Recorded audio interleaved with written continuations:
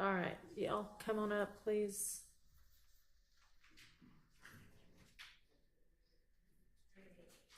And Miss, up to the podium. One of you can come on up, and the other one can just sit in one of those seats right there till it's your turn. So you were Miss Borden? Yes. Okay. And you want to, what, live stream? Or what do you want to do? Yes, I wanted to do a live stream in pictures and take notes. Okay, well, you're certainly welcome to take notes. That is not a problem at all. In terms of live streaming, we've already got a lot of different cameras going, and so you are welcome to pull from either of the streams that's already occurring. All right? Okay. Your Honor, I would like to, if it's okay, I would like to submit some reference letters that I have from a civil rights attorney and also the news media channels that I've been working with over a decade. You certainly may, and it absolutely has nothing to do with who you are or who you represent or what you're going to say. It's just that we've already got so many pieces of equipment in here. It just becomes kind of a security matter and a distraction to the deputies and frankly to me to have to keep trying to keep track of that many more pieces of equipment and people handling them. Had you been the first person, I probably happily would have given you the right, but it's just, you know, we've already kind of got everything set up. There are two different streams that you can pull from. So yeah, I'm happy to take them. That's not the reason for the denial. It has nothing to do with who you are. And can I say something, please? Sure, absolutely. So my concern up under the Rule 2022, and I've been doing this over a decade as a civil rights leader, and also an awarded community advocate where a former mayor.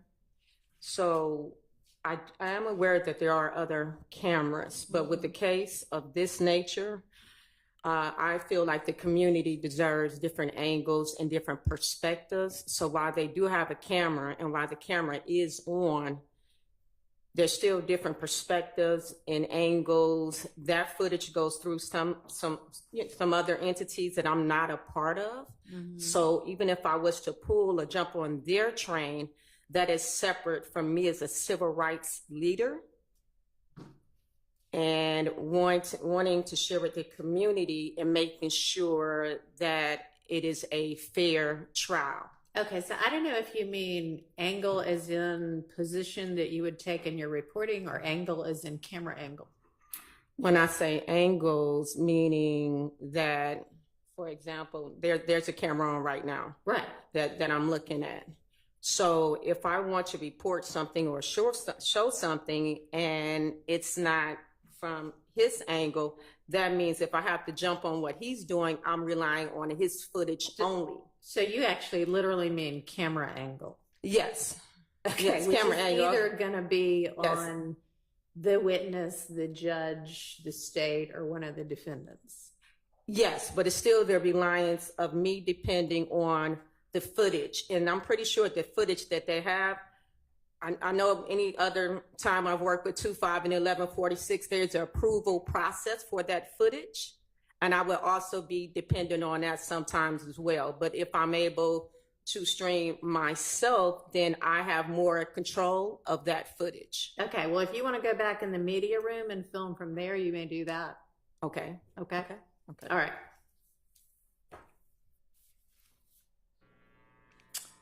All right. Anything else? No, Your Honor. Okay, thank you.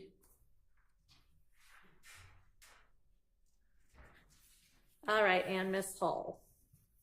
Good morning, Your Honor. Good morning. How are you? Good morning. I'm fine. Thank you for your time today. Sure. And you want to do still photography and audio?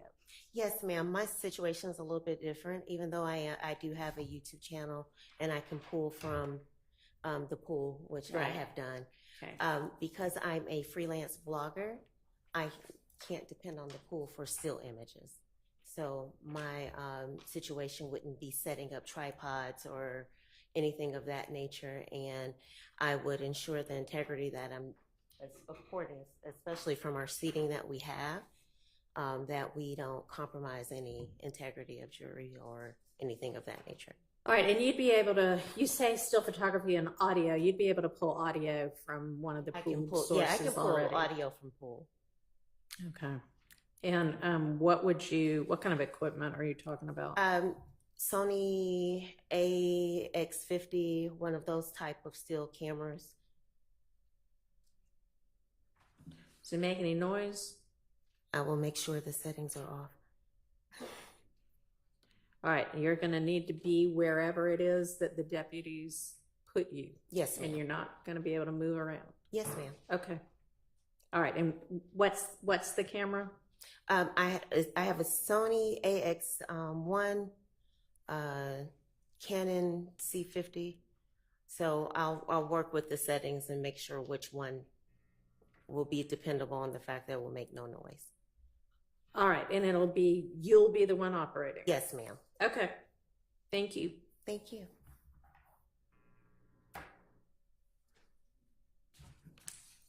All right, Ms. Abbasi, did you just get alerted this morning that you were going to be the one covering court? Is it granted? Yes. Okay, We'll get the paperwork out to y'all probably sometime today. Okay, thank you so much. Yes, Your Honor, I thought it would be both of us, and then I learned it was just me while sitting in traffic. Okay.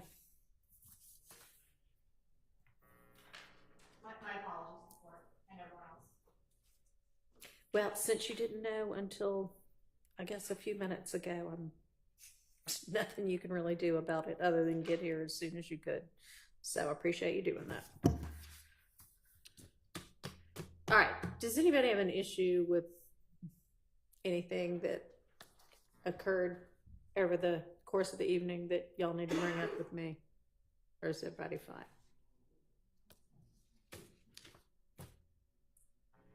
Yes, sir. Well, Mr. Sharp stood up first.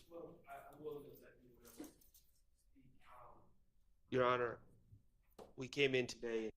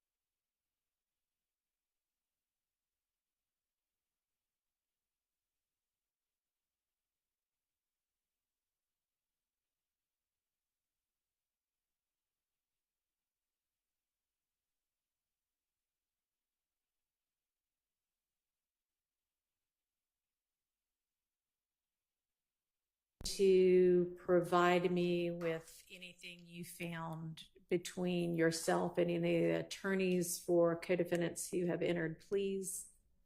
Judge, the court gave me until noon. And Oh, okay, that's fine.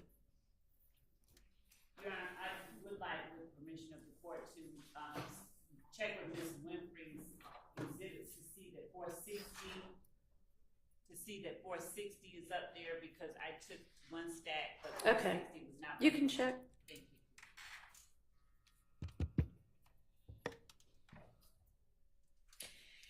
you. And were the parties able to come to any agreement or partial agreement with regard to any of the exhibits that were tendered at the end of the day yesterday? No, Your Honor, we haven't discussed that. Y'all haven't what? We haven't discussed that, redactions. I have gone over the exhibits themselves, and I have a legal argument that I'd like to present to the court regarding 104. Well, I'll hear it after lunch then, because I instructed you to get with the defense so that you could see whether y'all could come to any sort of an agreement. So if they haven't seen it yet, then I will give y'all the lunch break to accomplish what you were supposed to accomplish yesterday evening. Yes, Your Honor. And may I inquire what the court inquired, whether 460, which was a document that I believe at the end of the day, some counsel for defense was looking at, I believe that I retrieved it, but I think Mr. Sharp may have had it. I don't know. Does anybody have 460Y? Can y'all check? Sometimes it's hard to keep track of all the documents. Now, there were several documents that someone, I think it was either myself or Mr. Adams, put into the documents, that folder for the documents. Identified only. Yes, identified only. I don't know if it could be there.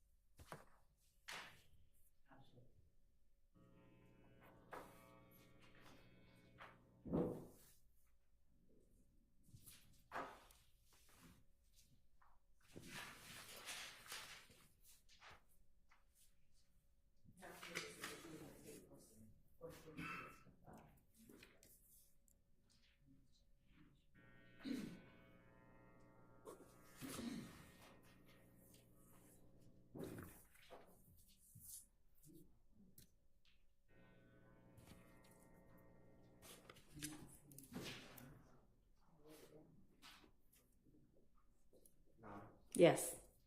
I don't want to be rude. I just have to go and ask Mr. Cook more questions. All right.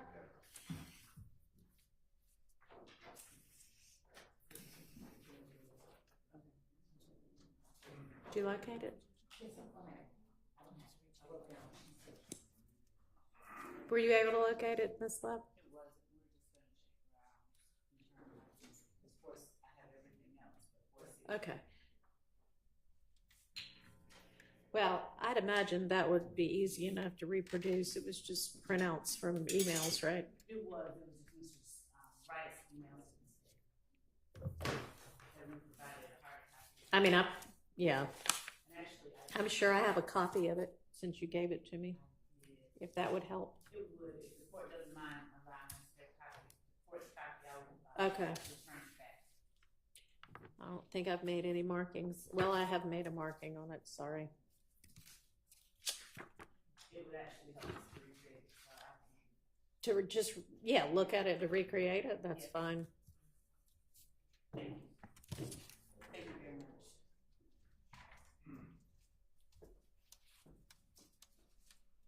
Thank you.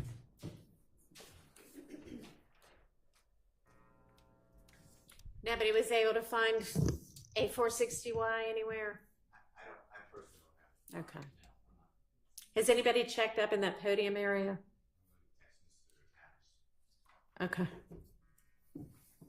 All right, well, it can be reproduced. It's not the end of the world if we can't find that particular one. All right, turning to the issues we need to decide.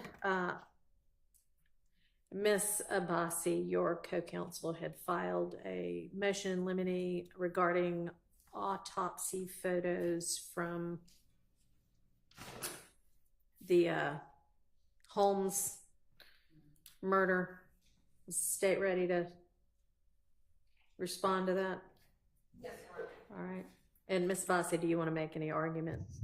At this point, no, Judge, the motion is largely self-explanatory. All right. I'll let Ms. Sullivan. Thank you, Your Honor. Good morning. Good morning. Your Honor, when we get to presenting this act, which is count one, Act 79, the state intentionally did not include the medical examiner. This is a case in which Mr.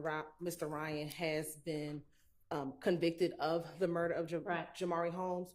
And so it is only the state's intention to bring in 3 photos, and I have a copy of those 3 photos that I can show Ms. Abbasi through the lead detective in order to minimize that level of testimony. And so we do not plan to stipulate, but we've selected only 3 photos that we intend to All right, introduce. let's see what they are. And I can bring them up to the court for the purpose of this hearing.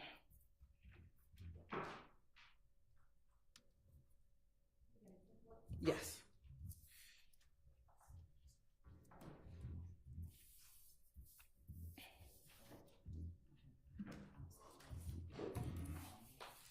And for the purpose of this hearing, Your Honor, the state's going to label them States 1 RR, States 2 RR, and States 3 RR.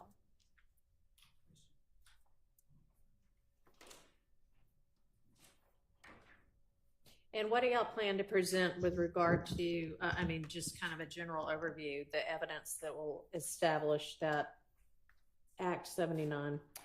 Generally, Your Honor, what occurred leading up to the homicide of Mr. Holmes, which was a luring of Mr. Holmes to an apartment complex that Mr. Ryan and Mr. Blaylock then, we believe, ambushed Mr. Holmes along with 2 other victims. They were in a vehicle. Mr. Holmes was shot, and then they fled. And then subsequent to that, there were Instagram postings, Facebook postings, social media postings regarding YSL, very close in time to the murder of Mr. Holmes, Your Honor. All right, and how many witnesses are you going to utilize? For that act, so we have 5 witnesses. Who are they? And what will they generally testify to? You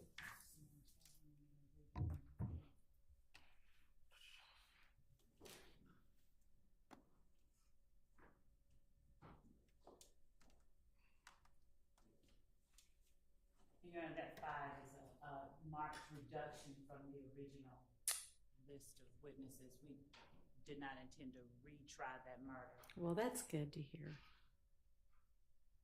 Your Honor, 5. The witnesses for that act are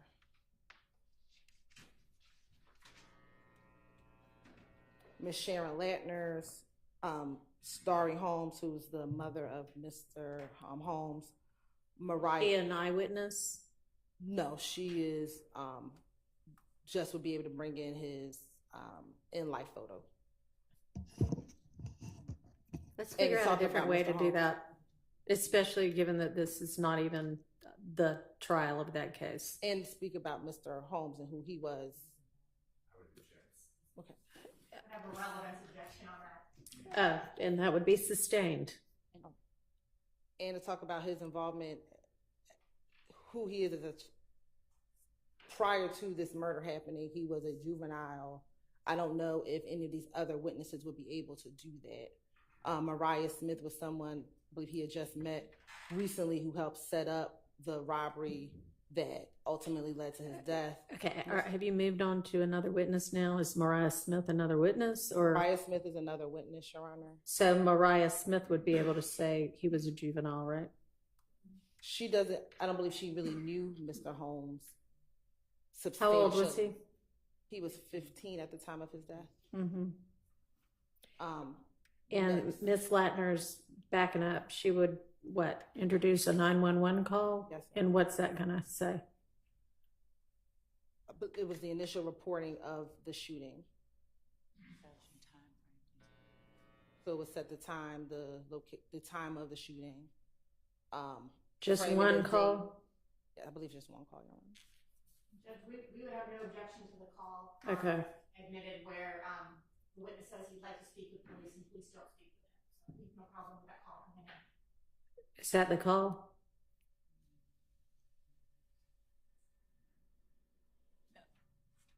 I don't think that that's the call. I think that the initial call about the shooting. That may be a different call. Yeah, It's a different call. Okay. And Okay.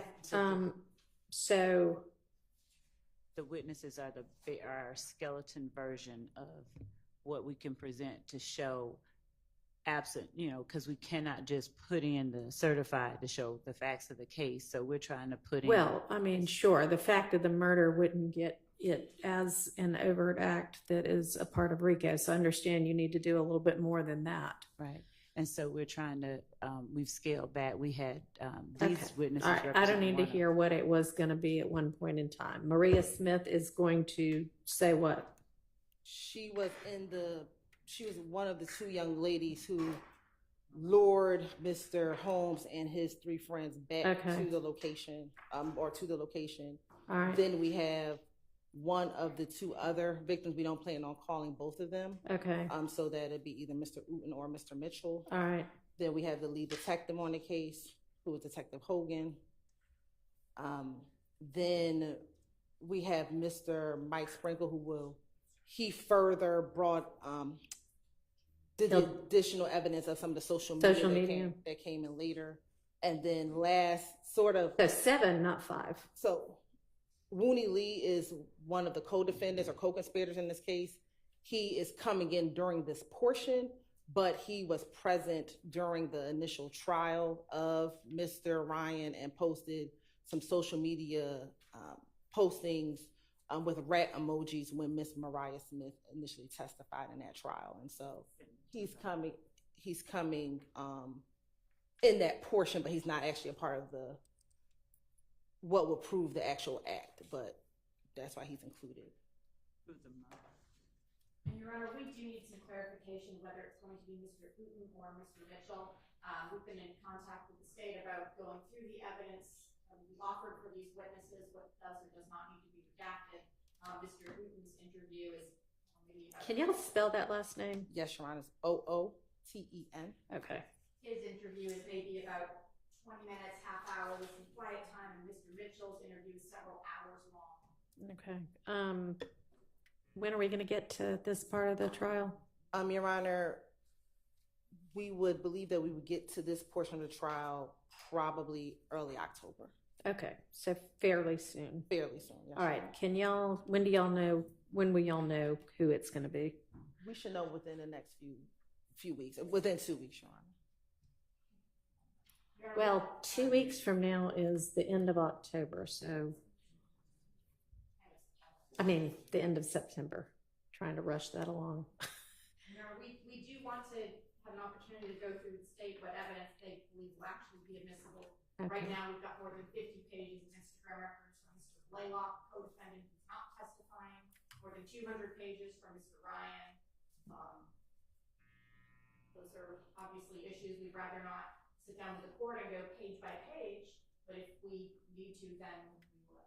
And Your Honor, I believe there was some preliminary conversations, and we do intend on furthering or finishing those conversations with Ms. Abbasi and Ms. D. Williams. Okay, well, that probably needs to get done before the end of next week. If the state could respond to our emails, that would be wonderful.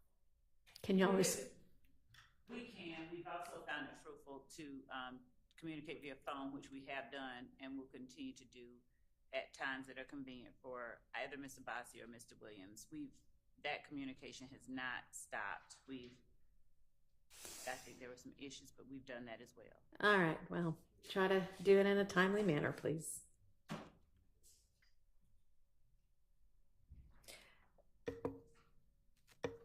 Okay, let me see the photos. And the photos would come in through the detective.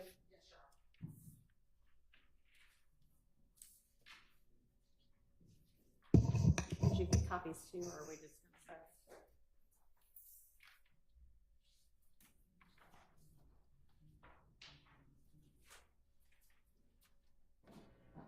Is this third one like post-incision, or is that the exit wound?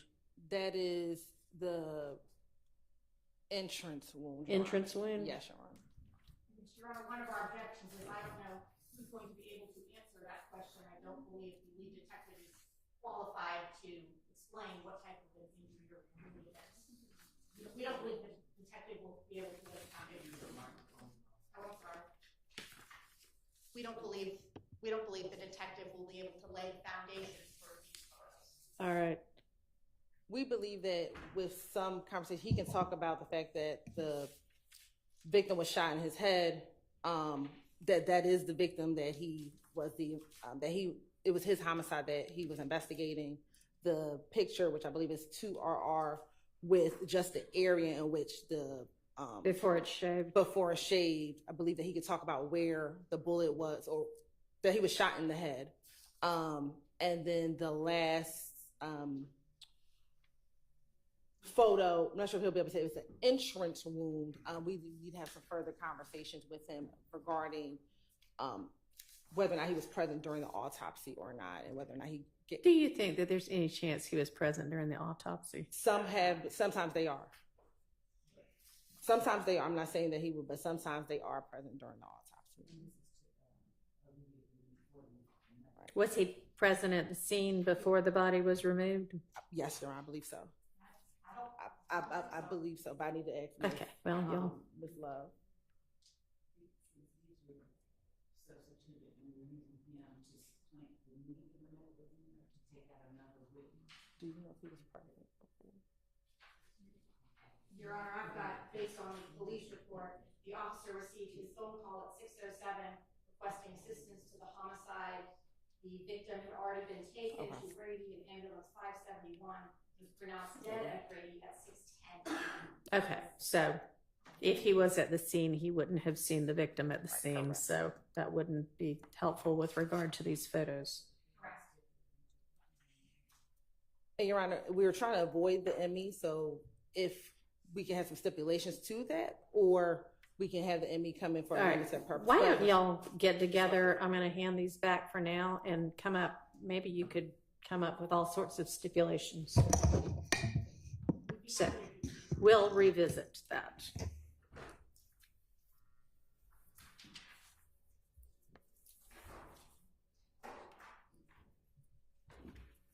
But we are just trying to reduce the need of having to call the medical examiner. Say that again. We are just trying to reduce the need of having to call Dr. Sullivan.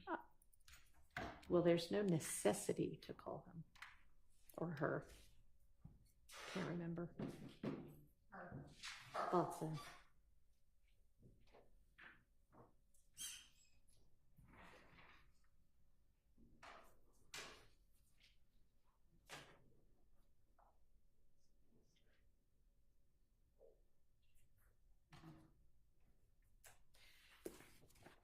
Okay.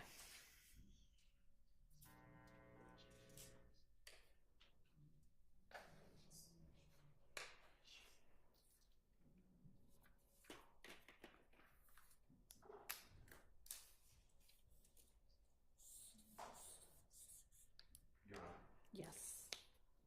on that, I'm not saying I cannot find my list. I cannot remember if the state is moving for the verdict against Mr. Ryan into evidence, but I would be objecting under 24-8-80322. And I'm just reading from a case, a jury's verdict that the co-defendants were guilty as a hearsay statement. The exception to the hearsay rule provides for the admissibility of the final judgment of guilty as to a felony, but not including when offered by the government for purposes other than impeachment judgment against other persons other than the accused. And then I just pulled up 24-8-803, and then it's subsection 2.2, and it specifically says the same.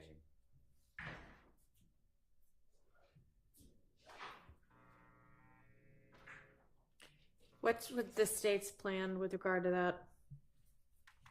I just want to put you on notice so we don't go into it. As to the conviction itself, Your Honor, I believe that it would not be improper, and I'll reread the case law on that. I don't believe that it would be improper to limit, as the court did earlier with the conviction itself, of the witness. Actually, because it was not a statement that he made,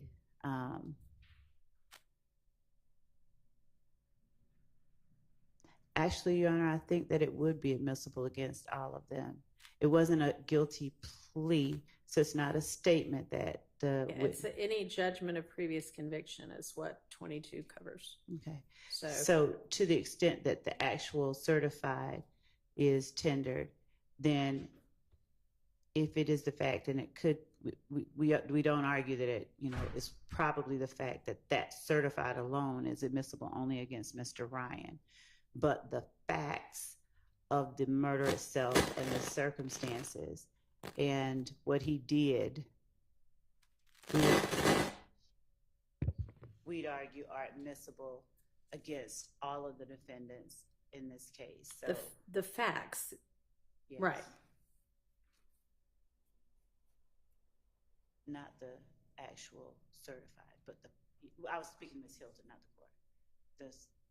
I can't hear you. I mean, I know that mic doesn't want to behave properly, but maybe you can borrow the witness stand mic if that one was even working yesterday. It wasn't. I'll try to hold it carefully.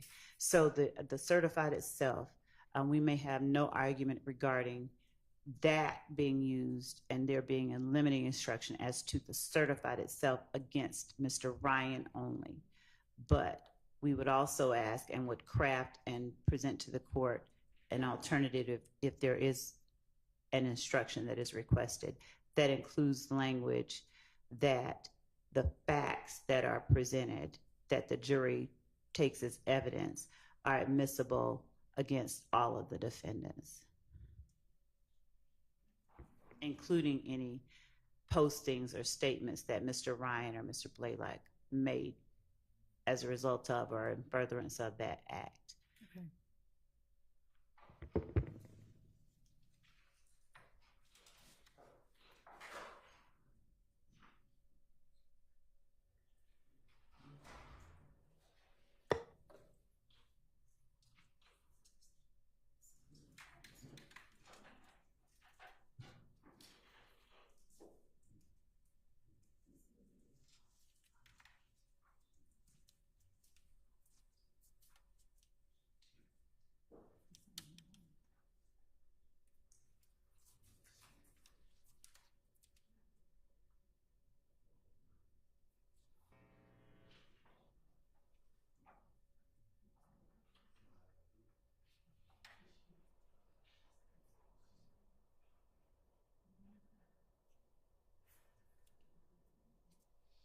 It seems, Your Honor, as well that while the court can't hear us,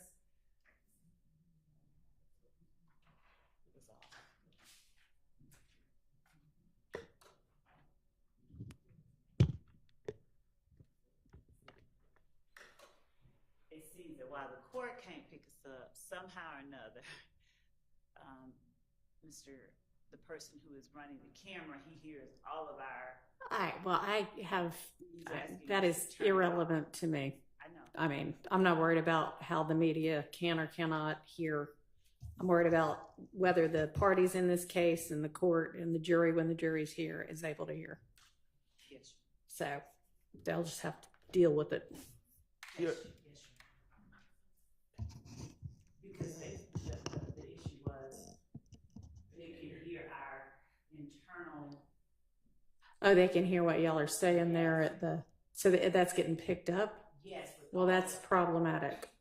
With all the mics off. Okay, so y'all are going to need to adjust your microphone in a way that is not picking up attorney work product conversations. Can you do that? We just get the feed from the courthouse.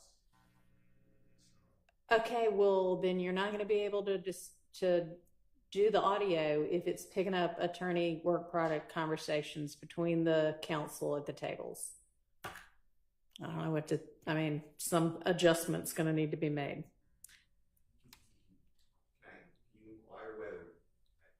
I doubt if they can hear it all the way over there, but what all's getting picked up? Just when they were having a conversation. The state? I turned the audio off when I heard you. Well, I appreciate that, but I'd imagine it's going to be pretty constant that they're going to need to talk amongst themselves. And it's happened multiple times in trial that people will text us, they can hear your conversations at the table. So this is a repeated issue that's been occurring. Okay, well, thank you for bringing it to my attention. Where's your feed, like your audio feed coming from? Where's it getting picked up from? Do you know where the mic is? No, it's connected to the court system. So whatever feed you all give us. All right, Ms. Persfield, can you get IT to get on that issue, please? She's watching on the Zoom, I assume. Maybe I should text her too or email her too. Instant message her on my computer. Give me just a second.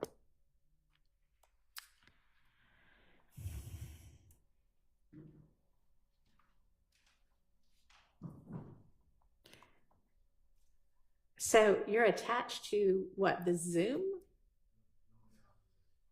Whatever feed the court gives. I don't know what feed the court gets, but all right.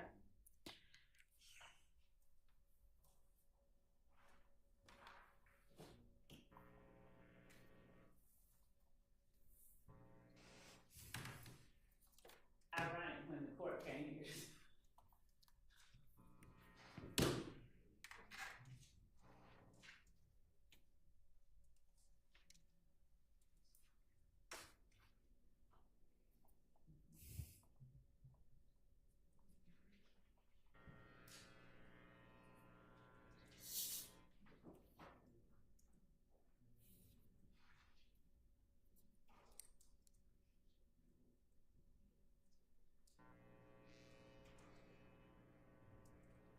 All right, Ms. Persfield's reaching out to IT about it now.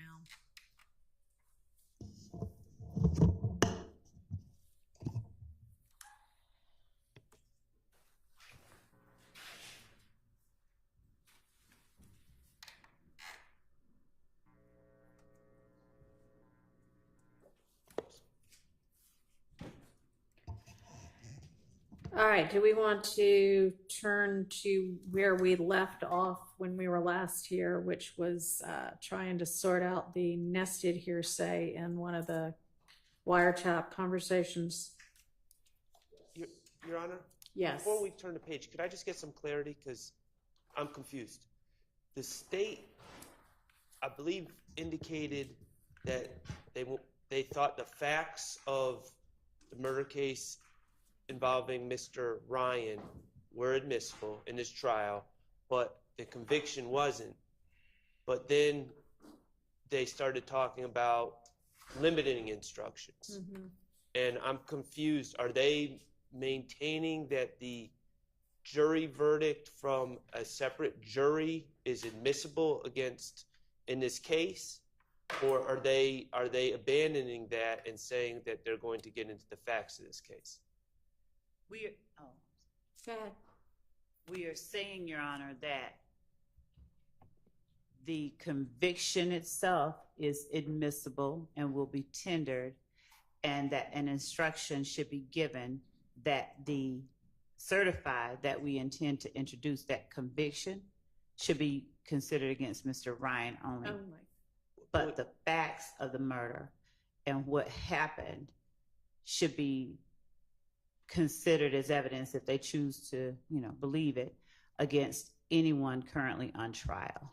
All right, so it sounds like you do intend to introduce a certified copy of the conviction? Yes, Your And that would be accompanied by a limiting instruction that is probably similar to the one I gave before, that that can only be considered against Mr. Ryan. Of course, he's charged with the RICO count, right? He is. Okay. And then they would present facts which they would hope to be able to establish not only that a murder occurred, but that the murder was part of the RICO conspiracy. We would introduce. And that would be admissible against everybody charged with the RICO count. We would, right, much like some of the unresolved murders that are in the indictment. We would be introducing the evidence that Mr. Ryan and Mr. Blaylock did it, and what connection we believe it has to YSL and what they did to promote YSL before, during, and or after. So that evidence we believe is admissible against, well, we know it's admissible against everybody on trial now. Okay. All right, does that clarify? Well, it clarified that we do not have an agreement, and I'm diametrically opposed to what the state is saying. Couple things. First of all, that verdict was not the verdict of the fact finders in this case, which we chose and are our jury, and that's Mr. Stillwell's jury. All right. Also, Your Honor, I'd like Your Honor to know that Mr. Ryan's case is currently on appeal. It's not a final judgment. It's on appeal. All right. And I guess I defer to Mr. Attorney Steele on this, because as I understood it, he was going through the law that would prevent them from presenting this as evidence.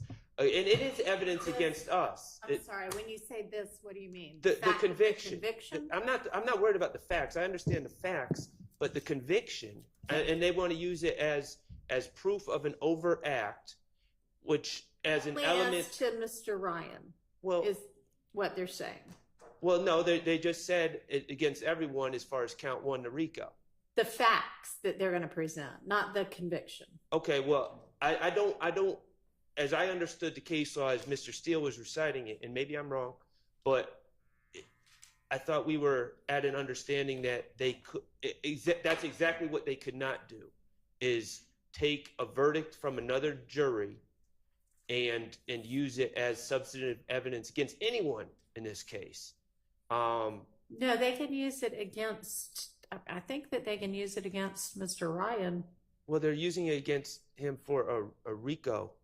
This was not an admission by Mr. Ryan. This was not a plea of guilty. He was found guilty. It's still a judgment of conviction. Well, it's not a final judgment. It's on appeal. Pendency of appeal doesn't matter in terms of admissibility.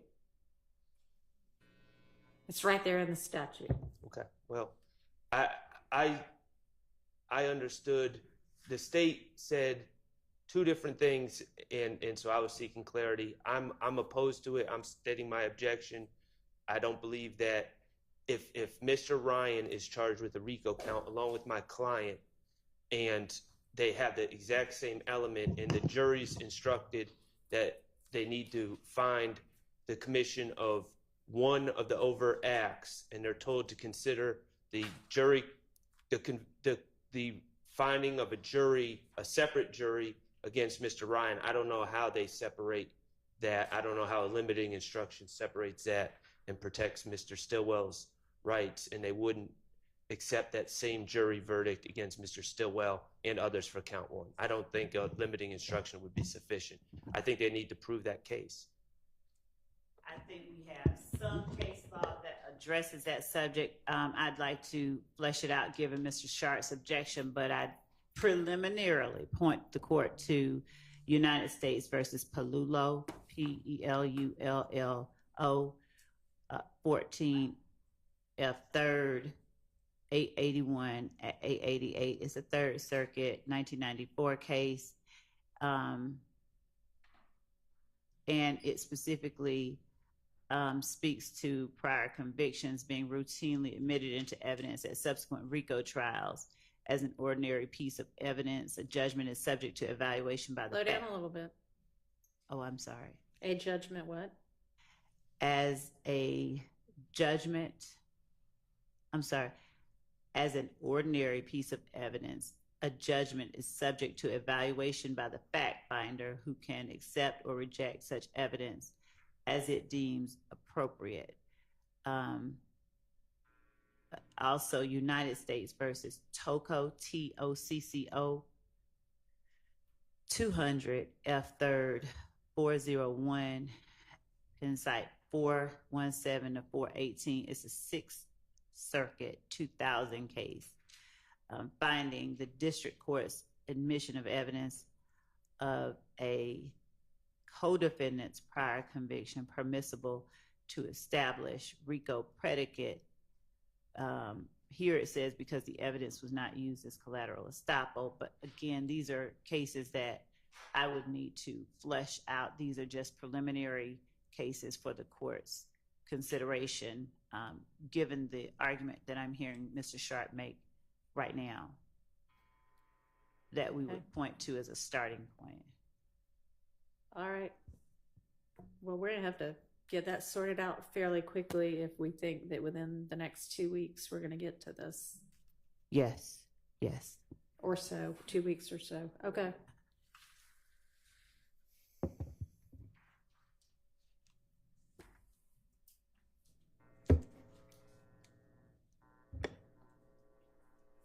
So, Mr. Shard, are you clear at least on what the state's position is? Now, Okay. thank you.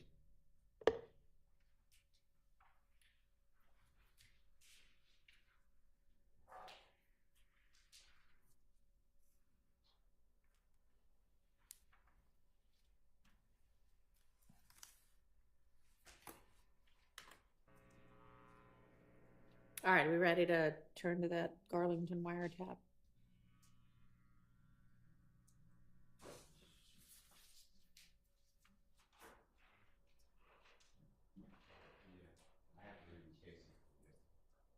Hmm? I'd like to come back on this case. Oh, yeah, I'm not deciding that issue right now. We'll come back to that. All right, thank you.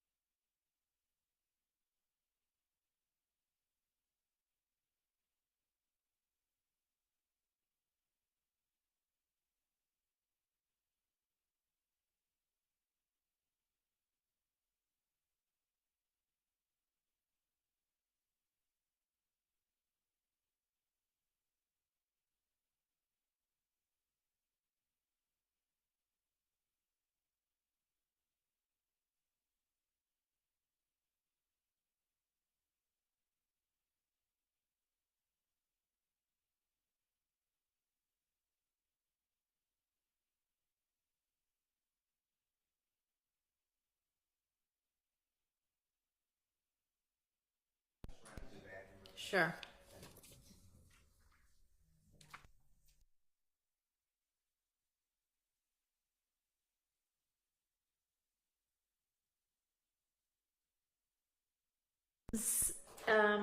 Evidence before the Garlington wiretap evidence? Yes, we are. Okay. Then maybe we need to set aside the Garlington wiretap and deal with the evidence that's going to come in against Ryan. Okay. We'll wait till he gets back, but just trying to figure out which thing to turn to next. Okay, that's fine. Let's take a quick break for anybody that needs to run to the restroom.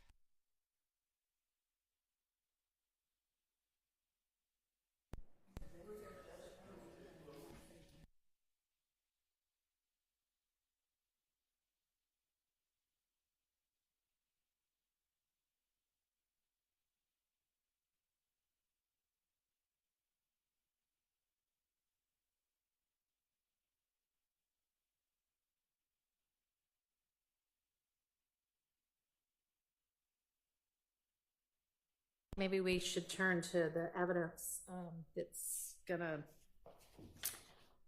come in on Mr. Ryan's on that. That'll happen before the wiretap evidence. Yes, Ryan, I thought, are you talking about the email that Miss D. Williams sent? I don't know. Because did she send one recently? I thought Miss Abbasi and I, that was what we talked about a few moments ago. You said the two of you need to get together by the end of next week to go through those items so that we wouldn't have to use the court's time to do that. So I guess it was, yes, Ms. DeWilliams' email from, well, it was a long time ago, about all of the exhibits. Yes, Your Honor, and okay, I'll so get y'all with will Ms. get Abbasi together on that. Yes, to discuss a time. Okay, and can you remind me, did the state decide that y'all can, I guess, concede that Mr. Ryan's statement to police is inadmissible, or no? Yes, we can't use that. Yeah. Okay, all right. I thought y'all had conceded that, but I hadn't written it down on this. So.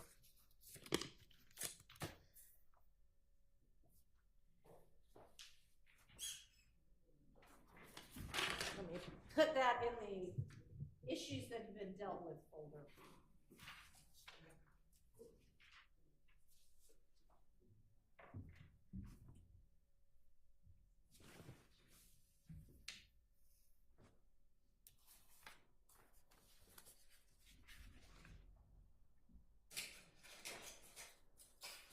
All right, so do we want to do, We could talk about the bus and stabbing. the what? One of the matters that were addressed in an email by Mr. Ryan's counsel was the Harold Bussey stabbing. I believe Mr. Abbasi or Mr. Williams moved in limine regarding excluding the evidence that Mr. Bussey was stabbed. Our argument about it being intrinsic, the court last said, or gave Ms. Abbasi an opportunity to give case law stating that things that were used after the fact, Ms. Abbasi can correct me where I'm wrong, but acts that occurred after indictment could not be presented. And I think in her brief, she indicated that, I don't want to speak for her, but I think she indicated that she found no case law in support of that position. So we're prepared to argue that. I'll let her speak. Yeah, we submitted a brief and went through each of the possible admissible purposes. And as far as completing the story, something which happened after the indictment is all in there. However, something which occurred after indictment certainly could be part and parcel and inextricably intertwined in the same facts and circumstances, but that's not this case. So the brief does put out in there that the intrinsic facts the state is seeking to admit does not meet any of the criteria or exceptions, whatever you'd like to qualify it as, for those acts to be admitted. I don't know if the state is planning to respond. I did submit that several weeks ago. Right, and I read it and I marked on it, and now all I need to do is find it. I need somebody to keep me organized. Does the state have a response? We do, and Did y'all file a response? No, we made an argument that essentially is the same one we're going to make today, but based on what they've put forth, we'll respond specifically to the arguments that are put forth in Ms. Abbasi's brief. I think we presented case law, and I think that the court saw that case law. I won't speak for the court, but I believe the court saw and was satisfied that the case law does say the acts occurring after indictment are not precluded as evidence of the conspiracy. Right, no, agreed, but it's two separate issues. Right. I mean, if it's going to be, they're not precluded just because they're post-indictment, but if they're going to be admitted as intrinsic evidence, then they have to fall within one of the things that makes them intrinsic evidence, that it's the same series of transactions, it's necessary to complete the story, or it's inextricably intertwined with the evidence about the charged offenses. So what are y'all contending that it is? All of it. So, inasmuch as the arguments that are put forth in Ms. Abbasi's brief seems to focus specifically on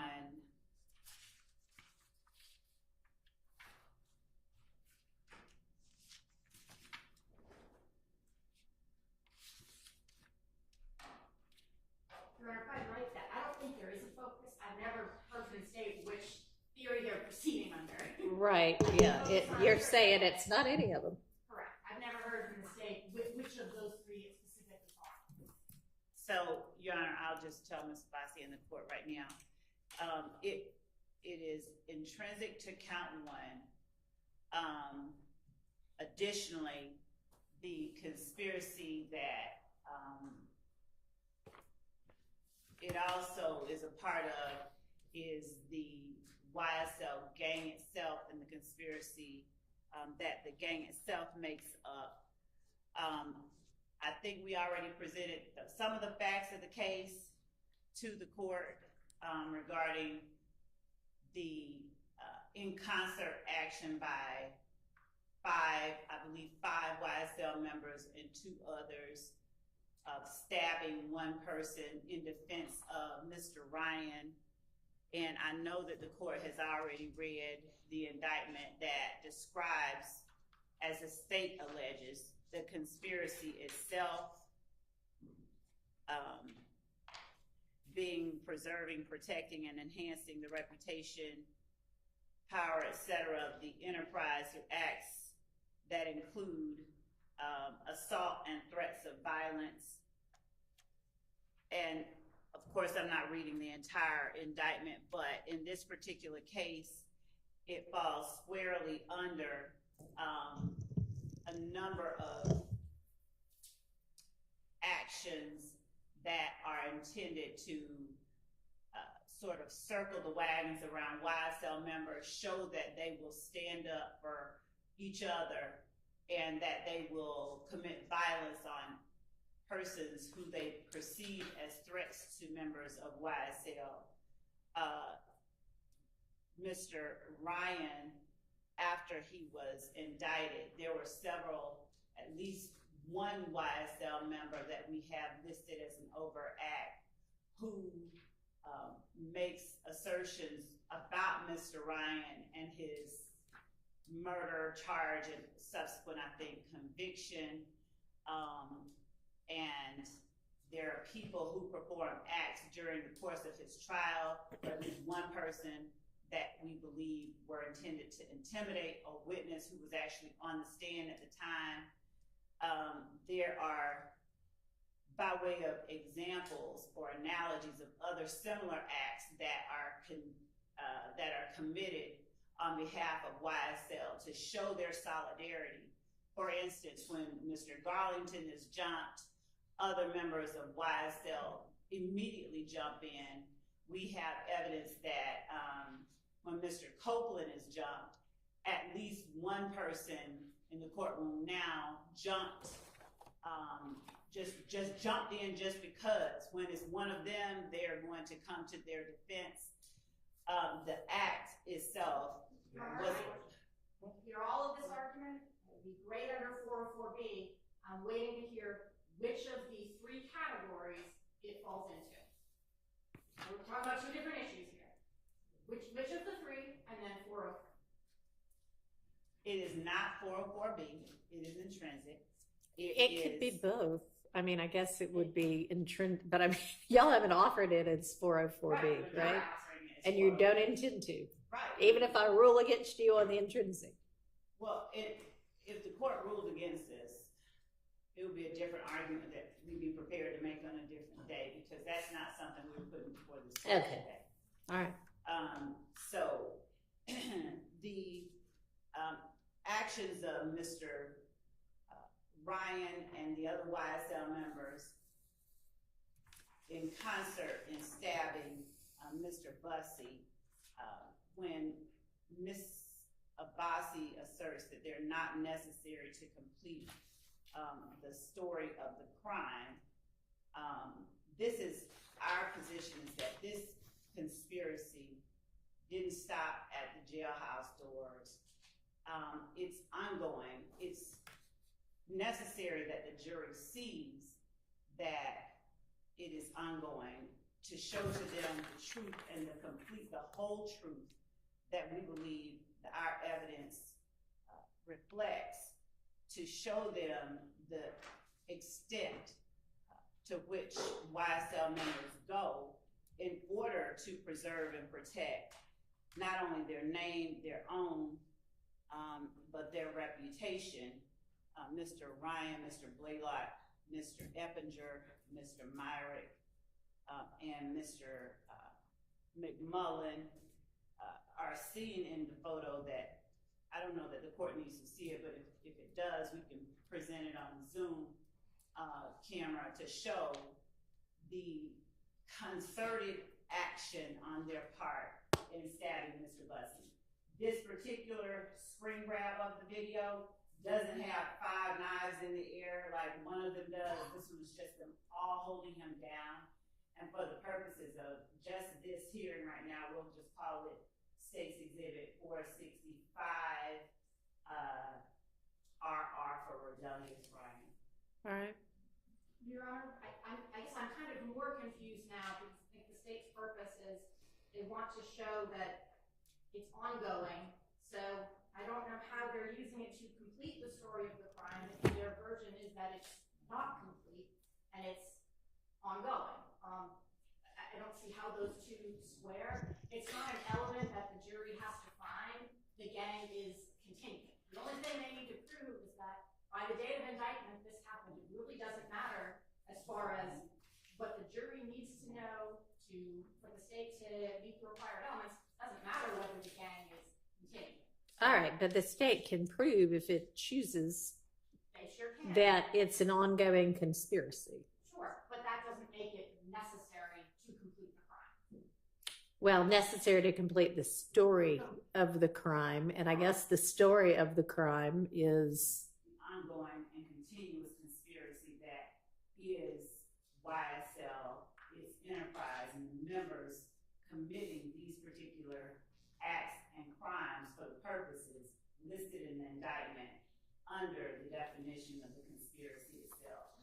And this act is not something that is obviously relevant to the issue of whether or not the defendants are or are not guilty of count 1 in terms of what we're alleging that they conspired to do. It certainly would be an overt act under the definition of overt act of count 1. So it would go to prove count 1 as to each of the defendants. It's therefore relevant, highly relevant as to that particular issue. It's presumptively, of course, the court is the gatekeeper, but under 402, because of its relevance, it's presumptively admissible. Under 403, Your Honor, there's nothing about it that is so substantially more prejudicial than probative, given its highly probative nature. Do we have the Zoom up here? Let me pull it up and put it on the Zoom. Considering it's coming just, we can't, we're not in yet. all right.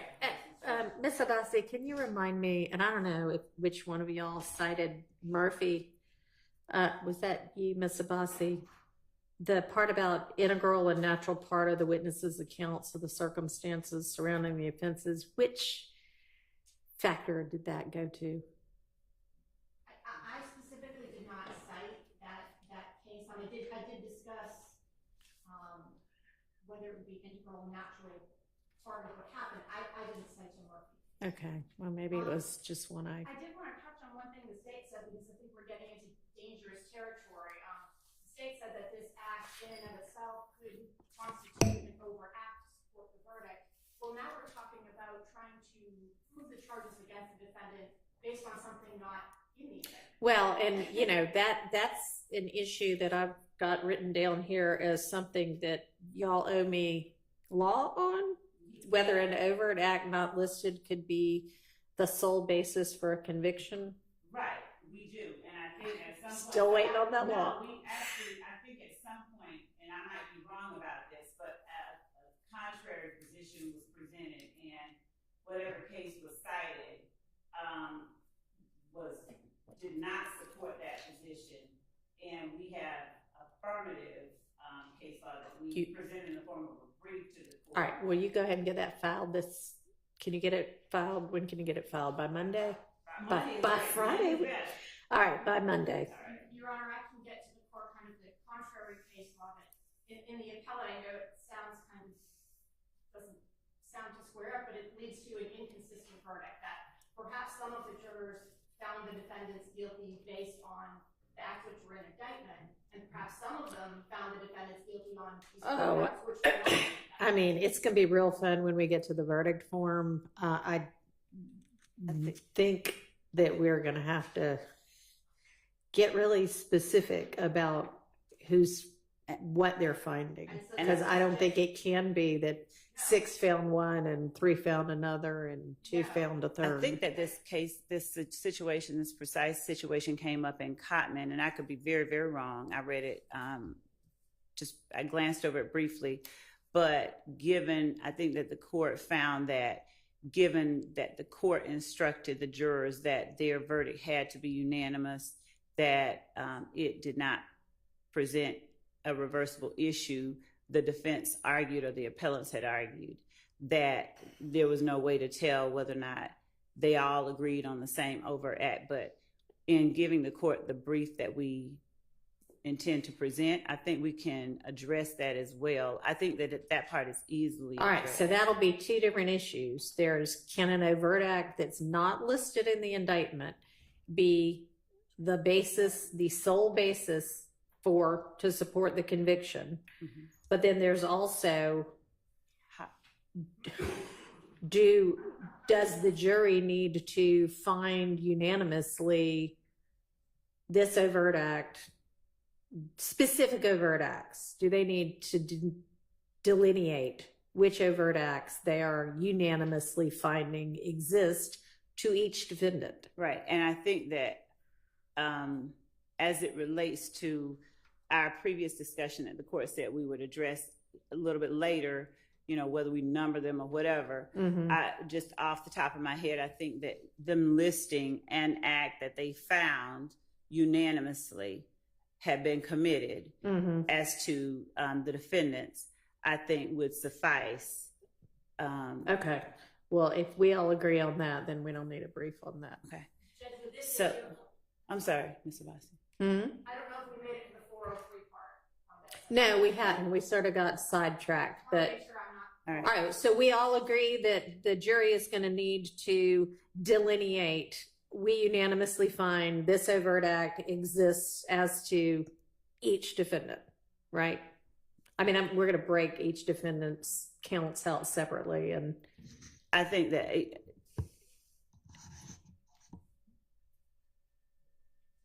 I agree, but think that's. will, and to make certain that we present clearly to the juror, to the court, we do believe, yes, that the jurors have to make a unanimous decision as to each defendant and as to their overt acts, but as to whether the overt act it finds as to one unanimously has to, deal with the others. I know. I mean, it can be wholly entirely separate as to each defendant. It needs to be a separate determination as to each defendant. Yeah. But for each individual defendant, does the state agree that the jury has to unanimously find 2 overt acts, one of which needs to or happen within the statute of limitations? We agree they have to at least find one Okay. that happened within the statute of And limitations. it needs to be unanimous that let's say they all find overt act 66, I whatever believe- that is. I believe it's safest that they find Okay. Unanimously. Okay. All right, And then I don't need law on that because we'll just do that the safe way, whether it needs to happen that way or not. Okay, so back to, so I still will need by Monday whether an overt act not listed can be the sole basis for the conviction. And now we will go back to to what we were talking about, which is this the allegedly intrinsic act. So Mr. Ryan, given Mr. Blaylock is not here, but I will, since they were the two that were charged with the murder in one of the overt acts listed on the indictment, Your Honor, Mr. Ryan and Mr. Blaylock have entered a plea of not guilty to count one.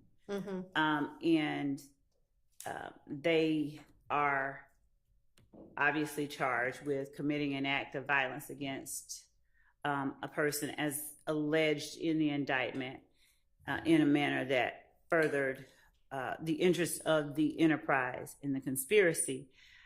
The three, I guess, points that Ms. Abbasi referenced in her brief were that the intrinsic or the act needed to arise out of the same transaction or series of transactions as the charged offenses necessary to complete the story of the crime, or is inextricably intertwined with the evidence regarding the uncharged offenses, and there is an or, so it does not have to be all three of them. So given that the jury will hear evidence of Mr. Ryan's and Mr. Blaylock's concerted efforts as they related to Mr. Holmes, they will hear evidence of Mr. Ryan's actions after the murder of Mr. Holmes. They'll hear evidence about their connections to YSL, but the fact that you have other members of YSL acting on behalf of Mr. Ryan to support him in a violent way against another person whom they allege only messed with Mr. Ryan's commissary, stabbing him just because he messed with Mr. Ryan's commissary, show the extent to which members of YSL go to assert their dominance, even in a situation like the Rice Street jail, and to protect one another, to show that you don't mess with one of our own.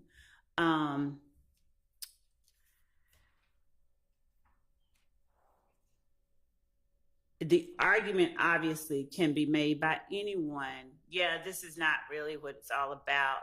But in terms of what the state is required to prove beyond a reasonable doubt to the jury, we alone bear that burden, given that it's evidence that there is violence committed on behalf of a member of YSL by members of YSL. We believe that it shows that the gang itself conducts itself in a particular way, and that the... Okay, let's stop interrupting, though. I mean, I assume she'll get to it at some point. That the gang itself conducts itself in a particular way, and in Johnson versus State, a Supreme Court of Georgia case, whose site is 312 Georgia 481, decided September 21st, 2021, at Penn site 491. The court said that, of course, evidence is admissible as intrinsic when those three elements that we just mentioned exist. And they went on to expound and say, in applying this test, we have explained The evidence pertaining to the chain of events explaining the context, motive, and setup of the crime is properly admitted. If it is linked in time and circumstances with the charged crime, the defendants, the YSL members, are all together. They are the ones that are included in or that participated in the stabbing of Mr. Bussey, are all housed together at the Rice Street Jail. The time frame is shortly after they're put together in that situation, all together in the Rice Street Jail.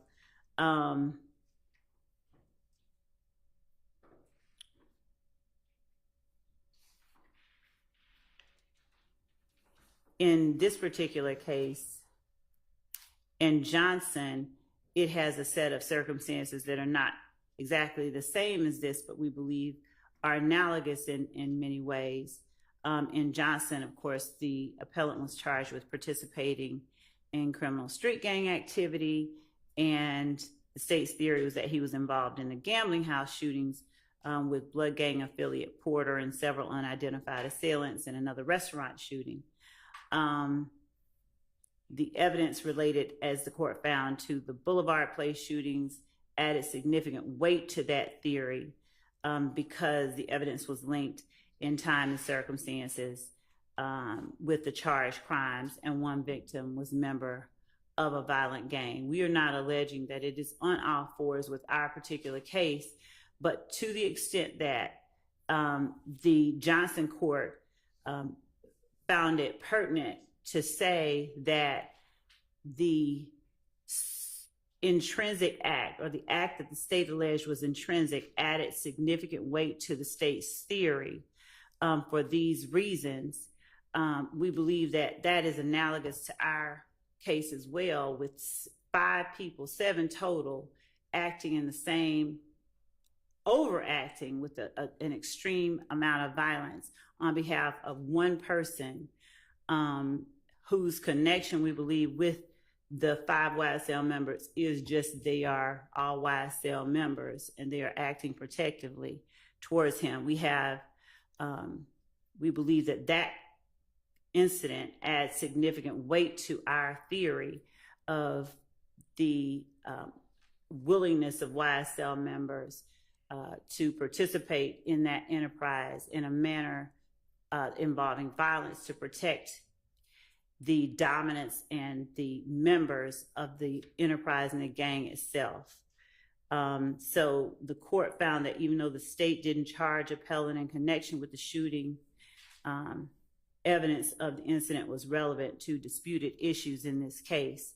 So as Mr. Ryan has entered a plea of not guilty to count 1, conspiring to violate the Racketeer Influenced and Corrupt Organizations Act by participating in YSL through these acts or conspiring to participate in them, then evidence of the involvement of Mr.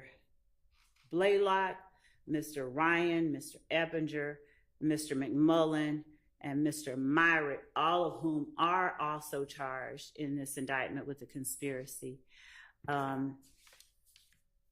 Evidence of Eppinger being charged with the shooting of an officer, evidence that Ryan, who was promoting YSL while in prison when Eppinger got a bond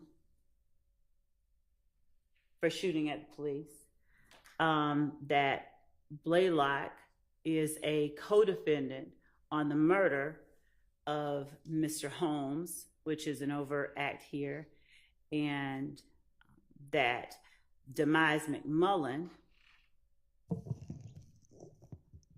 is a named co-defendant on the 2015 murder in the same indictment, shows how intertwined these people, this type of action, and this gang itself is with one another.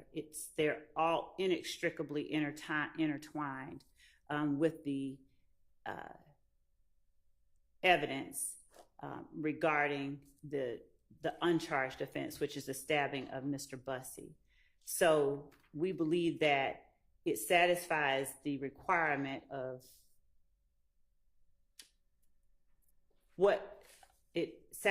the requirements of being an intrinsic act. Okay, which of the three? The third one, we believe, is the strongest in that it's inextricably intertwined with the evidence regarding the uncharged offense. No, it's the charge. It should read the charged offense, right? I mean, it needs to be inextricable, right? Yes, that the Just a case is typo. citing it wrong. Yes, thank you. So- And that being count one, the conspiracy. So,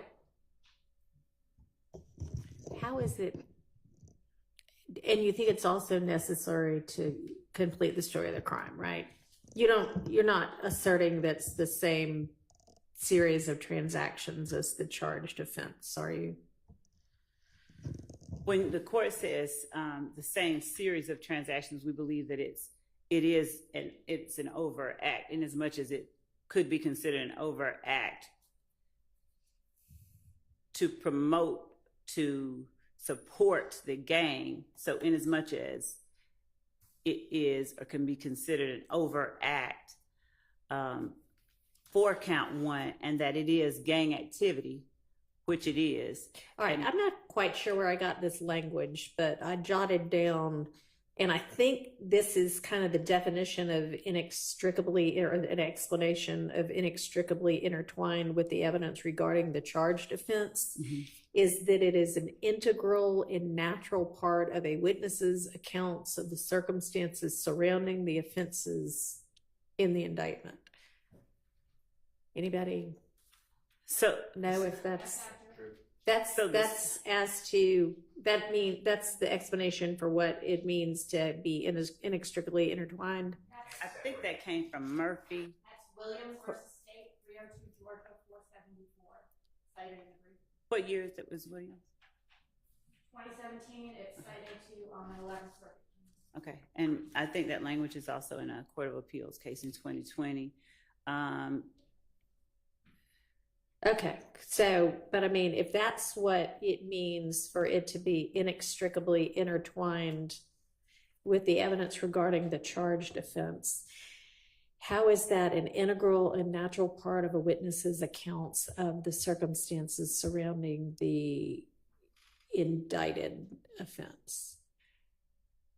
So if the indicted offense is the conspiracy itself, and our witnesses talk about what they've observed, and we have evidence of what has occurred to further that conspiracy. So would this be a witness who's being presented regardless, or is this a witness as to, I mean, obviously, if they're just coming in to testify about what happened in the jail, that wouldn't be the same thing, because I would have already made the determination, oh yeah, you can talk about this. Is there going to be any witness who there's no way they can give their account of how it is that any of these defendants is guilty of RICO without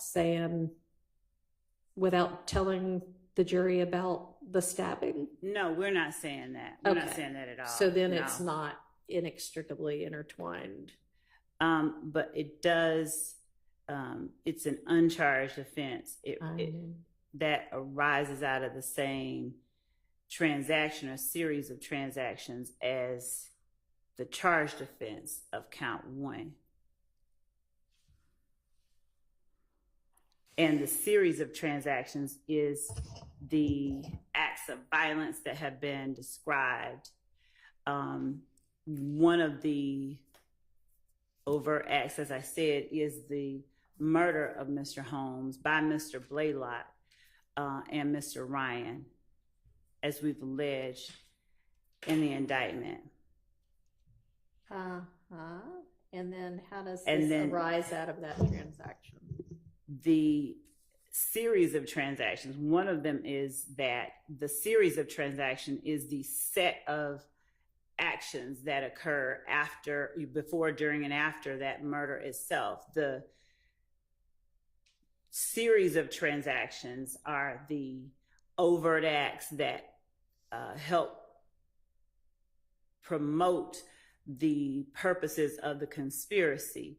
You have Woody Lee posting, I'm sorry, we made you a thug, so early little thug. You have people who are acting within YSL in support of Mr. Ryan.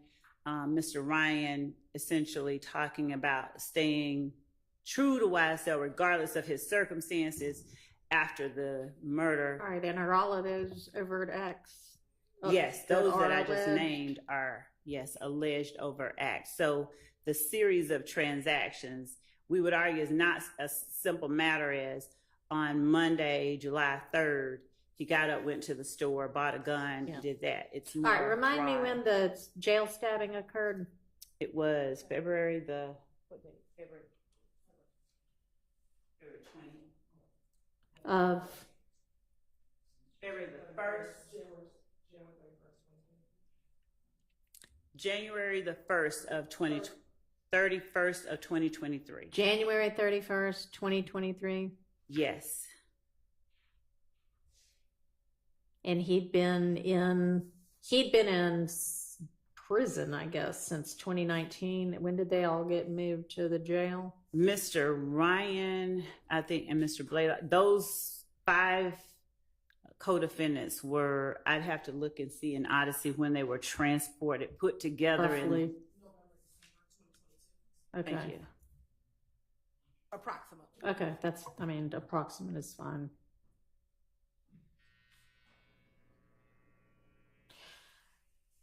And also, Your Honor, under 104, and I get that we are still hashing out whether or not it's intrinsic. Once the court makes that determination, and we believe that it's clearly intrinsic regarding the conspiracy and the gang itself, there's another argument in support of its admission and use at trial that we make under one of the other rules of evidence, but not until we finish this part. Well, I'm curious now as to what that would be. Just that under rule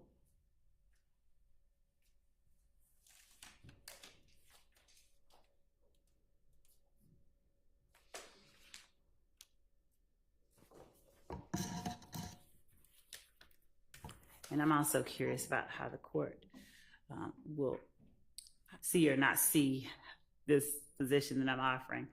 But under 24-104, which specifically deals with the court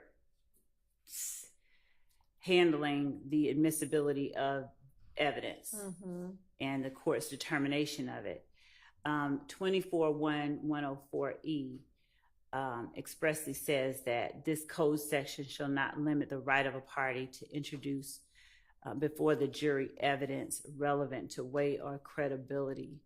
And so to the extent that part of our evidence, and it doesn't, speak to the weight of the evidence of the murder, but we believe that it substantiates and it corroborates our assertion via the overt acts that we have listed, that there is this conspiracy and that there are efforts that are continually made by members of YSL to support and protect one another and to advance the dominance and notoriety of the gang through acts of violence and assault.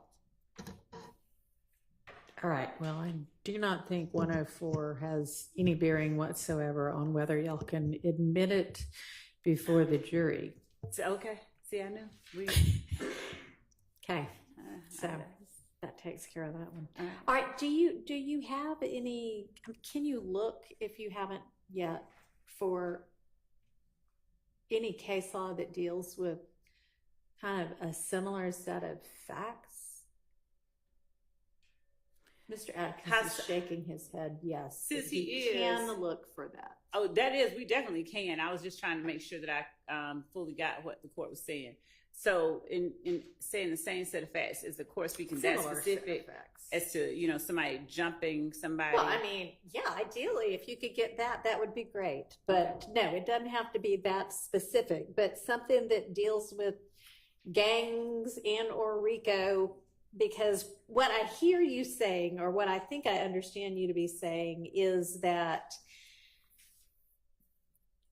part of why this is intrinsic is because it's necessary to give a full story of how YSL is this ongoing criminal enterprise that uses violence to protect their members. Right. Am I understanding you correctly? You are, and to assert its dominance. And in support of that, I also say that each of the members of YSL, Blaylock, Eppinger, McMullen, Ryan, and Fleetwood, had all, I believe all of them have been brought in from prison for YSL-related offenses that they had been convicted of. Eppinger had been sentenced to prison off of a probation revocation for an armed robbery after he shot Officer Rogers.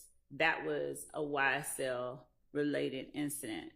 Mr. Fleetwood had been brought in from prison after shooting at Milton Howard, who at the time was driving YFN Lucci's vehicle with tinted windows, so the argument obviously could be made. He didn't know it was Mr. Howard. He knew it was an ops car.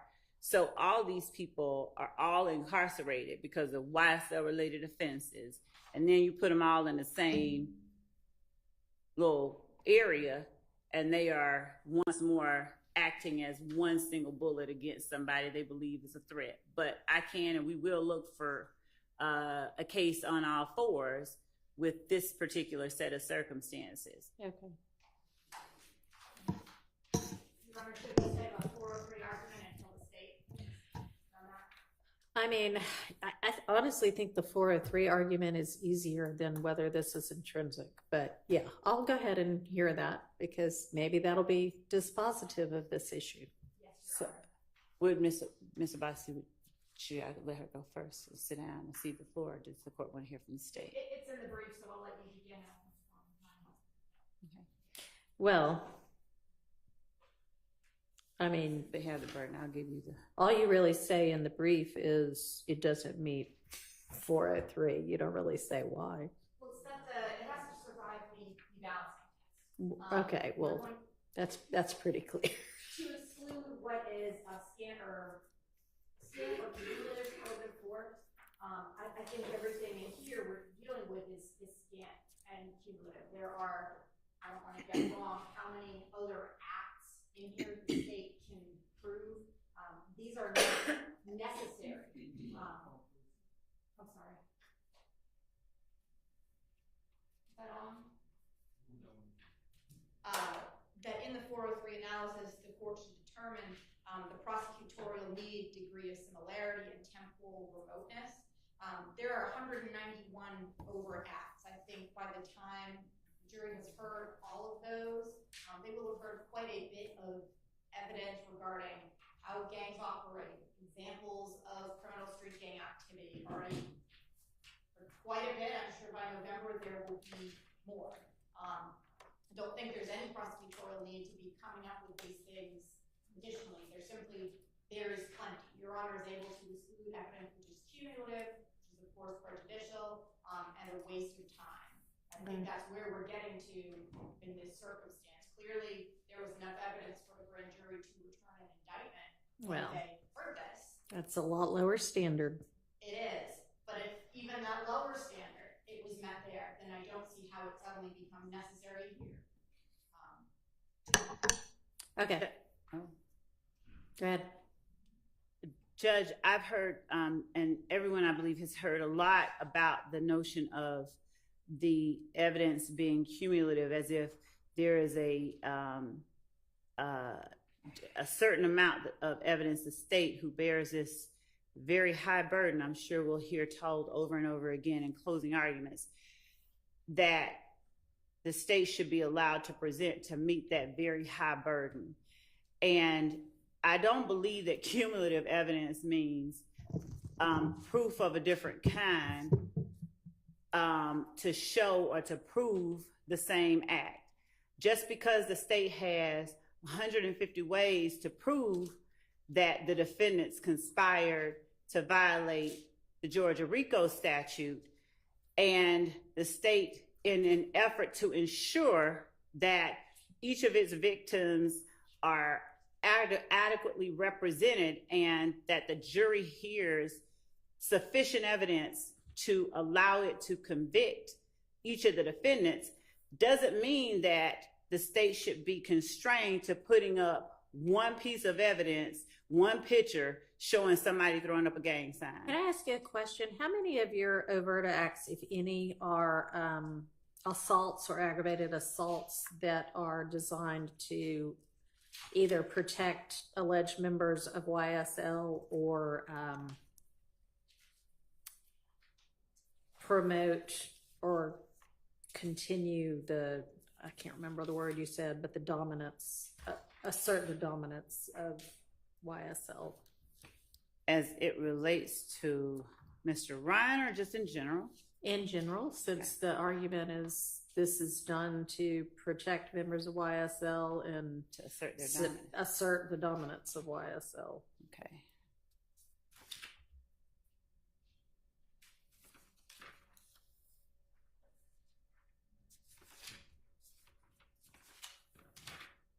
Since an overt act does not have to be a crime, I'll just name them, of course. So number 9, where defendant Williams asserts in one of his songs, YSL. No, that is not what I mean. I don't mean saying you're going to do something. I mean actual assaults on people. We have Mr. Holmes's death is alleged by the state to have been a murder of someone that they believe to have been a member of a rival gang. All right. So I'm sorry. I mean, I guess maybe, so because it's a rival gang, that would be dominance. Yes. And that's overt act, what, 79 or 69?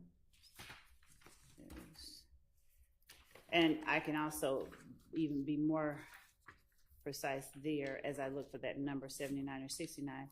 Mr. Drinks's murder is alleged to have been a direct retaliation for the death of 2 people who were associates. Your Honor, I'm sorry. I'm just trying to 69.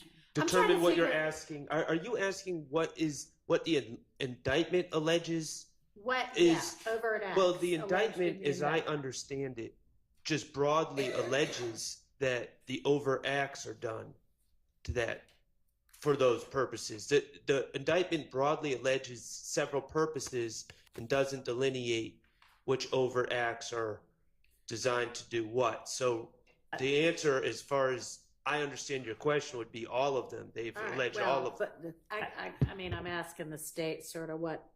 I appreciate that position, but I think I mean it a little bit differently than that. And yeah, sure, they could end up saying every one of these does all of these things, but I'm kind of asking them to be focused on aggravated assaults, obviously, or worse, murder, that are for these very specific purposes. So to answer your question about the number for that murder, it was overt act number 79. All right. Also, the act on 4/28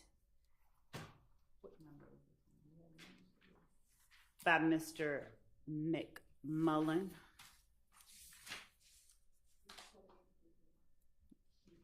Overt act number April 28. April 28th. Okay, yeah. I'm looking at them in chronological order. All right, that's fine. The act by Mr. Garlington, Mr. Sledge, that act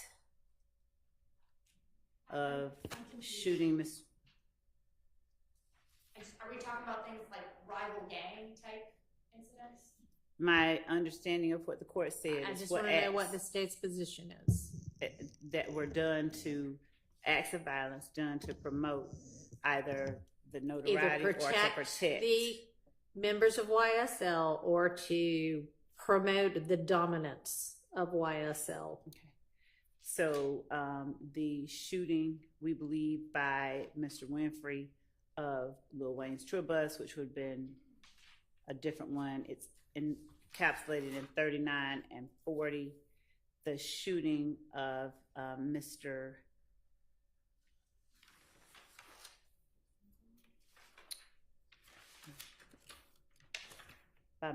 Murphy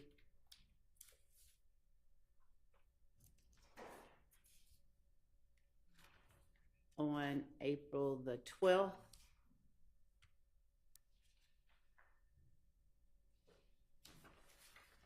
Do you have any other overt acts where members or alleged members of YSL are basically doing a beatdown of anybody because somebody from YSL got threatened or attacked?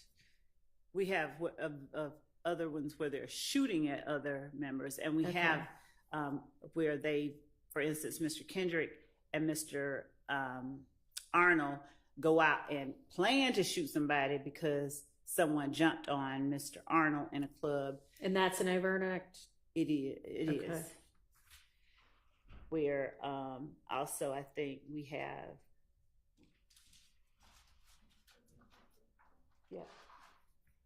and they are, I think, Acts 41 through 45 is the murder.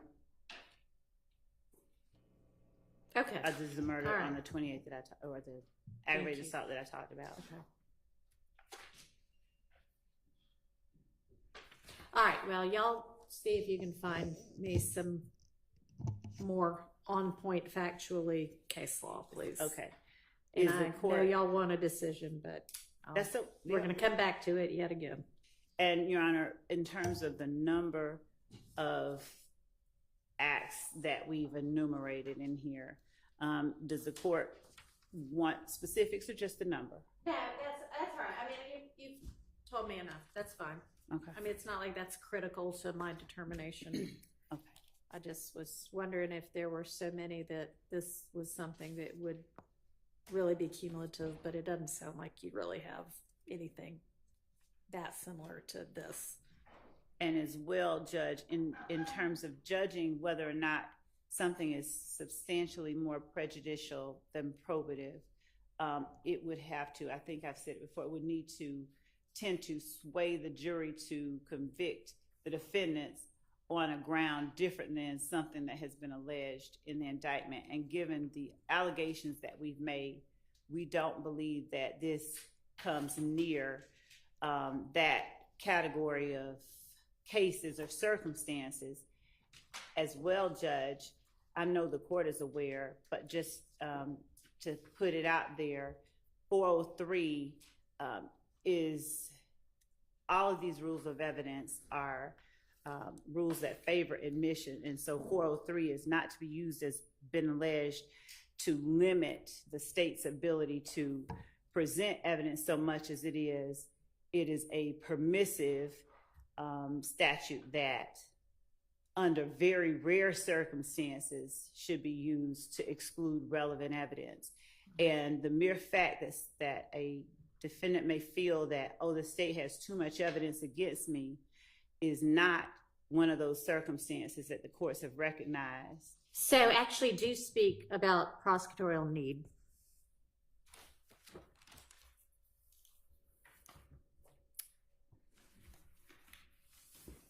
To the extent that the argument throughout is that YSL is a gang, that everything that has been, that YSL is a music label, that everything anybody does is just their own independent act that has nothing to do with YSL from day one, from openings throughout up to even now.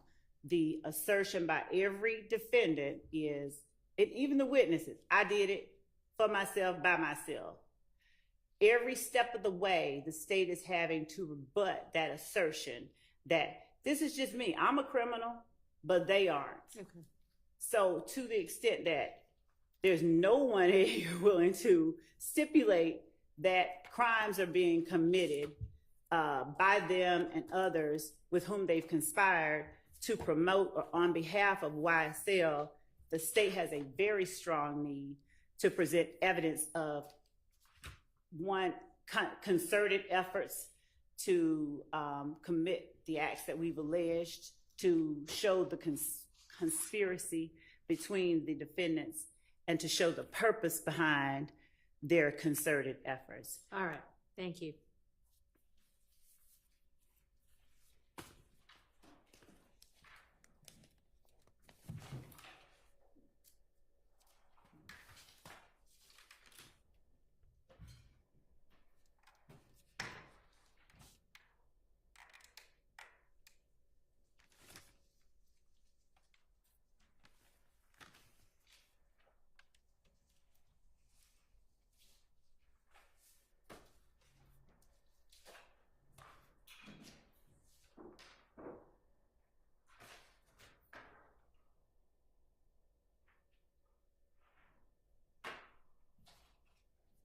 Your Honor, I'm just Yes, looking ma'am. here at some case law on prosecutorial need to see what I have to answer Your Honor's question in that respect. Yeah, it's in 403 itself in case law, kind of more specific to that.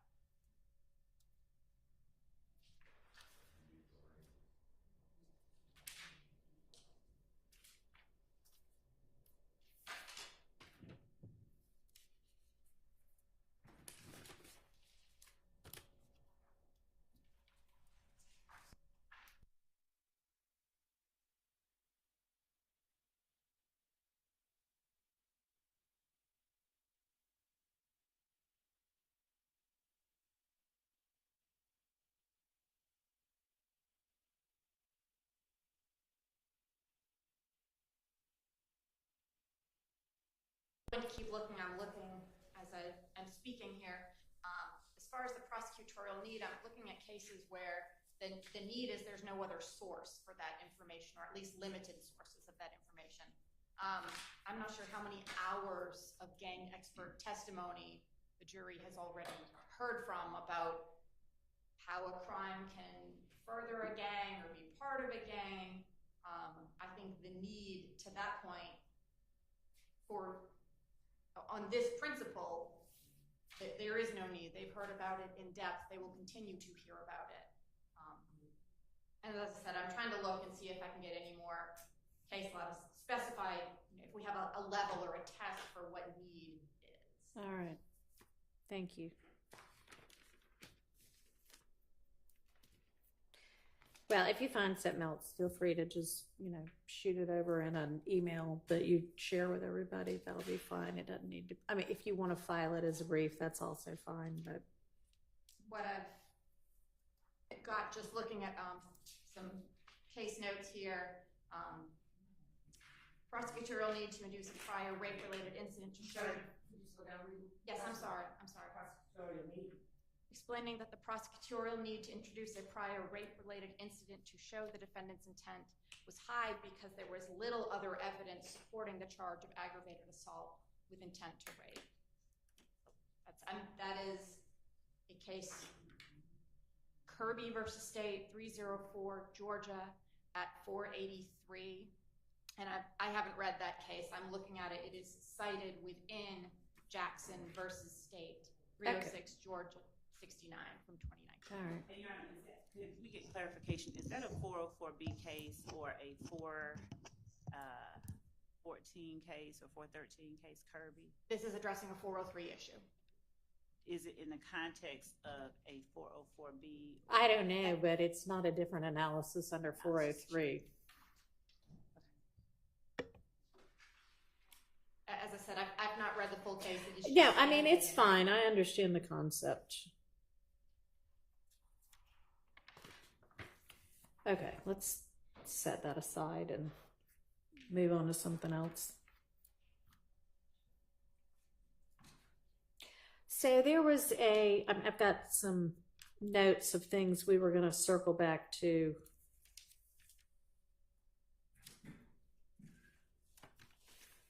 And one of them was a video of somebody smoking pot wearing a chain and it saying some things. BB maybe and Eppinger, some about robbing Smith. What was that about? Yes, Your Honor, I believe that Mr. Shard, we were supposed to narrow It down was- what video yeah. the state we were going Okay. to admit. I sent that over a few weeks ago, which ones we intended to use. I'm not sure we've been able just to talk about it in light of the last couple of weeks. Okay, well, these are notes from back when we had that non-jury week, which I feel like has been a while ago now. Yes, it was the week of August 19th, Your Honor. Yeah, that's what I thought. So and that, I guess that was with regard to counts 27 through 29, maybe, is I think what I wrote down. Yes, Your Honor. So is that a video y'all intend to utilize? We sent over, there are portions of that video we intended to utilize. I believe that the portion that was at issue is not a portion that we need to publish to the jury, Your Honor. You're not going to show the jury? Portions of the video. So the video is maybe approximately 5 to 7 minutes, and there's a portion, and I want to pull up my notes to see what I actually sent over to defense counsel as to what timestamps we intend to use, but a portion of it is relevant because it shows Mr. Eppinger and Mr. BB, the two people alleged to have committed this armed robbery, Right. on the phone, and a portion of that video, Mr. Eppinger appears in the, I think it's like a Instagram picture, an Instagram video, and BB shows him the chain. But there's another portion of the video in which Mr. BB is pointing a weapon at the camera. So there's just relevant portions, and we just haven't had the opportunity to discuss it, Your Honor. And I can let defense counsel know what date I sent over what the state intends to show. All right. Does defense counsel still object to whatever portions those were? Yes, I'll re-forward the email.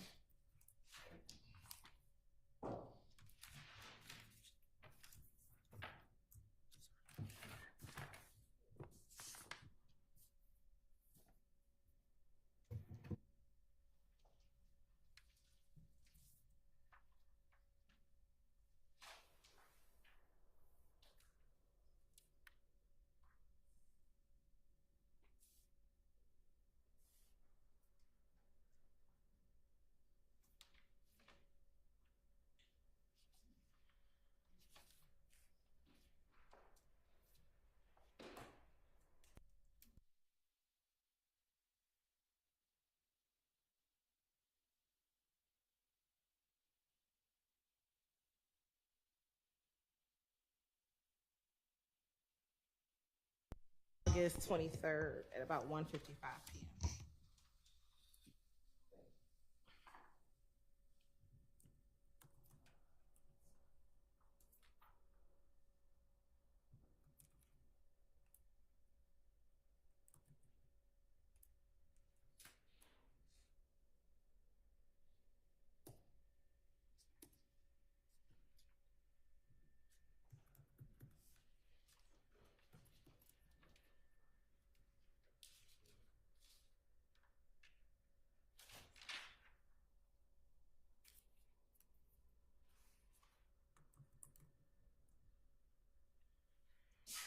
God bless you.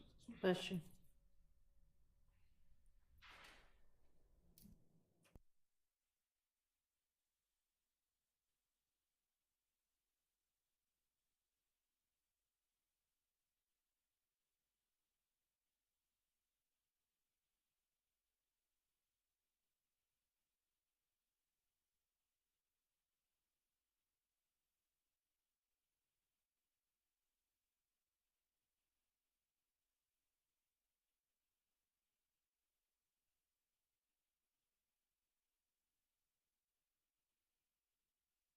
sent are approximately 5 clips that probably total together about 6 minutes of actual viewing.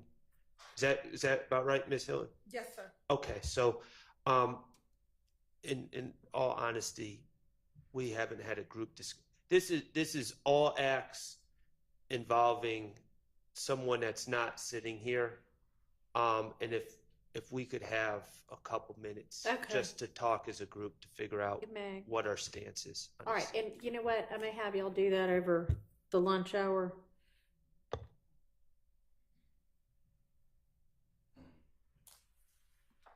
So the next thing I had us circling back on was, and I guess maybe these were from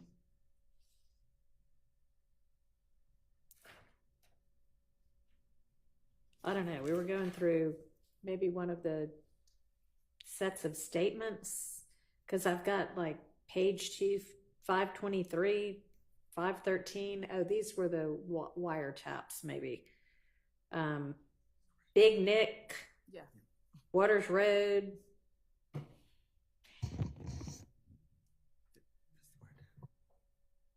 And then, oh, the comment about, yeah, this was the wiretap stuff. The flipping the car and laughing about that. And the state had said y'all were gonna narrow what you wanted to use from that and let us know.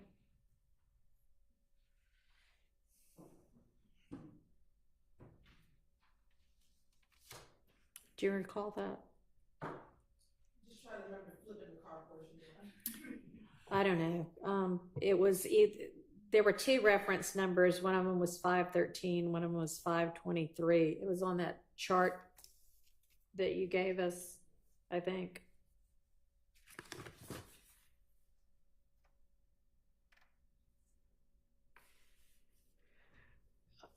On the second page of it, Garlington talking about how they came through and thought they were going to come back and they were going to get ready to light them up, laughing about Shamel Drink's murder and the need to re-up on drugs to sell. And I had determined that the drug part was in, but y'all were going to look again at that other part. You said there was a non-hearsay purpose for it.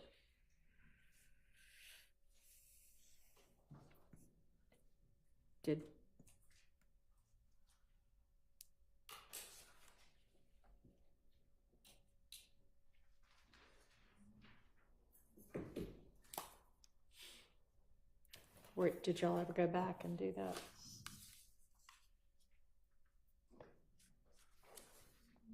By lunch, we can. Okay. We'll be able to have an answer by lunchtime.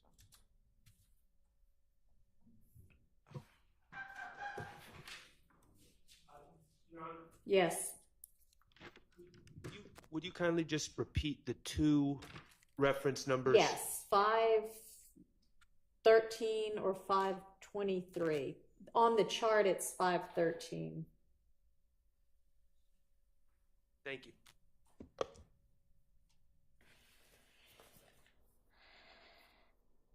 And then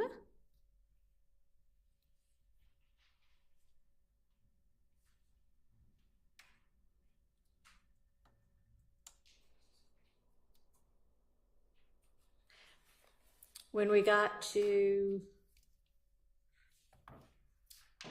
1109 or 1124,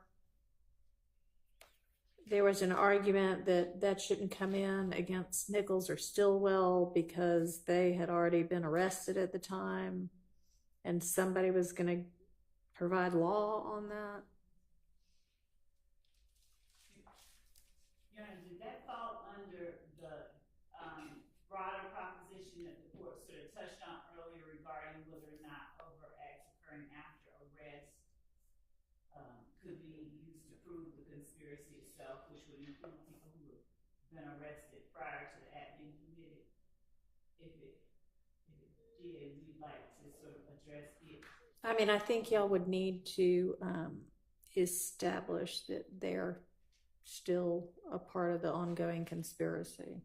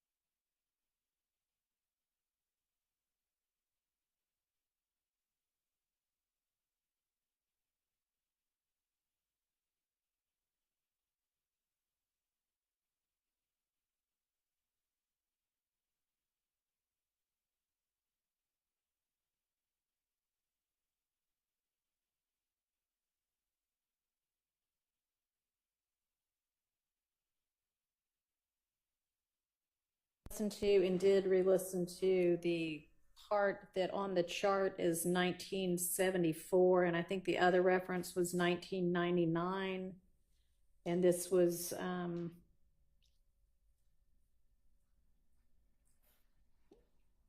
don't know if the argument was 403 there. Confusion, I think, was the argument. And upon re-listening, I don't find that to be a 403 issue. So that is admissible.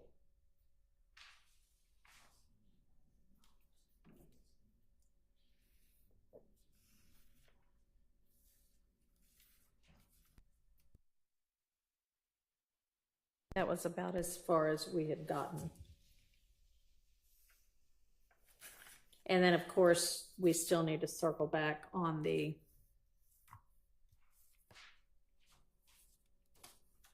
that one that we got bogged down with the nested hearsay, with Garlington talking to Funk, who talked to Quay, who talked to Rel.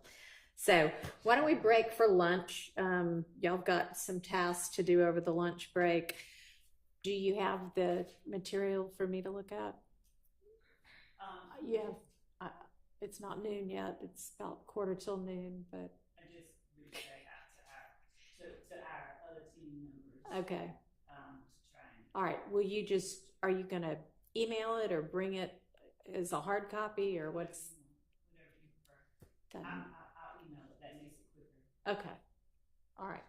Please do that over the lunch break. Let's reconvene at 1:15. Yes, Your Honor. And I also put 460 on top of this. My copy of 460. We never did find. I found our copy. Okay, great. All right. Thank you.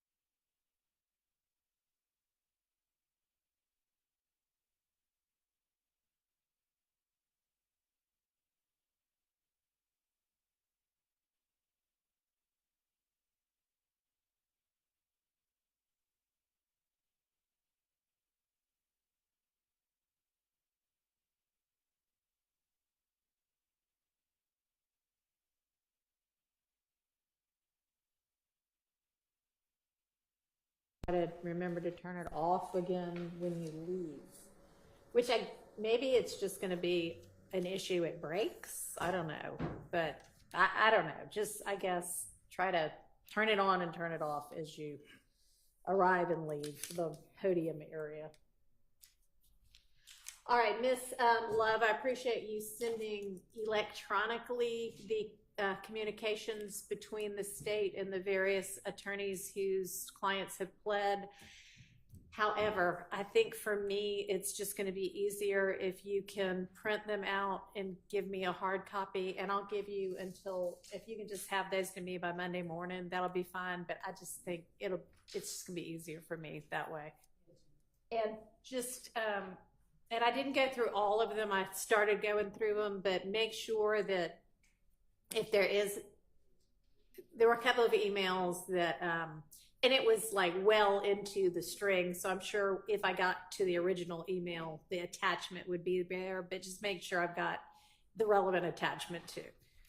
Okay, so I'll just deal with all of that after you give it to me in hard copy form on Monday. All right.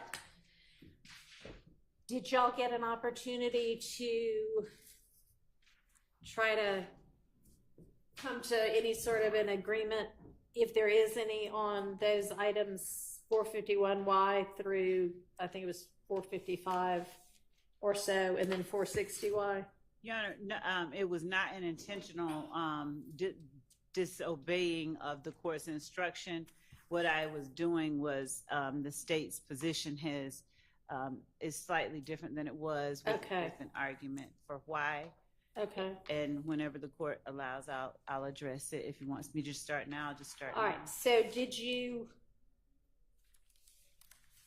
give a redacted copy to the defense, or you just think it's whatever your new position is might change everything? It will change everything. And right. and I did also, the thing that I'd asked Ms. Winfrey for that she so kindly provided was what exactly the objections were to the exhibit so that I could address them in turn. What I recall specifically, I believe that it was Mr. Stillwell who made the initial objection that... Hang on a second. Can y'all try to be a little more quiet over there so I can hear? I don't know who it is, but... Oh, that actually reminds me too, before we get into that. Just a reminder to everybody that there's not supposed to be any eating in court and that the defendants are not supposed to be on laptops, okay? That has not changed since I took over this case. All right, go ahead. My recollection is that Mr. Stillwell's attorney is the one, Mr. Sharp, who originally specified a portion of one of the exhibits that he felt should not be allowed or presented to the jury because it contained information he thought was overly prejudicial. If I'm not speaking correctly, I'm certain he'll correct me where I'm wrong. But other than that, I was wanting to make certain I heard all of the objections so that I could speak to them. But if because I'm going to make a proper to the court. Okay. It would be a lot easier, I think, part of their position had been until we know what the state's actually proposing as the redacted exhibit, it's hard to make objections. So are you ready to share that? Yes. Okay. Yes, I'm ready to address If you would it do all. that, that might help the So, Your Honor, court and the... on what theory the state would be seeking to admit out-of-court statements? That was part of what I intended to address. So Okay. I'll just Well, let's all get a copy of what it is They're not redacted. It's the ones we gave them. So the ones that I have previously identified. Can I have a hard copy of them? Because that's another one of those things that if I'm having a look on the electronic, it's like embedded within several emails. Yes. Before I ever get to what I'm supposed to be looking at. Yes, Judge. So Thank what, you. What I'm going to do is just give to the court my the copies that I tendered, and I'm going to speak from my notes as to what it is about them and why it is that I believe it. All right. Well, hang on. Laura, can you have the substitute JA come down here and grab these and make some copies for me? Please. Thank you. Because I have a tendency to write on things once I get them. I'll try not to do that until I get my copies, but We got some stimulus. If you'll come around here, that way I can actually reach you. Thank you. You're welcome. And what, for the record, I have given to your honor, 1AS, which was the plea agreement that had been tendered at Mr. Sledge's plea. I've also tendered 444 Yankee, which is the document we were referring to. That is an exact duplicate of that. 451 Yankee, which was yeah, I mean, I know what they all are. So 451, 2, 3, 4, 5, and 6 should be, yeah, and 6, and then 460. Yes, Your Honor. Okay. Your Honor, would the court permit me to take my seat so that I can read it? Yes, you may. Thank you. Your Honor, starting with Mr. Sledge's testimony, the court and I think everybody else is aware that as we referenced State's Exhibit 1AS or 444, my particular question to him after he started talking about his truth and his ability to tell his truth was using the guidelines if a acknowledgement that you signed. Yeah, I remember. We don't have to like belabor the point. Okay. He picked out several and listed the ones that he said were false, and they were 3, 4, 5, 6, 7, 8, 9, and 16. Right. With the exception of about 4. Right. And then he said that he understood none of the sentencing At the time, yeah. acknowledgments at the time. So, Your Honor, under 24-6-607,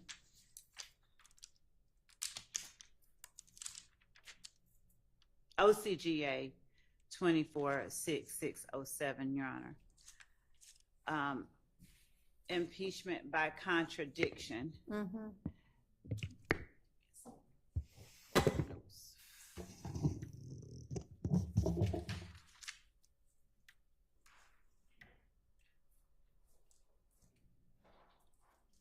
Well, that's not impeachment by contradiction. Well, That's who can impeach. so as I'm reading, and I know that it's who can impeach, who may impeach. It's a different one. 621 is impeachment by contradiction. A witness may be impeached by disproving the facts testified to by the witness. Right. The reason that I referenced that only is because it was in the book that I'm reading from. There's a section that I'm looking at. So particularly a witness may be impeached by contradiction in several ways. Close questioning to elicit concessions of errors in testimony during direct, questioning a witness about the substance or implications of evidence already produced during the case to suggest contradictions, confronting the witness with his or her own contradictory prior statements, or calling another witness, or introducing other extrinsic contradicting evidence. Generally speaking, the admission of extrinsic evidence for contradiction impeachment is restricted to non-collateral matters, so that evidence that impeaches by contradiction and is not collateral can be both substantively admissible as well as admissible for its impeachment value. And that is coming from Baylor, B-E-H-L-E-R, versus Hanlon, H-A-N-L-O-N, 199 FRD 553. And then the parenthetical is surveying numerous commentaries. Judge, with respect to Mr. Sledge, the reason that I began my statements to the court about what it is that he said, and will then go into what his lawyer said. When I asked his lawyer about plea negotiations on the heels of Mr. Sledge, not just saying he was told he could get up and tell his truth, but on cross-examination, he was asked repeatedly through the use of allowable leading questions. These weren't your words. You didn't write it. You didn't understand it. You didn't know what you were signing. You felt like you could come in here and tell your truth. You signed it regardless. I'm not directly quoting, but essentially, even though it wasn't true, you signed it. And things of that nature were elicited during cross. You signed it because you wanted to get out to go see your sick mom, things like that. You were in Fulton County Blues. That's the only reason you signed it. These aren't your words.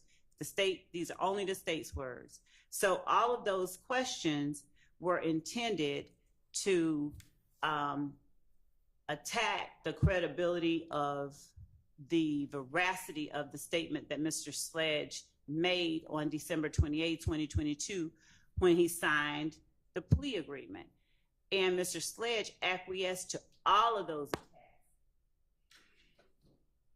essentially asserting through his sort of obfuscations and running back and pulling back my truth.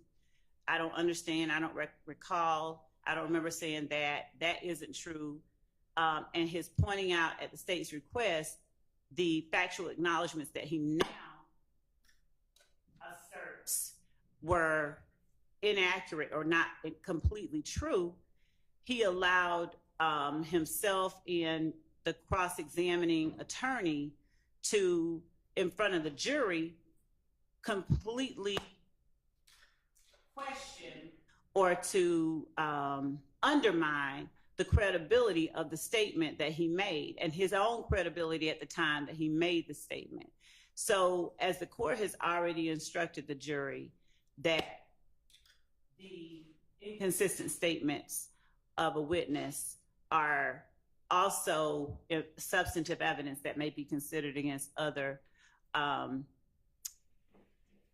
persons on trial.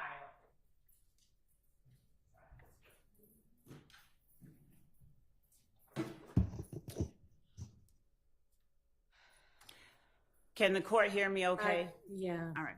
So as the court has already instructed the jury that it can now consider that statement as substantive evidence, what we've seen is an attempt by the defense to destroy the jury's faith in the credibility or veracity of that statement made by Mr. Sledge on December 28, 2022.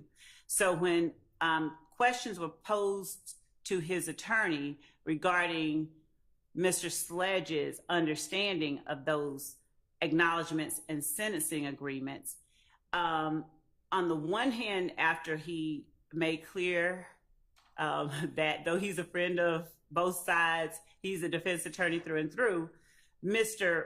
Wright, though he did clear it up, he seemed to, his answers on cross-examination, there were some things that were not true. There were some things we didn't agree to. He was kind of vague with it, and it took belaboring point by point for him to even acknowledge, hey, number 3, number 8, these are the only 2 anybody took issue with.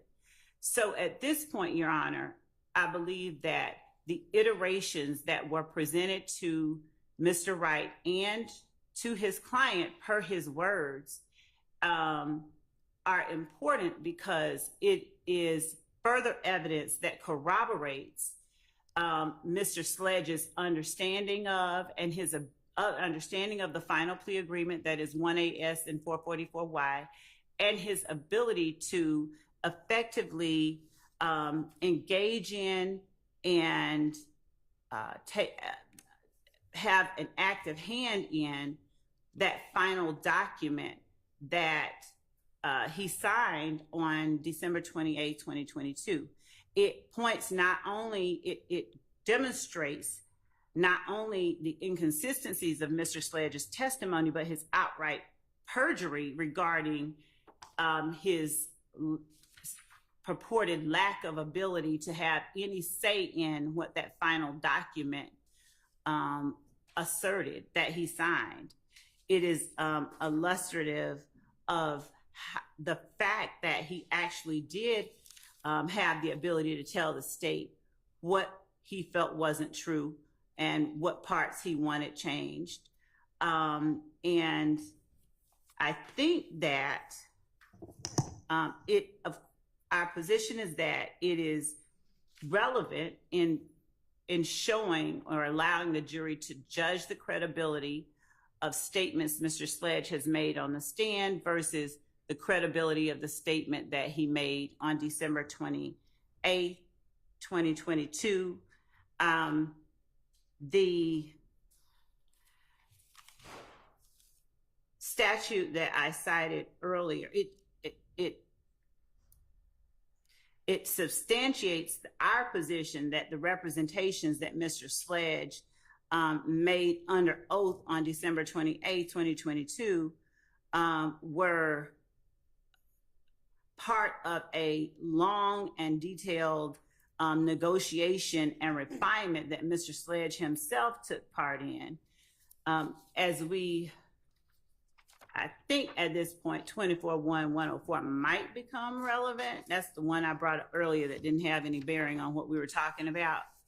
But inasmuch as 24-1-104 speaks to the code section not limiting the right of a party to introduce before the jury evidence relevant to weight or credibility, we believe that this particular evidence allows the jury, it is pertinent evidence that they should be allowed to see, to understand fully what was put before Mr. Sledge, what he did dispute, what he did not dispute, and so that they can compare it with what he finally agreed to and make a better determination about the truth of the statements he made on December 28, 2022.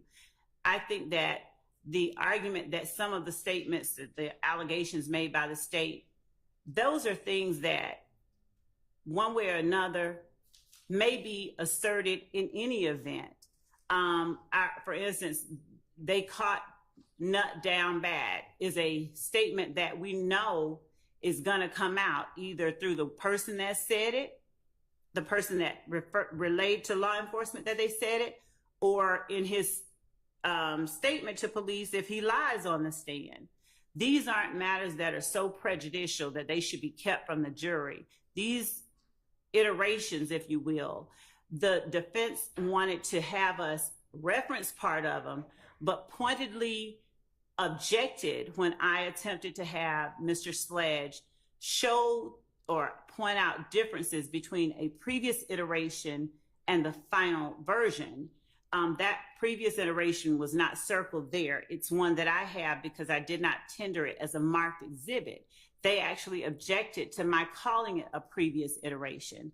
And I think in attempting to keep from the jury, not just the previous iteration, but the number of them and the changes that were made and requested, and the changes that were not requested, as is reflected in 460Y, we're keeping from the jury very relevant, pertinent evidence that in no way substantially prejudices either defendant through its admission. So I believe that an instruction that these are assertions made by the state, essentially questions that they ask the witness, then defendant, are these true?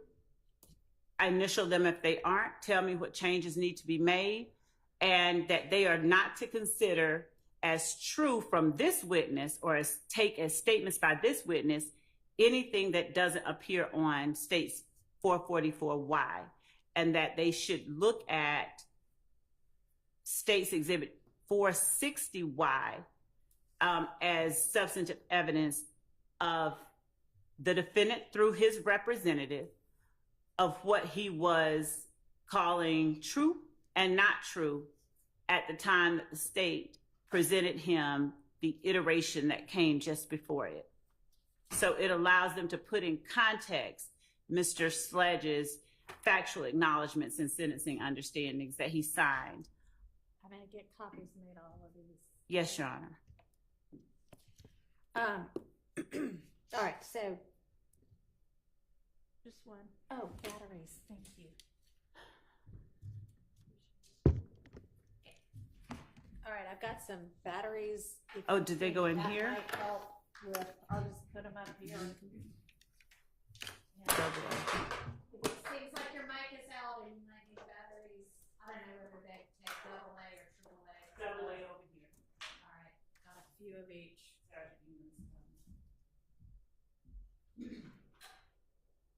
I'm just gonna set those right there. All right, so I think that, there's the 444Y one, which is the signed plea acknowledgement. That's sort of a separate type than all of the rest of these correspondences back and forth. And are you at this point saying, just so I understand, that like as to 460Y, you don't even intend to redact it at all? No. All right, help me understand what you're saying. As to 460Y, I wanted to redact everything except the one email that Mr. Wright sent. I want to take out everything else before. I even think I included twice in that 460Y the same email. So I would like to redact out all of that except the email from Mr. Wright to me on December 27th at 8:43 or thereabout at night, wherein he is making statements for his client. So they are statements of his client that number one is okay, number two is okay. And I say that under, I would call it an adoptive admission, but he is Well, an agent. It's an agent. Right. Yeah. So he is stating, his client is stating, number one is okay. And in order to know what number one is, the jury needs to see what number one was that I sent to them, which would be the exhibit directly preceding, which I believe is 452. If I'm wrong, I'll make that correction. But the jury should see 452, wherein Mr. Sledge says that's okay. They should see whatever he wrote about 450, about number two. Let me ask you something. I mean, is he really a party opponent anymore? He was. But is he now? Because admitting it in this trial now, is that an admission by a party opponent? Oh, you mean in terms of the... You're saying, this is a statement by Mr. Sledge's agent, which it is, but would that get admitted under the admissions by a party opponent exception to hearsay? I wasn't admitting it under that. So I was just saying that they are statements of Mr. Sledge. okay, all right, but under what exception do they come in? They are Mr. Sledge's statements. He is a witness who was on the stand, who was subject to cross-examination. So inasmuch as they are inconsistent and contradictory to the testimony that he gave. Okay. So I can see 444Y coming in as a prior inconsistent statement because he definitely testified inconsistently once he was on the stand to what he said in that document, which admitted as factually true all of those things that he initialed. Right. So that's a separate item, and I'll hear argument on let's deal with that one. 444Y. Is it my turn? Okay, so don't talk about the rest of them until we get past. Not yet, because I think this is kind of separate than the rest of them. Okay. because it's a different type of document. So do you want to say anything else about that? You saying it's a prior inconsistent statement and it's impeaches him by contradiction. Yes, and it corroborates the state's position and. Well, I know why you want it. Corroborates the state's position is not a hearsay exception. Right, I understand that. Yeah. So why does that not come in as a prior inconsistent statement? Your Honor, first, I just have to address one thing. And I'm sorry, I'm not trying to be a whiner.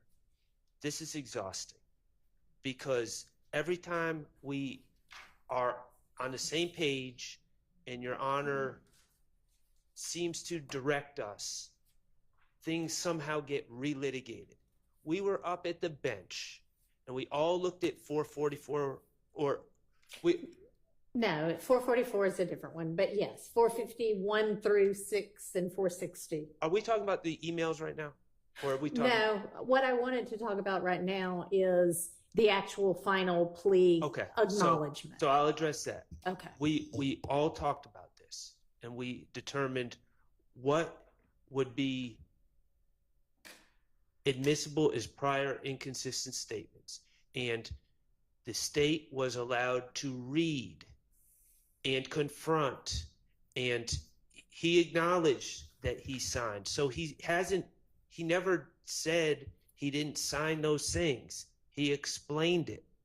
But those factual acknowledgments on the 1AS, which I think is 444Y, were read into the record and fully litigated. And we not only heard from Mr. Sledge, but then we heard from Mr. Sledge's attorney for a day. And the whole process of how everything happened was covered ad nauseum. I think the jury gets it. And there's nothing that I would understand to be gained by admitting the paper copy of what was testified to and discussed over a week with, this gentleman and his lawyer on the stand, however many days it was, that hasn't already been covered. Additionally, Your Honor, of course, my stance would be, if it were to be admitted, it would not go back to the jury because it would be continuing witness. It would be, signed statements, written statements. And the idea that somehow, well, that deals more with the prior versions. But yeah, let's not get to that. Yeah, I won't get to that yet. But we've discussed this, and now we're back to arguing about it again. I don't actually know that we discussed 444Y 1AS. Well, the state sought to admit it at one point, is my recollection, and you instructed the state to ask about the ones he was denying, and they confronted him, and they said, "This is what you're denying." Factual acknowledgement. I'm using an example. 3, and then it was read, and then it was discussed, and then we went from one to the other to the other. The state was certainly not rushed in their examination of Mr. Sledge. So all this has been covered. There's no need to admit the document into evidence at this time. And it's cumulative, but also it should never go back to the jury to begin with, so I don't even know what purpose it would serve at this point. Well, we can deal with that later, what goes and what doesn't go and what's subject to a continuing witness objection. But it's definitely a prior inconsistent statement. Y'all were given an opportunity to cross him on it. He was given an opportunity to explain it. It can come in as extrinsic evidence. Well, okay. It's pretty clear law, I Well, think. the other thing is, I don't know if he denied, the other thing is he didn't deny adopting it. He said, and he gave an explanation. I know. Right, but I don't believe that lays the foundation for a prior inconsistent statement him saying, "Oh, I did sign this, and this is why I signed it." Okay. And then, so Well, the statements on the document say every bit of this is true, and I acknowledge every bit of this. And he testified inconsistently to that with regard to the majority of it. he did, but he never said at the time he didn't acknowledge it to be true. I think he did. Okay, so to me, I don't know if the entirety of it or just the parts that he denies are admissible, but does it really matter It if, does. 1, 2, and 14 through 15 come in? I'd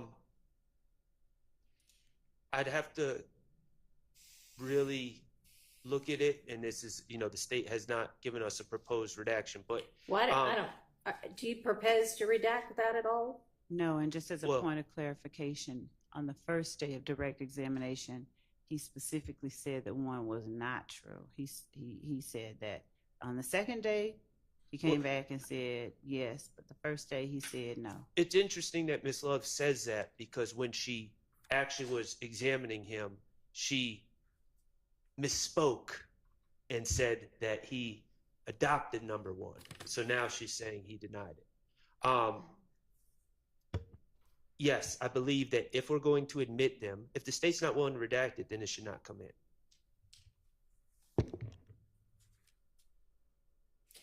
All right, so What is it that they're proposing that we redact, Your Honor? the parts that he didn't testify inconsistently with. So I believe that the document as a whole serves to rebut it's a contradiction. The document as a whole is a contradiction, impeachment by contradiction. It serves the other, the 3 things that he said he admitted, 10, 11, and 12. 5, 10, 11, 12, 14, and 15. Provide context to the types of admissions that he was willing to make. It provides context. All right, well, didn't they watch a video of you reading out just the parts that he said were inconsistent? Yes, just the parts that he said were inconsistent. And I believe that the document as a whole is evidence, powerful evidence of what the document contains, of the statements that he makes in the documents. I think it's evidence. The fact that he signed, the fact that the document exists, the fact that they can see what it is that he was looking at, and compare it with what it is he is saying on the stand allows them to further assess his credibility. It corroborates what they saw. It corroborates his understanding of what it is that he was signing. All right, if we're talking about is it an exception that permits his admission, it being corroborative doesn't get you over that line. So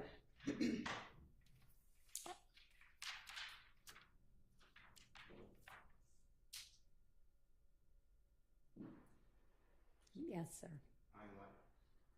Okay, Tom, Your Honor. Yeah. Now it may be that what you mean to say is that the entirety of the document needs to come in because that's the only way they can understand it. Is that what you're saying? Yes. I'm sorry for not doing it as well as the court did. When I say context, yes, it is the only way that the jury can fully understand the document and what was before Mr. Sledge at the time that he signed it. the state's stance is that the jurors can't possibly understand one factual acknowledgement about a video, for instance, without being provided another factual acknowledgement about gas stations on Cleveland Avenue. That acknowledgement about gas stations on Cleveland Avenue just sheds light on this acknowledgement about the video that allows the jurors to understand that. That's ridiculous. You had him admit on the stand the factual assertions that he still agreed with, right? I had him not read from the document. Did the jury in any way hear the factual acknowledgments that he still acknowledged? I believe that the answer is in some form or fashion they did. For instance, hang on just a second, Miss Love. Oh. I'm objecting to the document coming in. And you said it, and I think the Honorable Attorney Sharp just said it. My memory, and according to my notes, the entire, from the swearing in of Mr. Sledge, then it skipped, and then the entirety of his acknowledgments, whether he admitted it or did not admit it, was read over my objection on a video audio from Crime and Law, or Law and Crime, and now we're doing it again. That's in evidence. So I'm objecting to it. It's already there. And the state at one time told you that they needed that evidence in because it shows demeanor, and he had an opportunity to sit next to his lawyer, and that there was no one else in the courtroom, and Mr. Williams and I and the others weren't there to intimidate him or whatever their word was. This is just cumulative. He's been impeached. He's been thoroughly impeached. So I'm objecting to 444 at all. And at the appropriate time, I'd like to respond. The answer to your question is yes. It has been acknowledged. So your recollection is that on the video, every factual acknowledgement was read? Yes, that is, if I'm wrong, please correct me. I'm not trying to be wrong. He's wrong. That's according to my notes. There was nothing redacted. It went right from the acknowledgments, whether he agreed or disagreed. It was read by Miss Love. All right, Miss Love, I know you sent us an email at some point that said, here's what I intend to play. Respectfully, Mr. Steele is incorrect. Right? We did. Okay, so hang on. And was sent Friday, September 6th at 7:45 a.m. And then, yeah, I think that's the right date. And what then maybe again to me at 9:54 a.m. Right. Would the court like that we put it on the screen or just reference the portions that we were taking out? No.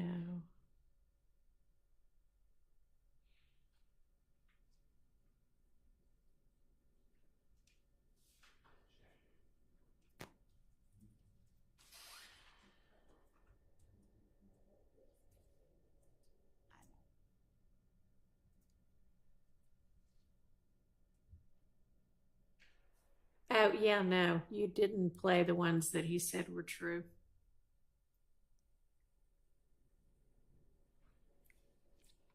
You only played the ones that he said were false. Right. I know. Yes, Your Honor. Okay.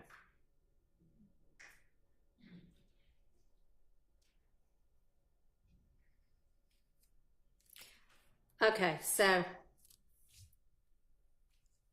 And when the court feels it appropriate, I just had a couple of more words to say in response to Mr. Sharp's response about 444 and impeachment by contradiction and the amount of time spent on it. All right, I'm not concerned with the amount of time spent on it. Okay. Then so the ones that are prior inconsistent statements are the ones that he said were false. So if you're arguing that the entirety of the document should come in, what's your basis? Your basis for that is it's the only way for the state the jury to understand what he was willing to admit to and what he wasn't later on. What's your argument as to why it should all come in? So, Your Honor, reading from Morgan versus Covington, 648 F. 3rd, 172, 3rd Circuit. It's a 2011 case. The doctrine of, and this is quoted, this is cited from there. The doctrine of impeachment by contradiction serves as a means of policing a witness's obligation to speak the truth in response to proper questions, and permits courts to admit extrinsic evidence that specific testimony is false, of course, because other evidence contradicts it. Other inadmissible evidence is admissible as rebuttal evidence where counsel opens the door to such evidence on direct or cross-examination.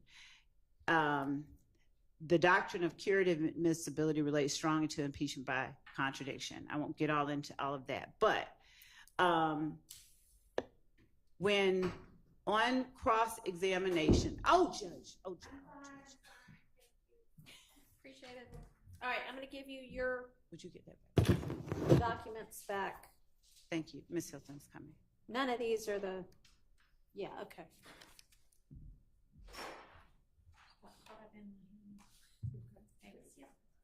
Thank you. Sorry to interrupt. Go ahead. Yes, Your Honor. So we're not just talking about, if we were only talking about inconsistent statements, then that would limit us to a portion of it. But here on cross-examination, the entirety of the cross-examination was intended to present to the jury the impression that the statement itself was not knowingly or willingly or voluntarily agreed to. And in fact, even though the court sustained the objection to the question, I believe Mr. Sharp said it, or I'm sorry, forgive me, Mr. Sharp. Mr. Weinstein said it when he said, when the state put these words in your client's mouth. So the point of it is, when on cross-examination, whether it's effective or not, when the effort is, and the witness has allowed it to happen, that an entire statement is essentially sort of undermined. You say you didn't understand it, you lied because your mother was not well and you wanted to get out of jail.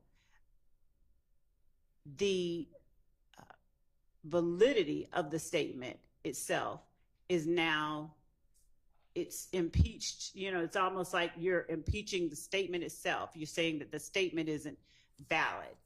And so inasmuch as the statement as a whole does allow the jury to understand, it does place the few admissions he makes in context, we'd ask that it be admitted as not just a prior inconsistent statement, but as impeachment by contradiction. Your Honor, there's no contradiction. He said that the state presented me a form that they wrote on their letterhead and asked me to initial it, and I did. And that's exactly what the form is. It's a form that they wrote on their letterhead that they asked him to initial, and he did. So there's no contradiction. The document doesn't contradict anything he testified to. Now, there needs to be a hearsay exception, and the reality is, if they're arguing that things are prior inconsistent statements, they've already been played in the video, and we've already heard it. And if they're arguing things aren't inconsistent, then they shouldn't be played. There's no reason for the hearsay to come in. So even if I granted to them that it's a prior inconsistent statement, we've just established that we played a video with all of that being read, the jury's watched it, and that was covered. So at this point, that form for any hearsay exception that it would fall under, that's already been covered by the video.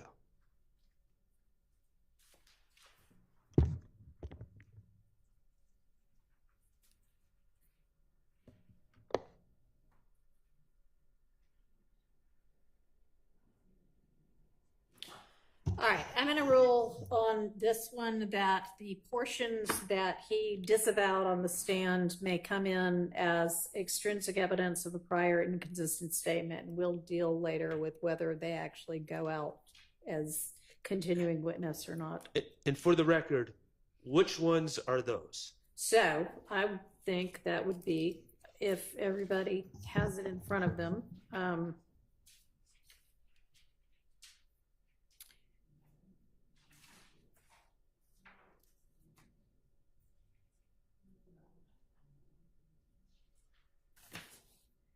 my understanding is he disavowed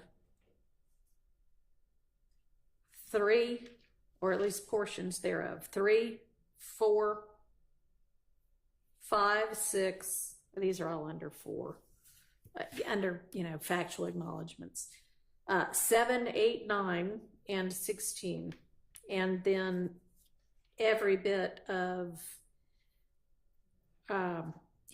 Section 5, the sentencing acknowledgments. He said he didn't understand any of them, even though he initialed saying, I understand fully each of them, as well as the paragraph underneath that. He also acknowledged on day 1 of my direct, number 1, I wrote it, though he changed that. Well, if he changed it, then it was no longer inconsistent. I mean, I didn't, when you were like, all right, here it is in front of you, tell me which ones there you have any type of problem with. He did not say number 1. So he done, I made my ruling. All right, so that's that one. That is, and I don't know whether you're going to tender 444Y. That would make more sense. You've established that it's the same as 1AS. I did. Okay. When I'm listening.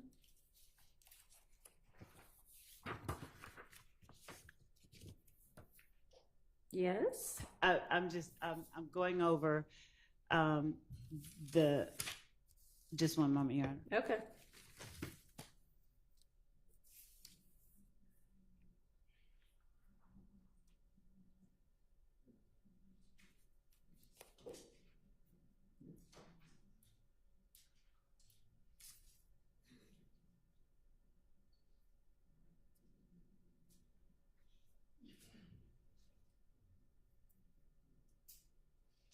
Yes, Your Honor, that is, we understand the court's ruling with respect to 444Y. All right.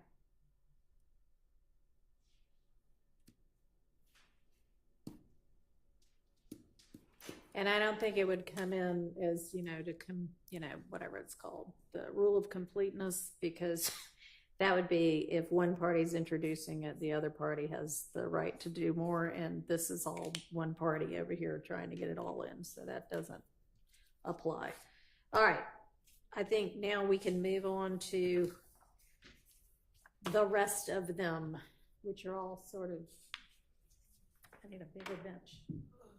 The same thing. Well, I guess what's in 460 is not contained in any of 451 through 456. Is that correct? Well, 460 is Mr. Wright's email to us. Back. Okay. Right. And so 460, and by 460, I do mean the last 4 pages. The part where he says, let's not do these ones, or here are the issues with these ones. So do you actually want or need the rest of them in? Judge, because, so and the answer is yes. And okay. Under what basis? Okay. Under what evidentiary rule? Yes. So as to number 1, because Mr. Sledge, on the second day, he agreed and gave testimony about examples of number 1.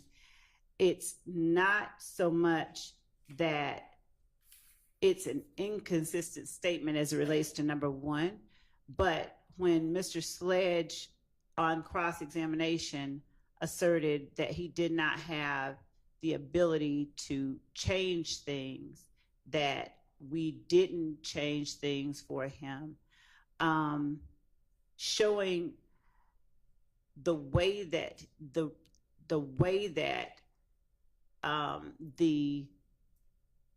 recommended changes were presented to the state. What is not said is as important, in our opinion, as what is said. All right, are we talking right now, I'm sorry, about just that portion of 460 that's Mr. Wright's 8:43 p.m. email? I should have been clear. Yes, Okay. just, and the second part of that is just a duplicate where I asked that Right. copies be made. So we are only talking about Mr. Wright's December 27, 2022, 8:43 p.m. Response to the state. Subject line is Reese-Sledge agreement updated. And with Mr. Wright on the stand, I clarified what exhibit came in before that he was responding to, which was 452. Okay. And then what exhibit came after that, which I believe was 453, but I'll check my notes to ensure that that's the case. So in as much as number one, he's saying, okay, there's no caveat, there's no, oh, hey, we need this. Okay. So number two, obviously Mr. Sledge agreed to number two, but there is an additional, they formed about 3 years before Peanut was shot, him offering up that kind of information, Mr. Sledge offering up that kind of information. He is nowhere in there is he asserting it's a record label. All right, well, nowhere in his factual acknowledgement on number two is it asserted what YSL is. It just says defendant has been a member and or associate of YSL since blank. Right. So he wouldn't need to say, and by the way, it's not a gang. I agree with that. Also, but in number one, where we say what it is, yeah, we don't use the word gang. We say something, we use specific language that he's perfectly okay with. And then in number two, he makes no effort to, qualify anything, as he did on the stand multiple times. Okay, well, as we all know, the case law holds that it's actually not illegal to be a member of a criminal street gang. It's only illegal to commit crimes in furtherance of it. Well, to commit crimes, period. And then it makes it a gang What makes violation it a crime? to commit crimes in furtherance of it. And that's why number one says Right. And so, number one is whatever number one is, but that number two says, oh, by the way, it was about 3 years before Peanut was shot. It's that he's offering information, and I'm going to defer whatever the court's ruling is, but it's that he's offering additional information. He's comfortable enough to say I think that is okay. I think it was about 3 years beforehand, so it must have been about 2012. Okay. So 3. Number 3. Didn't we read that into the record? We did. We read the response Mr. Wright gave. Okay. And I believe we did we read read that. We did read into the record. If I make it, I believe we read as well the portion of 452 that was number 3, and then the final. I think we read 3 number 3s into the record, just so that the court is hearing what I believe is the full truth. We read not just that, but I asked him to read what he responded to and then how we changed it for him.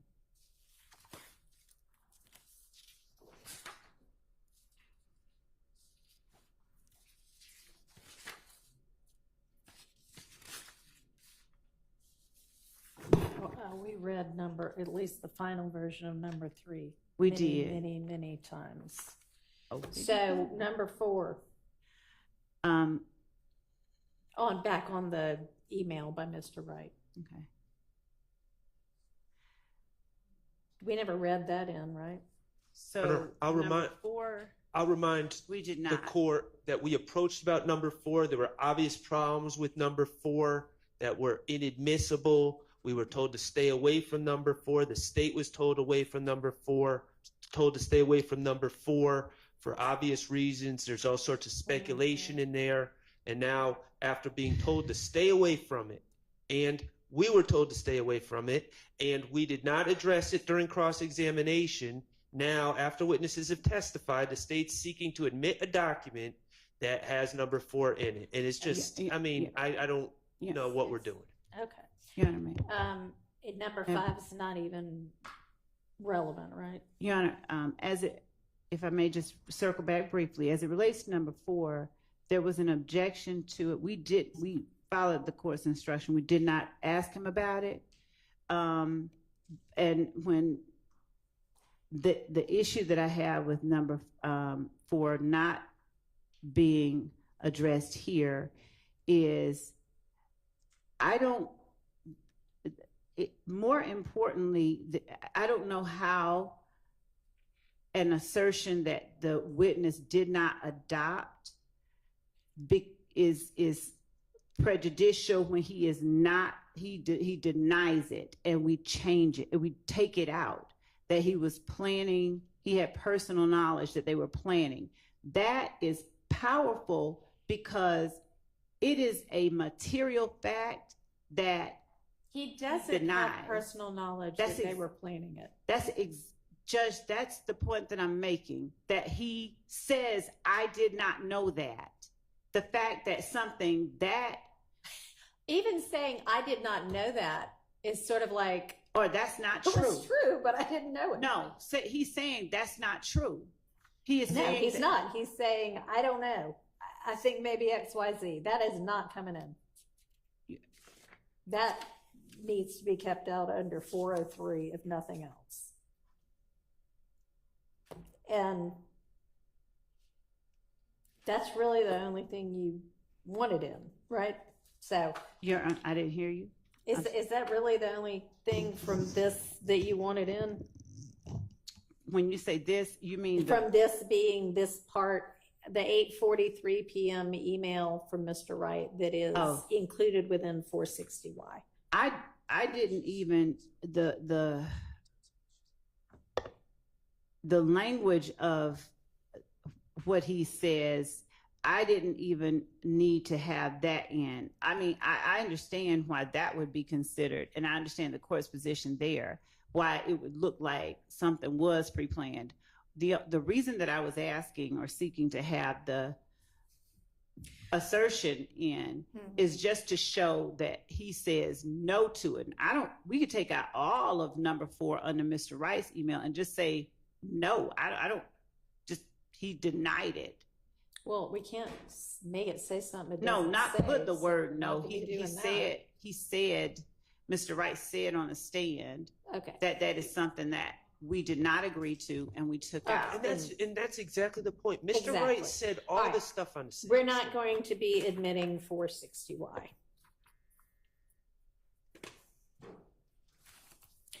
And that leaves 451 through 456. And those kind of, what would be the theory under which those would come in? It, Your Honor, it contradicts Mr. Sledge's testimony when I presented him with a prior iteration, that there was an objection to it being called a prior iteration, and I asked him to show me things that were different. It contradicts his testimony that he saw prior iterations and was allowed to make changes to the prior iterations. He said on cross, the first time he ever saw that plea agreement, it might have been the first time that he saw. Well, that was the first time he saw that plea agreement, because all of these were prior versions. And when I asked him, did he see any prior versions, my recollection is that he denied. I don't remember that. I think he said the back and forth between us in the state was up to my lawyer. I left that to my lawyer. That And was his- Mr. Wright clearly testified that he took a version to speak to Mr. Sledge the night before. And I'll look back at All right. Well, subject to that actually being some kind of so that would be what, impeachment by contradiction? yes, it would. Okay. Well, you can let me know if he actually testified Your Honor. in the way that you remember it. Yes. And I don't think we should have to litigate this again, and I'm going to explain why. Okay. The state, under the state's theory, well, I mean, why don't they just do this for every case? They could write out their facts, just send them to a bunch of witnesses. Witness doesn't need to initial them at all, and then they take the stand, and then we just start bringing in all copies of documents that they wrote and sent to witnesses that witnesses looked at. I mean, it's false facts here. It's facts that haven't been adopted on these documents. There's inadmissible statements on these documents. It's a mess. And we didn't create this. We didn't tell the state to do it this way. We didn't tell the state to write their documents and then send them to an attorney, write the statements and send them to an attorney and see what the co-defendant says or the witness says. We didn't tell them to do it this way. They created this problem. I understand. You can get back to me if you can find some kind of testimony that you think lets you get this in. Right now, they are excluded. Yes, Your Honor. Thank you, and I will look for that. Yes. I can't say with certainty, but I'm just going to ask if there is also a case which I, in my mind, in the recesses of it, believe that it may address specifically like Okay, well. iterations. Sure. Okay, thanks.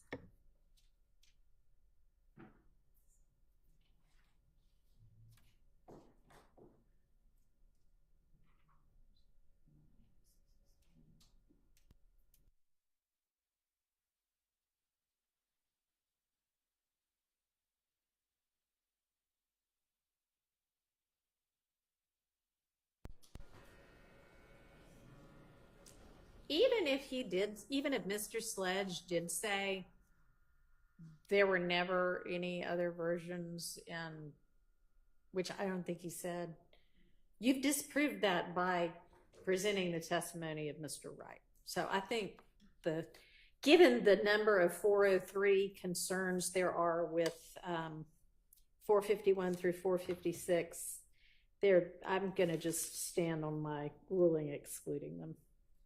Your Honor, with respect to the 403 concerns that were raised, given that 403 addresses matters that are substantially more prejudicial than probative, and given the extent of the cross-examination and the efforts to undermine the willingness or knowingness of Mr. Sledge's statements, essentially even in the arguments that are made, it's essentially the argument is that this isn't a statement that Mr. Sledge made. Showing that Mr. Sledge, showing a prior statement, contradicting that testimony. That's what 444Y is. And that's it. That's the ultimate one that he signed. But showing, yes, it is. I know. Showing that he was untruthful and letting the jury decide, why are you telling stories about that? About seeing a prior version, we believe is strong evidence that allows them to judge his credibility, why he's saying what he's saying, any bias he may or may not have, and help them to determine the truth of which statement they should believe. So we would ask that the court, revive its prior ruling, revive the ruling that the court made. Denied. Let's move on.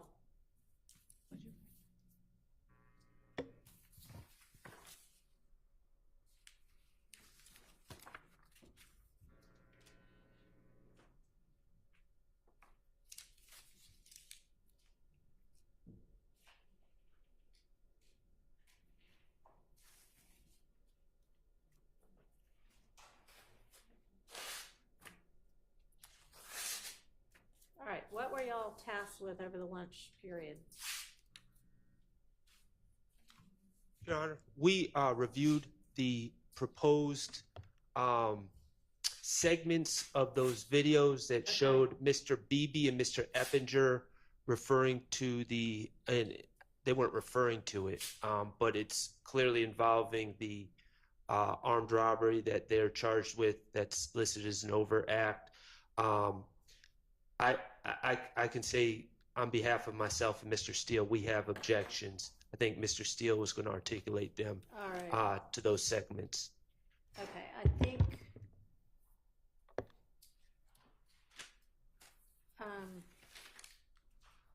it would probably help for me to be able to see what those are, but before we do that, 463Y, were you intending to tender that at all? I don't know if that was one that you had included that we said we'll circle back or not. That was the one that was just his sentence that showed that he got the sentence on the second count too. No, that was just to okay. refresh his All right. memory. Thank you. All right, can you queue up the portions of that video, please?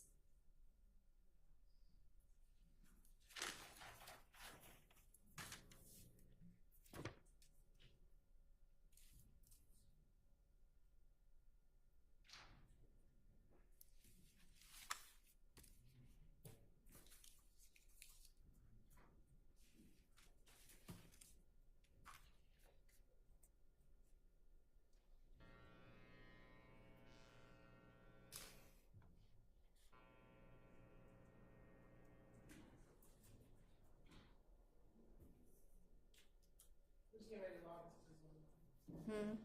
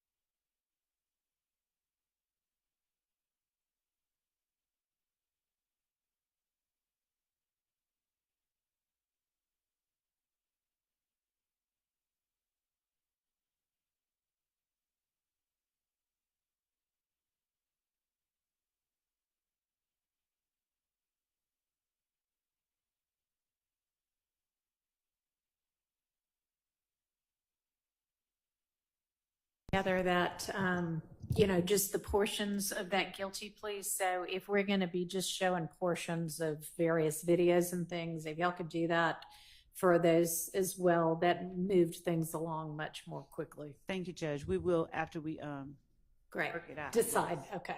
Thank you.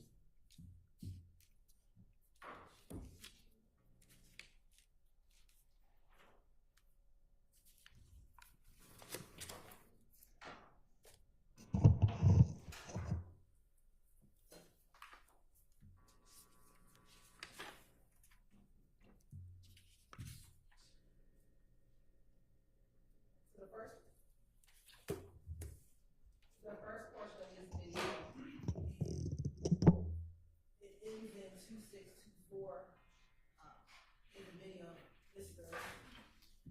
Durante Beebe, and it'll be Christian Eppinger. This is after the armed robbery that both are alleged to have committed. Mr. Beebe has recently or did plead to the charges in this indictment regarding this armed robbery. All right. So I'm sorry, timing wise, this is shortly after the robbery or shortly after? Shortly after the robbery. Okay. And we're going to begin the first portion at 1:12.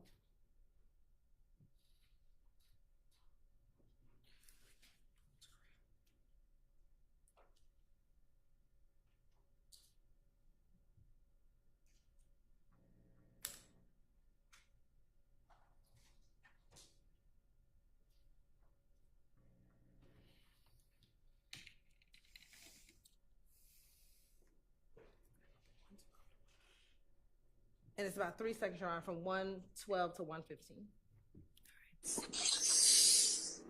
What you going on now? What's up, Slim? And Your Honor, as you see, or if you see there, when Christian Eppinger gets onto the call, he throws up what we have alleged is the YSL sign, and then Durante do it back towards him. Okay. The next portion, Your Honor, is 2 minutes and 45 seconds to 2 minutes and 52 seconds.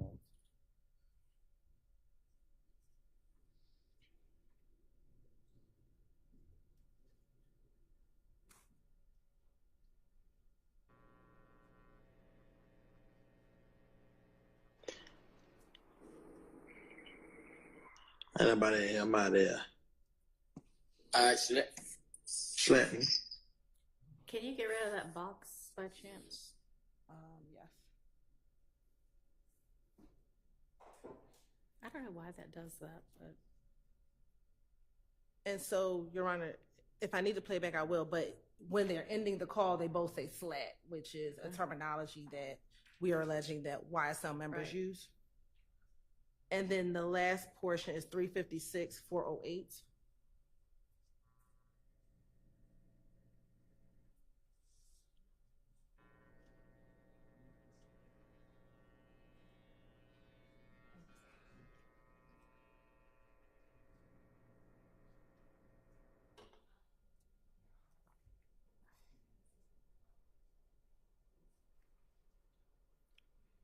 But they hit them up. Really, yo, my artist, man.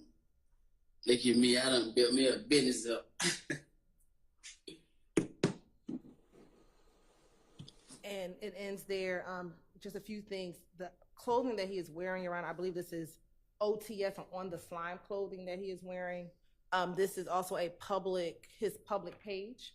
And so immediately after this call, he then points a gun at and towards the camera.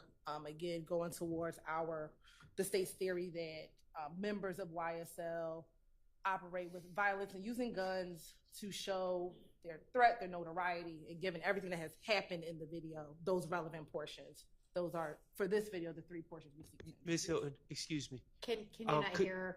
I didn't quite follow the first thing she said. Something about what was on the clothing. We believe that this is clothing that we've seen on other YSL members. It's either OTS or on the slime clothing. We've seen, and I think we have a few other posts, Your Honor, with them wearing similar type of clothing, but it has either YSL or related terminology on the clothing. All right, and on what piece of clothing is that? On his, I believe, the headpiece as well as the shorts. All right, can you show me that last portion again? Yes, Your Honor.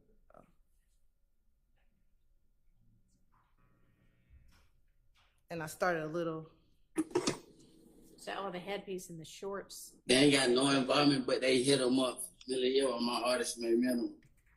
Look at me, I done built me a business up.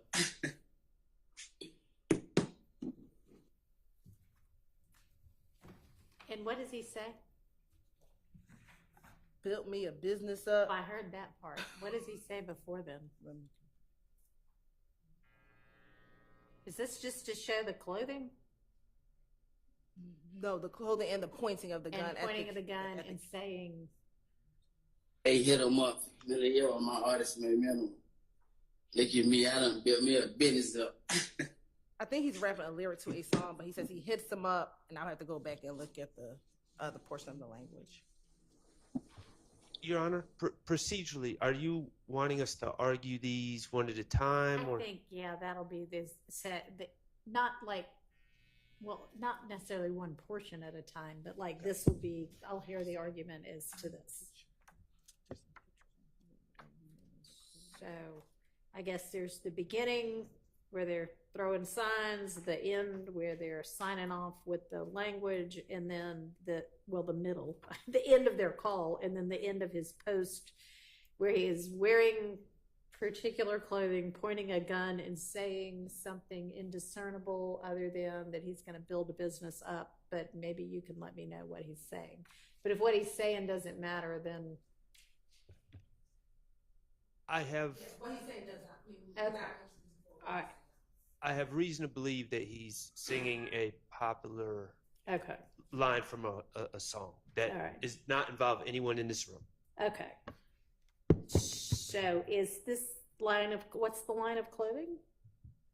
So Is it like a line of clothing you can buy in stores?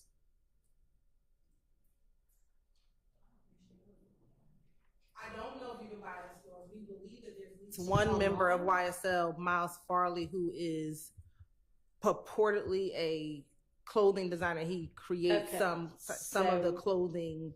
That is Yeah, not, I don't know if this is that. that's but, not his clothing line. Oh, well.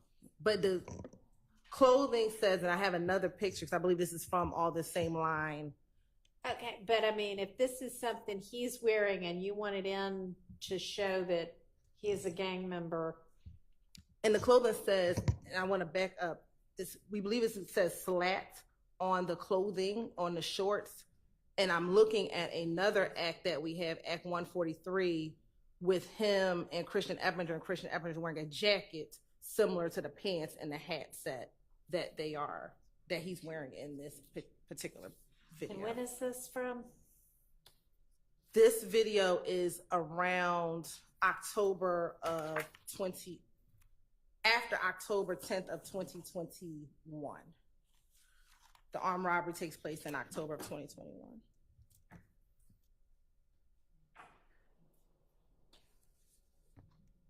All right, and tell me why y'all are offering this.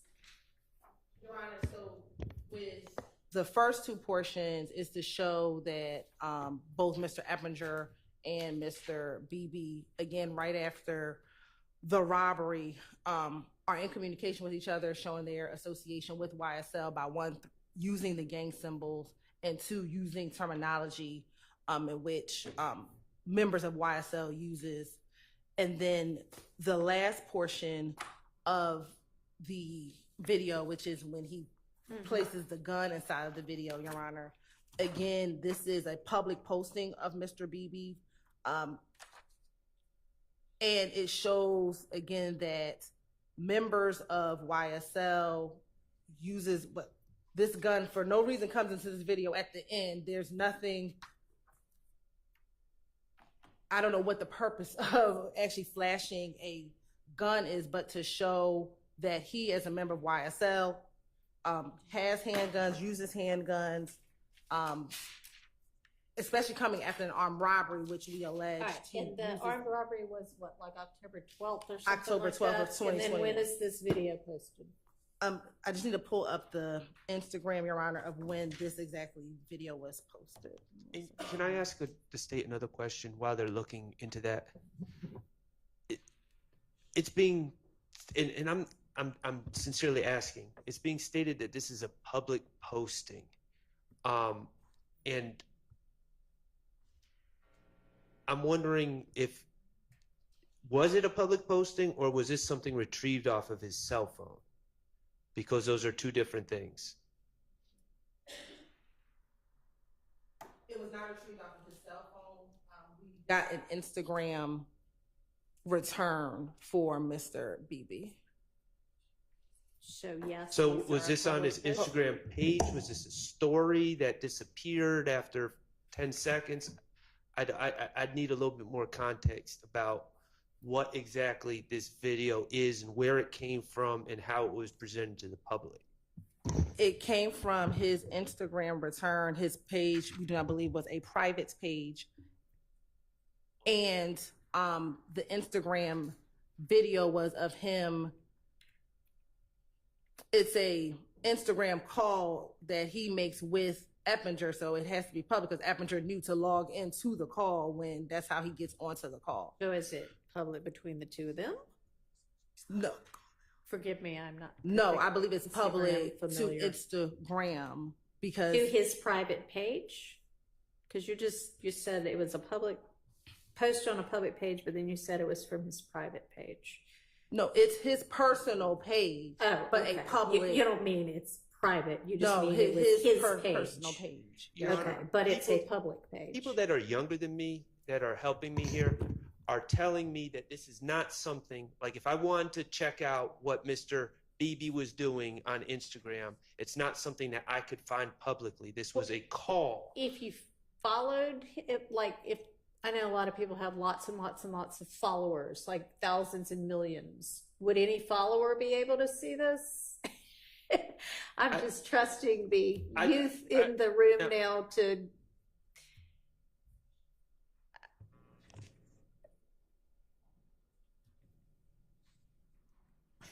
I can Google it.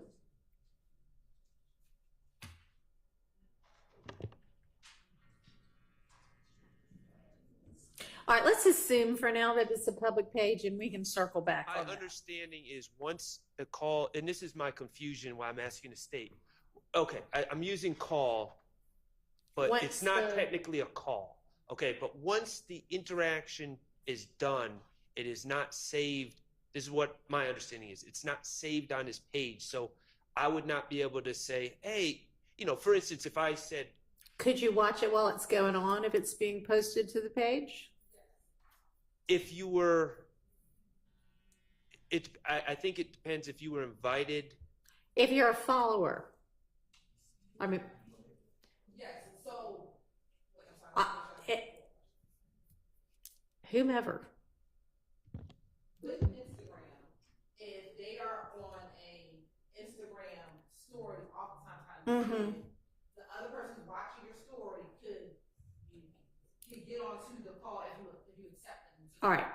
Can they watch it regardless? Yes. Can they? Who's the they? I don't know. Somebody other than the two people communicating Yes. Other people can watch. can watch it. Are you saying can watch it if they're given permission to watch it, or are you saying they can just watch it? Because our If they're followers or if it's a public post. They can watch. I can log on. If I was friends with not even friends. If he has a public page and he's in his Instagram story, he's talking to someone, I can log in and watch. And then there's clearly something he does even after the communication is over that he's showing in the post. Right, and he can, and then the other person, Mr. Everger, can come out of the call and he can continue. All right, and does it disappear or does it stay up I until you believe take it it down? disappears. I believe it disappears.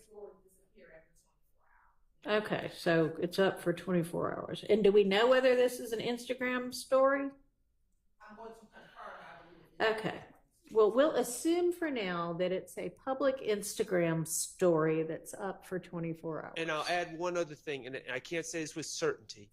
On one of these calls, or whatever they're called, one of these interactions between him and Eppinger, it was determined that no one was in the room. So I don't think that there's the room meaning watching. So The virtual I room. don't believe that. Well, I'm not sure that matters. Oh, If you're well. posting it to be consumed publicly, if there is somebody watching.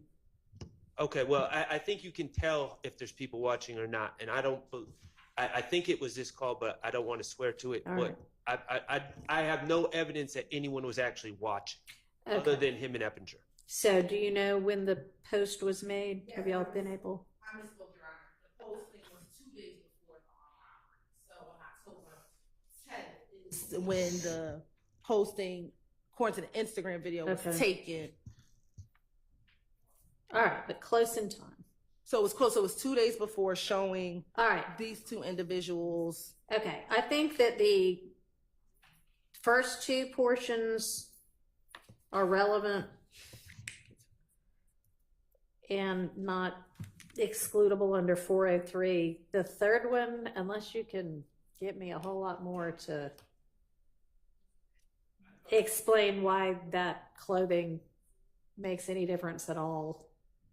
The fact that he's holding a gun when nobody can, when all he's doing is singing, doesn't show anything.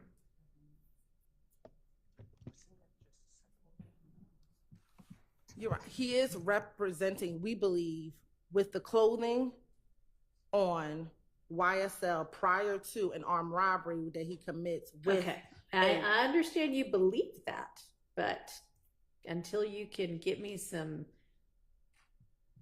basis to believe that. To believe that the clothing is? That the clothing, yes, it makes any difference whatsoever.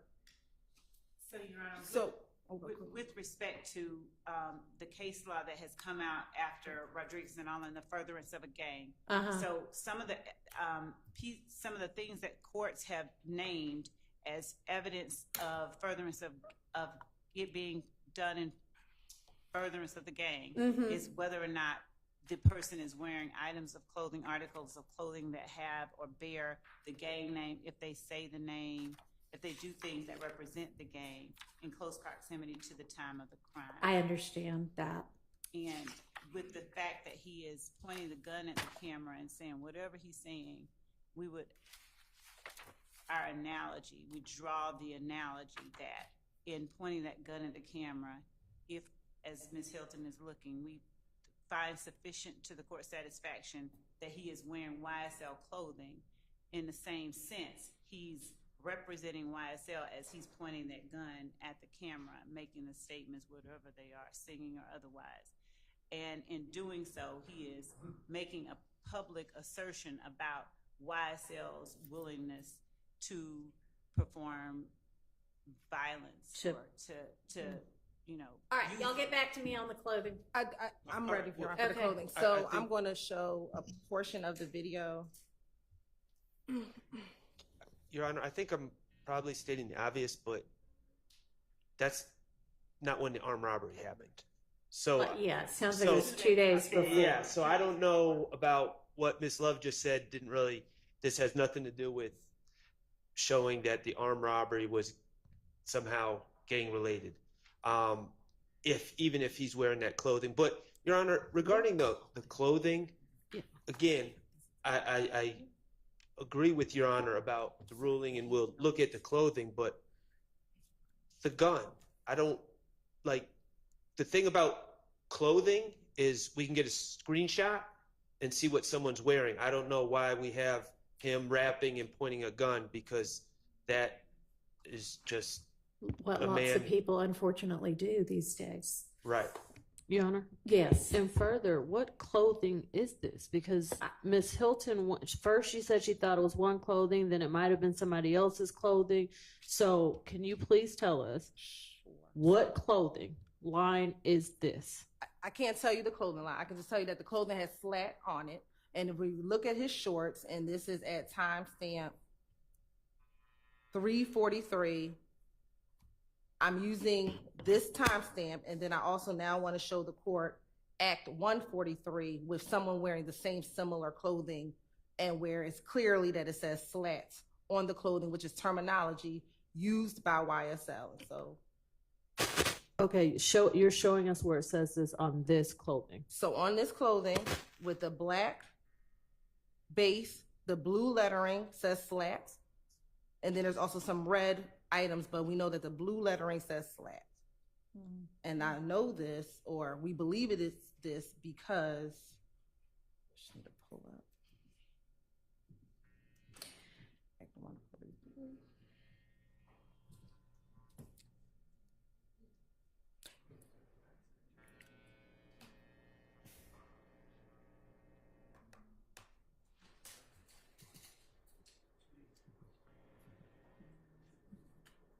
Do you have him wearing other gang paraphernalia at other times? That's what I'm All pulling right, up now. then that's gonna be sufficient. So Act 143, Your Honor, which is, we believe on September 29th, 2021, so about 2 weeks before the video, Mr. Eppinger, who he's in the video with, is wearing the similar clothing, the slats. He just has the jacket version on. Okay. And then BB is wearing the OTS, which says only the slimes. I don't know who created it, but it's slime clothing or slat or YSL affiliated clothing, Your Honor. And who is that? Is that? So that's the same. So the person in the jumpsuit is Mr. Durante Beebe. This is the person who had the gun in the video. Next to him is Mr. Eppinger, who was the person who joined. Okay, the so video. you have both of them a couple of weeks before wearing what y'all allege to be gang clothing. Yes, Your Honor. All right, that's enough. You can have those two portions that are the beginning and the end of his call, and we're not going to do the third portion. Okay, thank you, Your Honor.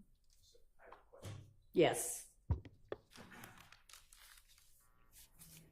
I want to, if you rule definitively, I want to just put my objection on the record. These are out-of-court statements. Mr. Beebe and Mr. Eppinger are not here. So it cannot be, the way I understand the law, admission by a party opponent because they're not on trial with us. Right. And therefore, it has to come under some sort of co-conspirator hearsay exception. And I don't know how this furthers a conspiracy to say, and I believe these are quotes, what's going on in the first 112 to 115, Your Honor, and then what's up, slat. I don't know how that furthers the conspiracy, so I'm objecting to the verbal. In addition, I asked the court, there are a tremendous amount, there was a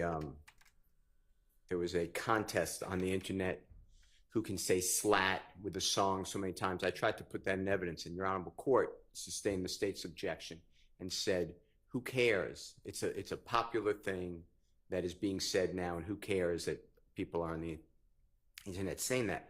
The state just said that slat is important because that's what YSL members use. I want to show that everybody uses it. And slat was a popular term before 2012 when this supposed gang formed.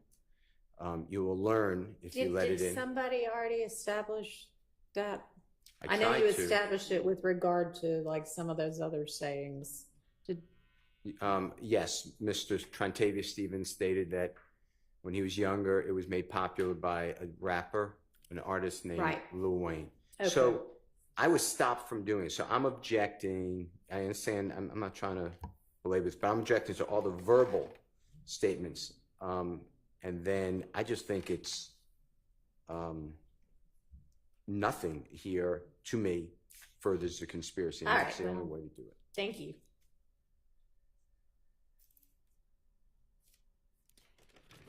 All right, so that's that issue. Oops. The next video.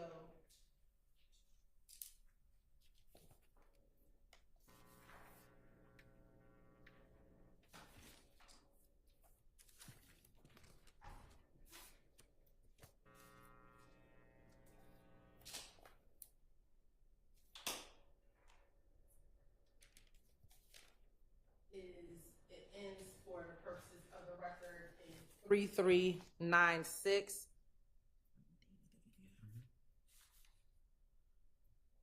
And I'm going to find the date, Your Honor. This is after the robbery. And we'll play from 10 seconds to 2 minutes and 52 seconds. Do you know how far after the robbery? That's the date we're looking up now. 10 seconds to 2 minutes and 52 seconds. Yes, sir. I think that's what you gave us. This is on 10/13/2021, so one day after. One day the after. robbery. Okay.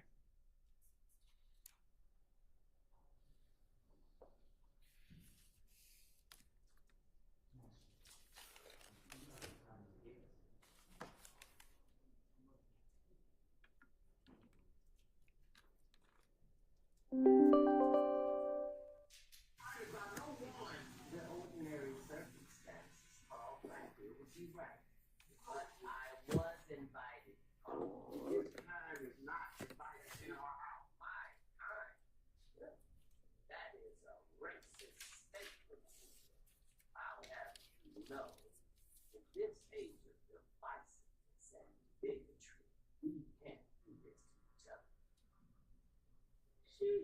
Yes, you listen. I got a real live vampire in my house, and he's telling me to calm down. If I had a wife as fine as yours, I'd. Hey man, what you doing? You can't do this. Where are your hair? Touch my hair, all right. You got some hair braids hanging on both sides of your face. You gonna touch on my girl's head. Hey, calm down, okay? That's enough. Oh, I'm sorry. I'm sorry. I didn't mean to. I know I got to clumsy a little bit.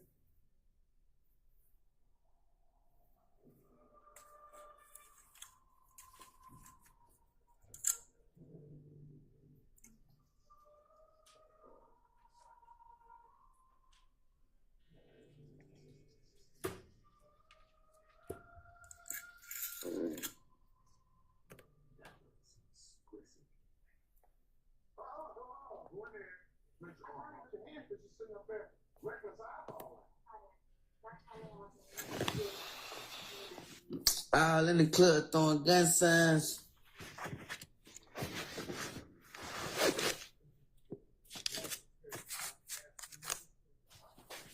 That's my precious, and that's my wife.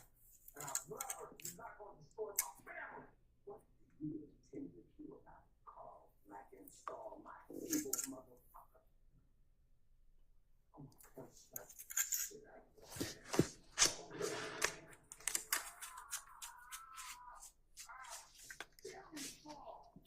Let me tell you.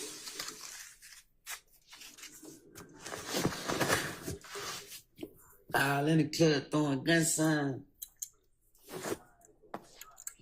Y'all know the fuck going on, man.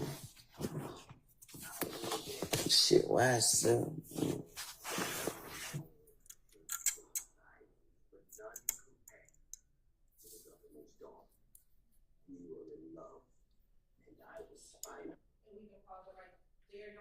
Okay. Few things, although he's in the bed saying he's in the club throwing gang signs, he threw up the YSL sign in this video. He threw up, we believe to be the little B blood sign in the video. More importantly, I freeze frame on the chain. This is the chain that was stolen from the victim 2 days prior to, or a day, excuse me, prior to the this video being posted. Mm-hmm. He's also wearing, you can see his headpiece or the hat or the mask that he has on his head is also another mask that says "Keep America Slime Again," and then he says "This shit YSL" at the end. So, Okay. for those reasons, we believe that is relevant. Anybody want to argue against that? Sure.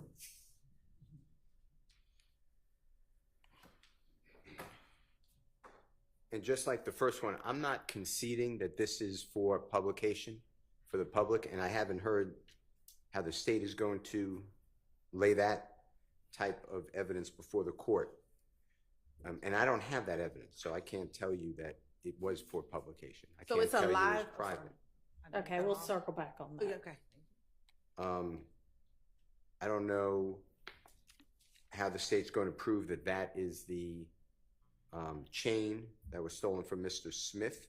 I bet it looks like a pretty distinctive chain. Are you going to have Right. somebody to identify that as the proceeds of the robbery? The victim goes by the rap name Trap Commander, and that's what is said on the chain that is stolen. And we intend to call that individual in. Okay.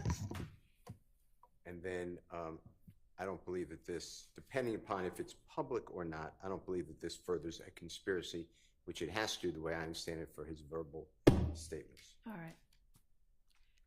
Can you respond to that? Yes, Your Honor. So, in looking at the Instagram return, we know that this video is from the archived live videos. Okay. Instagram does not disclose, at least on our immediate review, whether it's a public page, but we know it's a live video. I imagine he is broadcasting it out to someone because it's a live video. He's not broadcasting it to himself.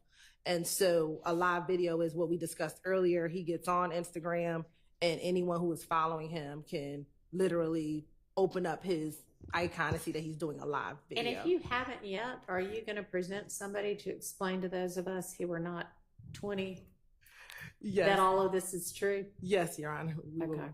have someone explain Instagram for Instagram. And because he is posting a day after the armed robbery, the boldness of stealing the person's chain and with YSL paraphernalia on and saying YSL. For those reasons, we do believe it's in furtherance of the ultimate YSL enterprise conspiracy. All right. I'm going to rule that admissible. You also do 403 analysis. Yes, when I rule it admissible, I have done the 403 analysis and found that it is not excludable under 403. Nothing in there is substantially more prejudicial than probative. Here are the last video.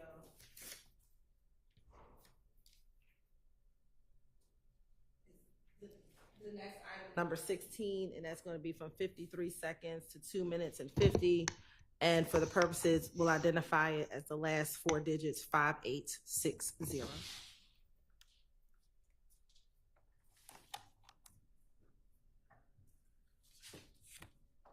This is And also this is Instagram. It's also an Instagram video, live feed. a live feed as well. And this is on October 14th, 2021. Okay, so 2 days afterwards. Yes, Your Honor. Okay. 52 seconds.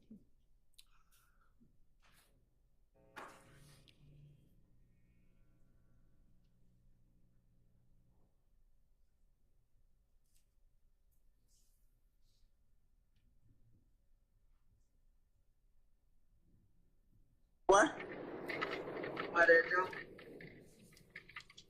No, hold on now. Oh, a lot of snake face up. They locked snake face up. They did. Yeah.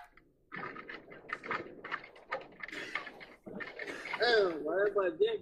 They wound up. You snake face, man. He said, what? He said, so where you at? You still on the way up there? Yeah, we on the way to the room. We on the way to the room right now. Oh. Alright, I'm gonna call you. Yeah, all that motherfuckers playing. Cigarette, yeah. Slap theater, man. Huh? Hey, I'm at the studio. You at bullshit?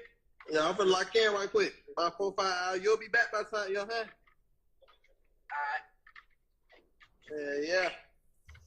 Hey, wait.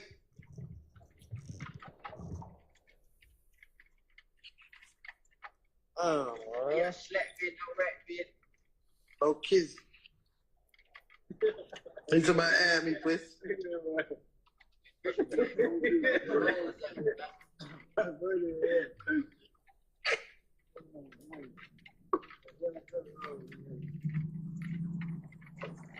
What that is? Where you from?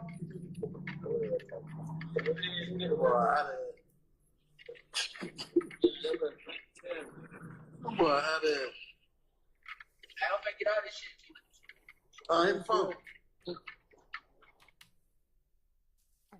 And we can stop it at 2:47, Your Honor. So a few things that occur in this video is Mr. Beebe is on his way somewhere, and Mr. Eppinger joins the call again or joins the video again. You hear him say, as he's holding up the chain that they just stole a day before, says slap business, and then later again they say slap business, no rat business, Your Honor, and believe that testimony will come out during this portion that Darius Smith had went to the police, after he had gotten robbed. I believe there is some information that he was being threatened after he went to the police. Okay. After he went to the police, Your Honor. Furthermore, also in this video, you see another co-conspirator, Miles Farley. When they pan the camera to the individual who's in the front, he appears to be sleeping. That is another co-conspirator in this case, which is Miles Farley. So for those reasons, and you see them also in this video putting up the YSL sign as well, that for those purposes, this is relevant to show association, to show the furtherance of the enterprise, especially even after the armed robbery. All right. May I, Your Honor? Yes. I am going to wage the same objections, that it does not further the hearsay objection to the conspiracy. But if your court is consistent, then what I'd like you to do is please wrestle with the idea that the one before 3396, showing the court said that's a specific pendant, and therefore it's relevant, and the armed robbery occurred the day before. This is the following day, so 2 days after it. This has the same pendant showing, so I would argue that under 403, at some point, it's cumulative. So those are my arguments. All right. So I think, yes, sir. Yes, Your Honor. I have a question. As a condition precedent to the admission of this particular piece of evidence, public or private is a condition in terms of the social media, whether or not the platform was public, correct? Is that what I'm understanding? Is a question. So you said this was another live feed? Yes, this is also for archive live videos. So Okay. if they are downloading that information or those documents from a live feed, how do they know at the time that it was public? That's what I'm trying to understand. I want to make Well, sure. and honestly, you may need to have somebody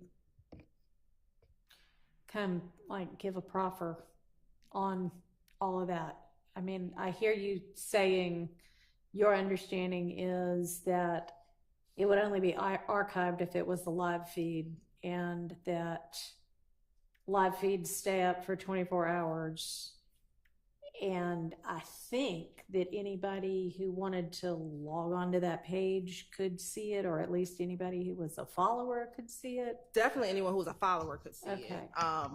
And I think that's the distinction. Anyone who's a follower of the person could see it. Whether or not someone who's not a follower could see it would determine whether or not it was a public or private. I don't know if that, to me, that goes to weight, not admissibility of the evidence coming in, whether or not it was a private or public page. But what we know is a live video. Other individuals can see that, whoever may follow him, or if it's a public page, people who don't follow him can see it. But other people besides himself could view the video. So, I mean, this one it's a communication between and amongst several co-defendants and alleged co-conspirators.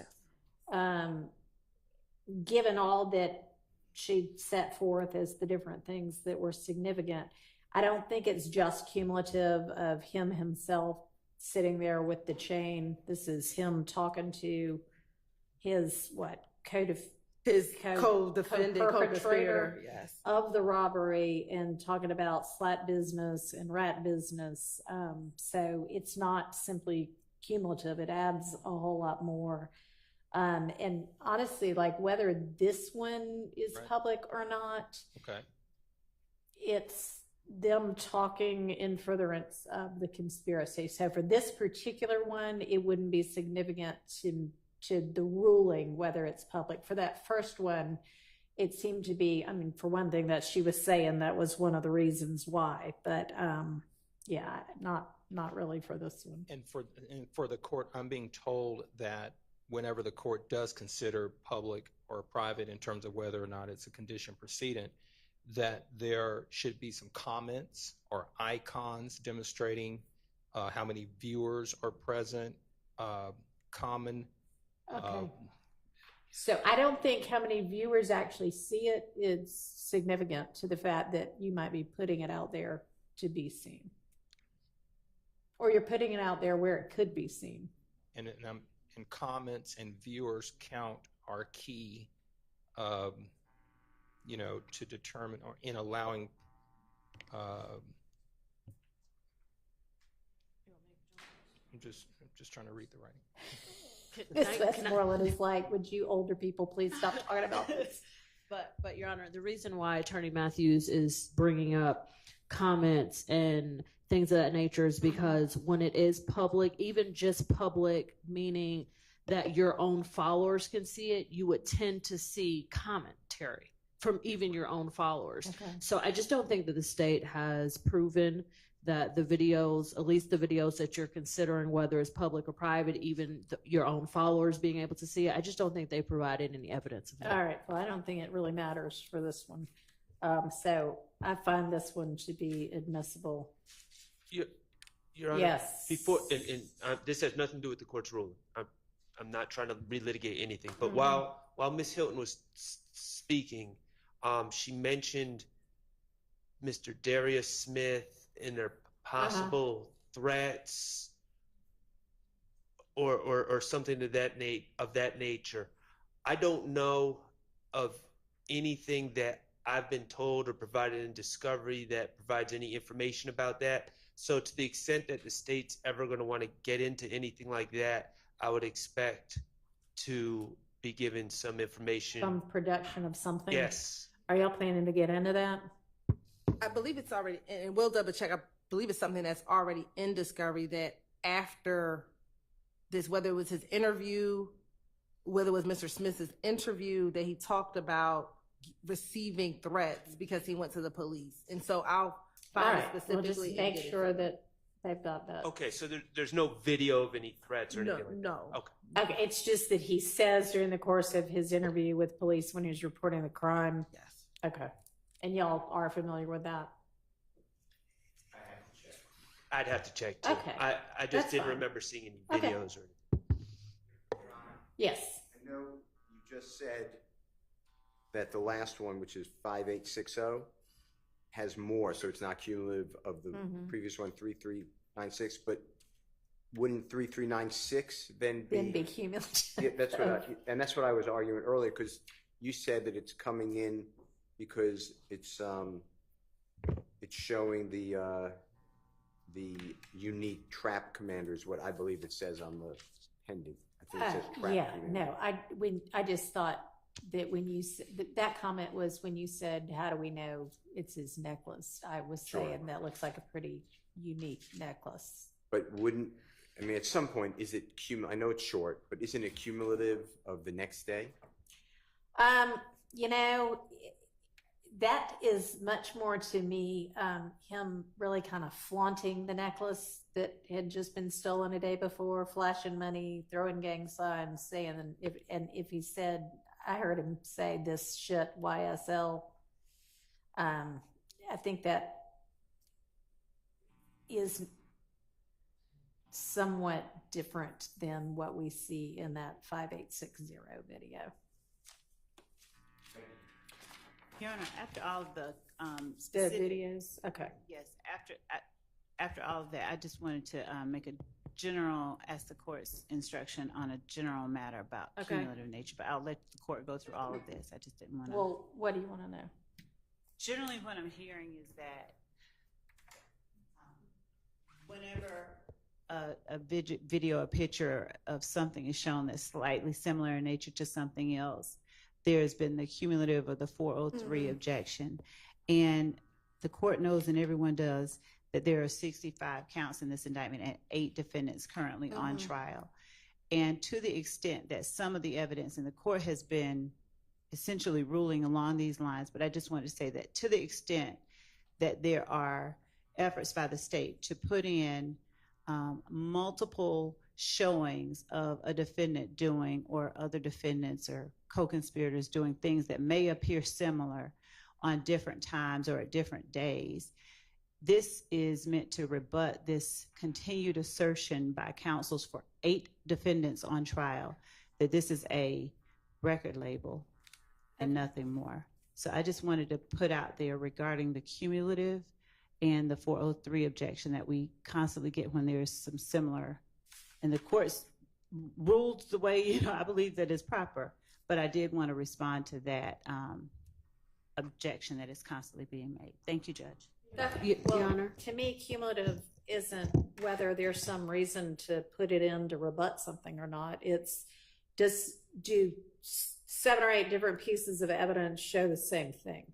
Then after like probably 2 or 3, 4 through 8 become cumulative.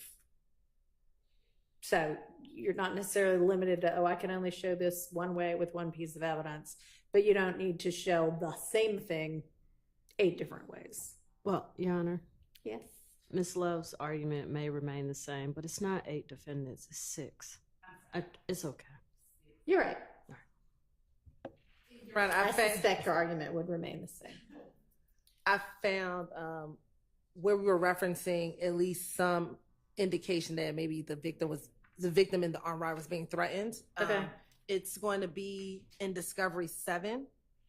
And within Discovery 7, the last police report, it's the first paragraph from May 18, 2022. And then the actual text messages that is referenced in that particular portion of the police report is also found in that same folder in the digital evidence folder. Okay.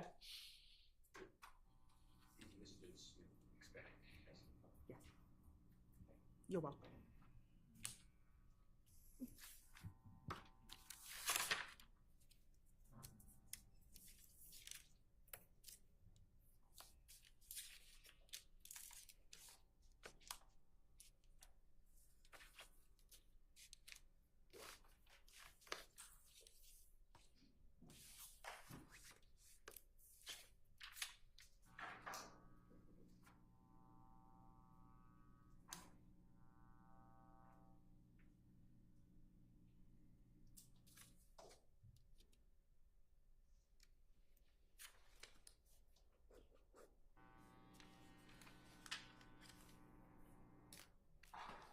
All right. When do you think we all can circle back on the evidence that y'all were going to get together on with regard to Mr. Ryan? Mr. Boston, right before the court came out, we were trying to figure out a time. So we'll talk some more after lunch. At the end of the day, just to try to solidify a time within the next couple of days. I'm just not sure we're going to have a non-jury day before y'all might get to that. I mean, we might, but okay. So I have some notations on, if we go back to, I guess it must have been on this wiretap, because that's what we've been going through. Your Honor, you did ask the state to look at least before we get to Mr. Harvey's motion, you had notes on 2 of the recordings. Okay. I believe it was what was identified as 513. Yes. And /523, Right. and then 1109 and 1124. I'll start with the easier one, Your Honor. 1109, 1124, the state does not intend to use. That does make that easy. And then I'm not sure if the court just wanted for 513 to 523 the relevant portions of that call. Hang on.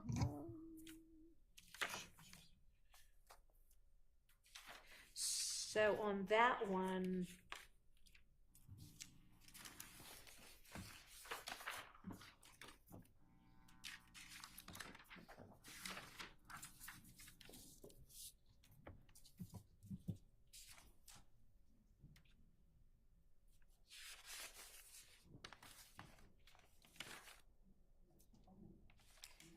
it was the part, the flipping the car and laughing part.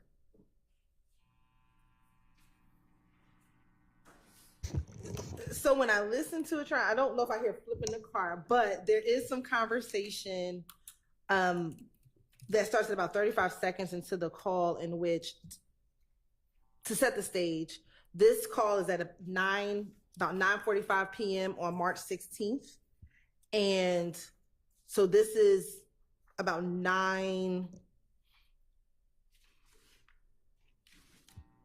The home the house at 2830 Waters Road just got shot up earlier in that day.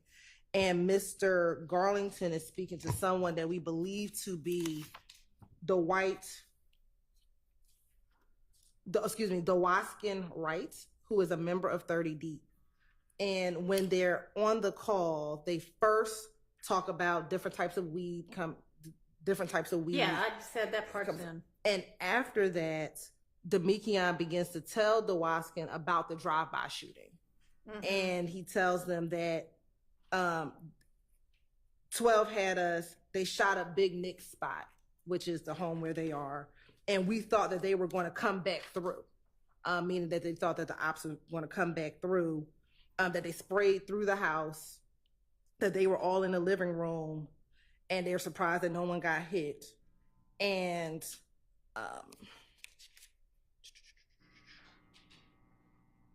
the Waskin asks, well, essentially, why do you think it happened? And Mr. Garlington says, one of their little partners just got shot or just got killed in Mechanicsville, which would have happened on March 14th, 2 days prior.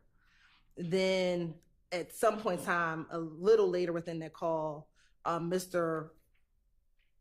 Wright says, do y'all have to drop on them in words? And Demekion responds, I would need to play it again, what exactly his language was after response to that.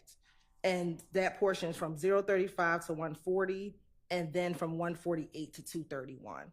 There's a small 8 seconds in there that we wouldn't need to play, but those are the two, we believe, relevant portions. Again, they're talking about the opposition first shooting up the place and then being asked by a 30 Deep member who we allege they have alliances with, YSL, that some members who were formerly 30 Deep are YSL, and then they still have an alliance with 30 Deep.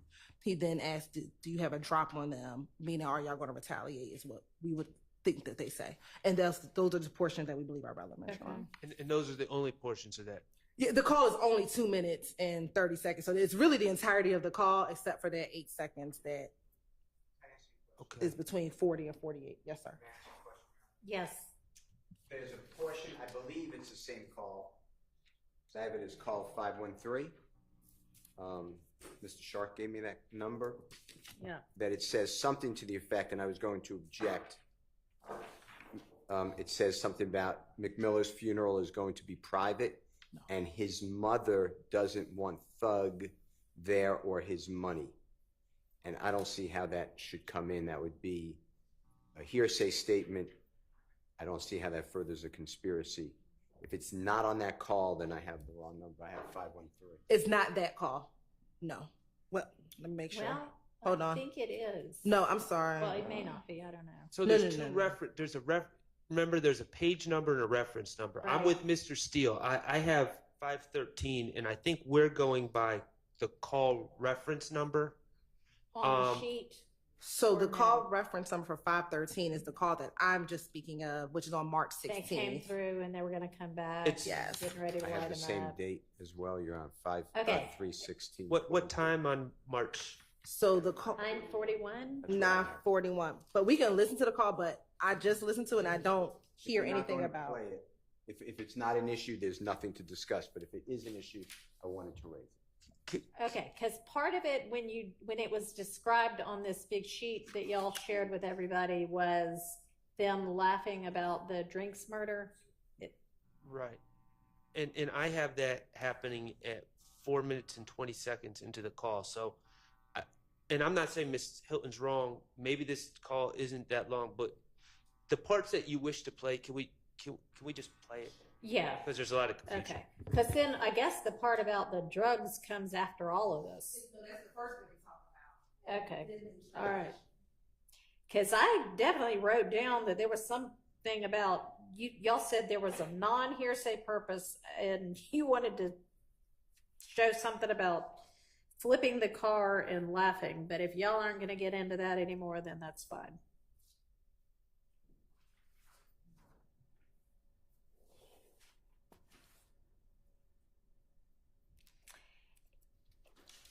And I think this one and the one before reference a quay, and understandably, there's some concern about confusion.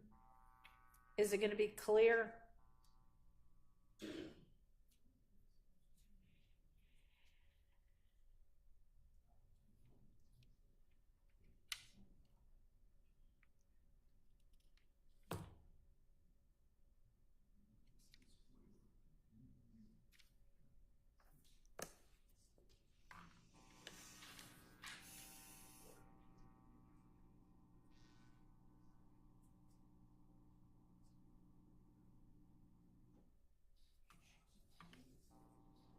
Your Honor, Mm-hmm. and I'll apologize. I must have listened to 512, which is the 2 minute and 40-second call, because they talk about drugs in that call as well.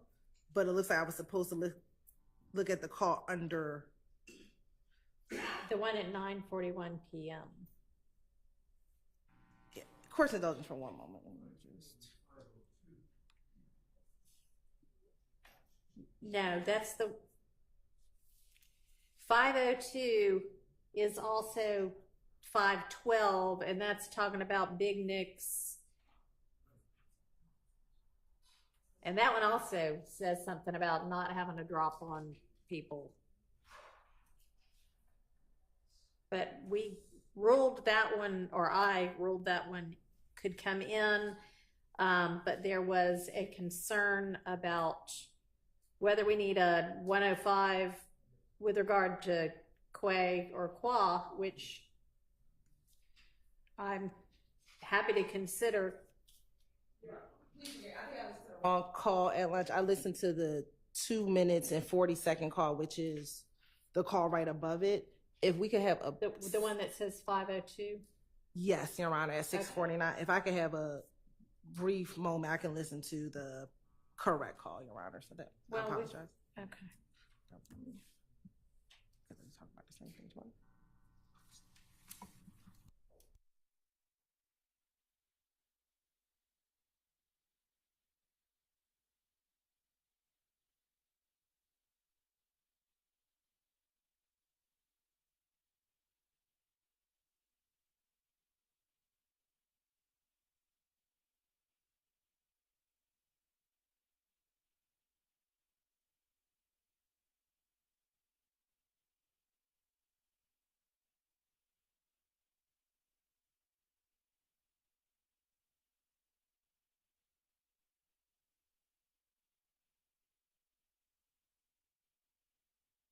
Only other one we had talked about but not made a decision on was the nested hearsay one.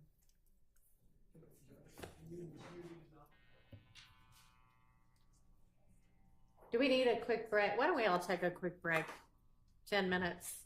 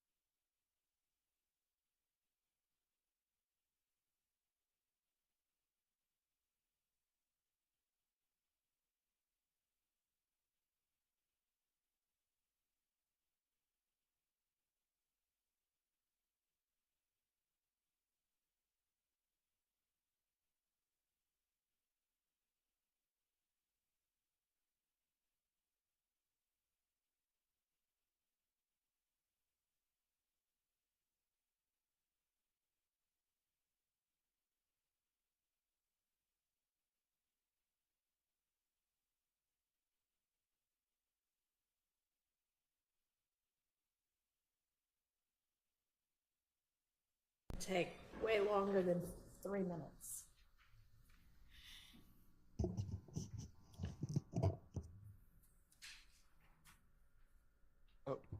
I'd just like to recap, if we can, before Ms. Hilton. Can we recap where we are just for a second? Sure. You And can there help she me is. with that, please, Judge. My notes from our previous sessions said 513 was open, 624 was open, 806 was open. The state today said 1109, and I'm going from the reference numbers. All right, hang on. They weren't going to try to get that in. Was there a ruling on 513? That's what she needed to go back and Okay. listen to again. So that's what we're about to hear from her, whether she's narrowed. Okay, great. And then, okay, so read those out to me again. All right, 513 we're going to deal with right now. Yep. 624. I had that, my notes reflect that that was open as well. What, Open meaning you hadn't ruled we on. haven't, Yeah. yes, agreed. That's the one that's the nested hearsay, right? No, the nested hearsay, well, Oh, okay. it nested hearsay was 2119. That's on the next page. Okay. At least that's the one that. Yeah, you're right. So I'm trying to So figure what out else? So 513 slash 624. 6, which is also 635. It's very complicated with these Yes, two different numbers. 806 and 820. 806. Yeah, I had. you're right. I have a note by both of those that said So there's tomorrow, no- which we apparently never Right. got to that So tomorrow. there's no ruling on those yet? Correct, no Okay. ruling yet. And on both of those, if somebody from the state could listen, I think the question for both 6, I don't know which reference number's which, but 624/635 and then 806/820, I think, was who is the other talker? That's what we were waiting to hear back on.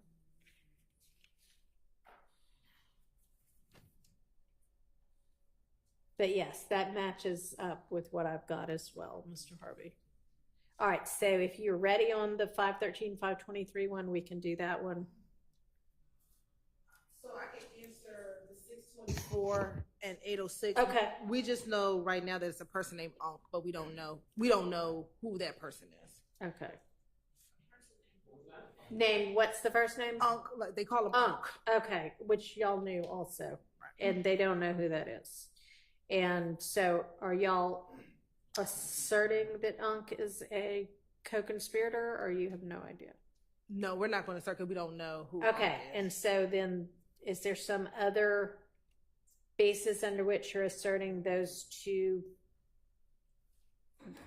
whatever they are, conversations could come in? One second, Your Honor. Okay. No, 624, 806.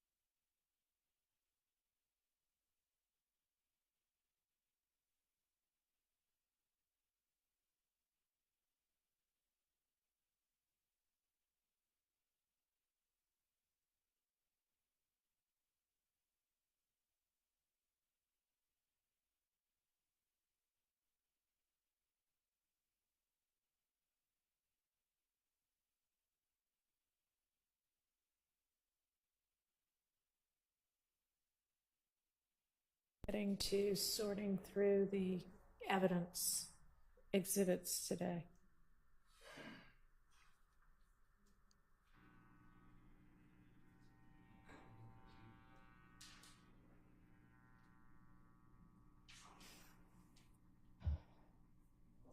And also, Judge, while the state is discussing among Sure. themselves, I think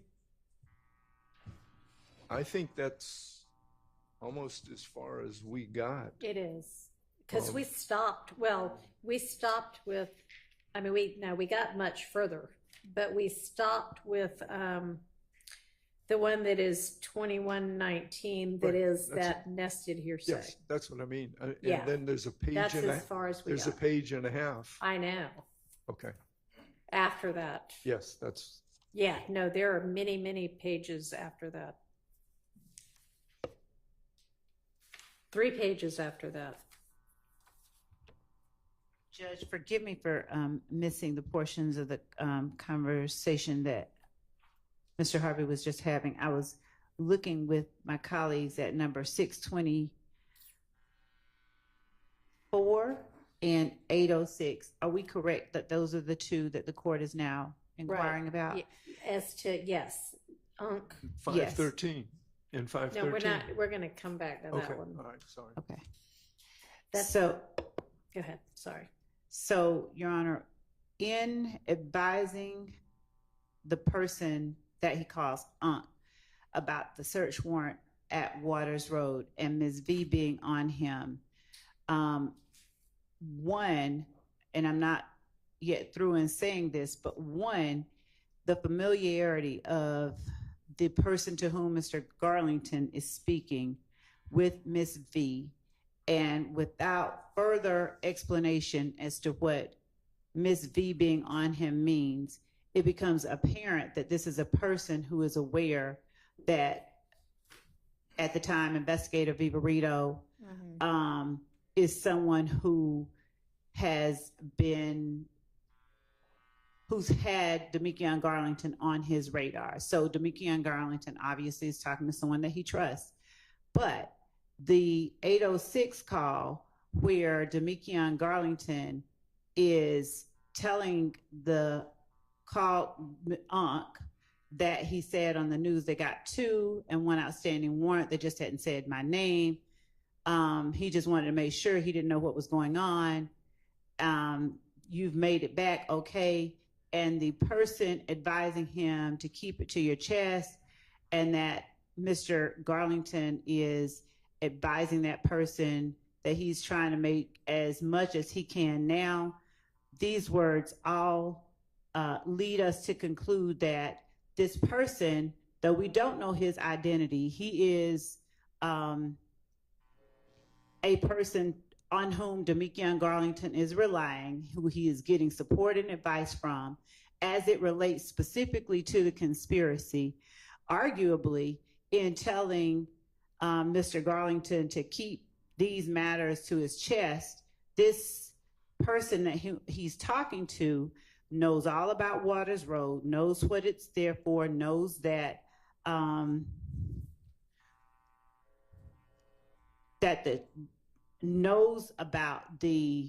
likely knows about what was being kept at Waters Road, given that he's not asking, wait, what do you mean? What about Waters Road? Who is Ms. V? So this could be, though we don't know, and we're not trying to assert that this is some person we know is, YSL. This seems like, reads like, he listens like an unindicted co-conspirator, someone that he is relying on and trusting for information and guidance as it relates to his actions in this conspiracy. Those type of actions fall under what courts have deemed statements in furtherance of the conspiracy may consist of. Because of that, because of the type of information he's sharing and the feedback he's getting and the role that this person seems to serve in Mr. Garlington's life, these 2 statements, we'd argue, would fall up under the co-conspirator statement exception. All right.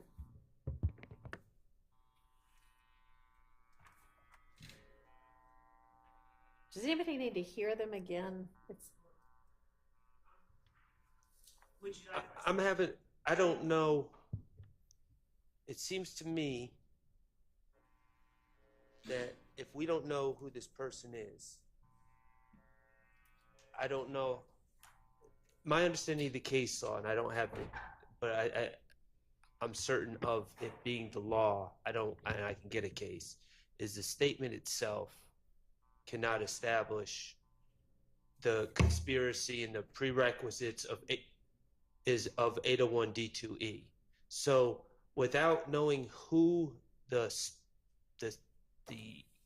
people involved in the conversation are, and just going by the conversation itself, I don't know if that well, I do know that that could never satisfy the requirements of 801 D2E under our Supreme Court precedent and state in case law in Georgia as well.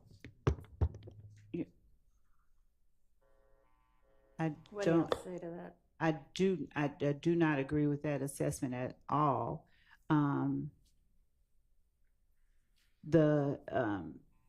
In 502, this is an 11th Circuit case, but United States versus Miles 290 F3D1341 is from 2002. The courts have said in its admissibility evaluation, the court may consider the statement itself as well as extrinsic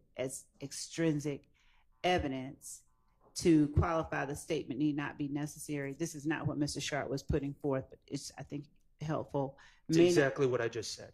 The statement need not be necessary to the conspiracy, but needs only to somehow further the interests of the conspiracy, Your Honor. And personal knowledge of the subject matter on the part of the declarant isn't required, but it talks about the statements of unindicted co-conspirators. Specifically, Your Honor, I think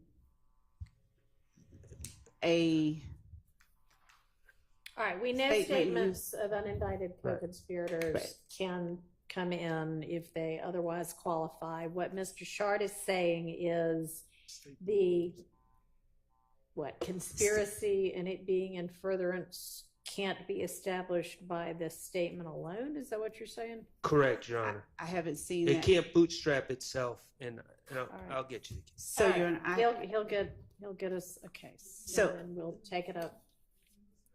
I'm reading from. It's not in the statute. Yes, it is. The statement must be considered, but does not by itself establish the declarant's authority. Your Honor, under the existence or scope of the relationship or the existence of the conspiracy or participation in it.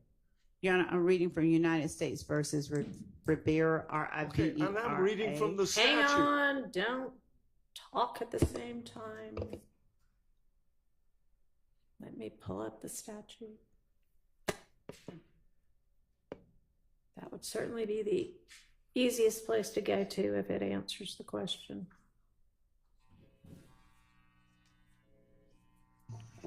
And I have cases, Your Honor, as well.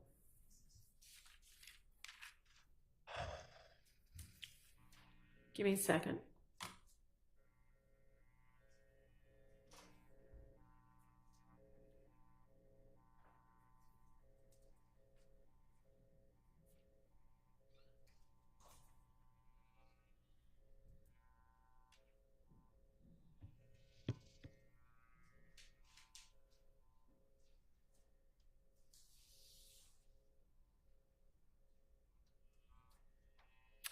As the contents of the statement shall not alone be sufficient to establish the existence of the conspiracy and the participation therein of the declarant and the party against whom the statement is offered. And so, Your Honor, the state is not tendering the statement. We in no way suggest that the content of this statement alone establishes a conspiracy. The conspiracy, we'd argue, has been shown by evidence that we've already presented at trial and more evidence that we will be presenting later on. What the content of the statement does show is that the unknown party to whom Mr. Garlington is speaking about things that the conspiracy inherently kind of involves, i.e. Waters Road, Miss V looking for him, the outstanding warrants, all of those things that sort of the conspiracy encapsulate. When he does that, he is receiving, he's giving the statements and he is receiving assurance, and the statements made between the two are serving to maintain trust and cohesiveness among them, or inform of the current status of the conspiracy, which furthers the ends of the conspiracy, so long as the other requirements of 801D2E are met. And that's coming from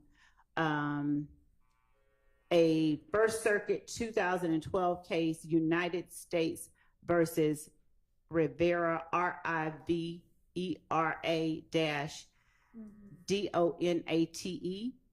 at 682 F 3rd 120.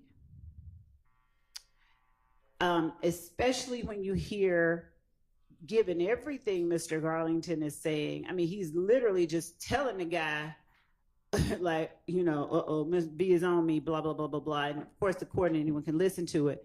But he just wanted to make sure, you know, he didn't know what's going on. You made it back okay. The man is saying, keep it to your keep it close to your chest.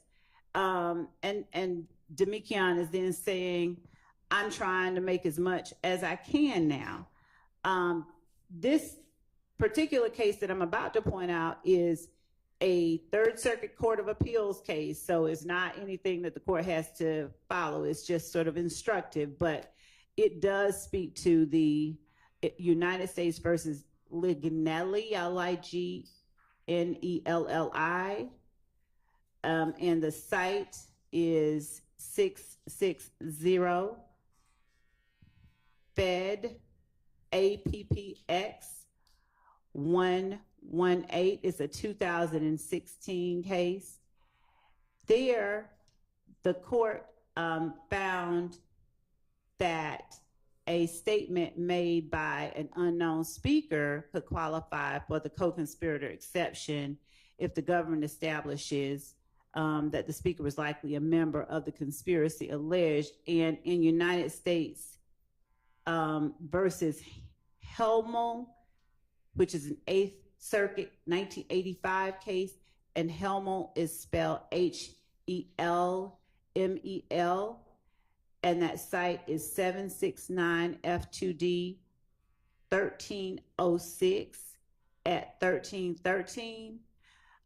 What Lignelli says or cites Helmel for is the parenthetical, what is essential is that the government showed that the unknown declarant was more likely than not a co-conspirator. And I believe that the prescriptions that were described earlier regarding the statute alone, the statement alone being used to establish a conspiracy is not one applicable here. Okay. All right, can I hear the statement again? It's been a while since I've heard it.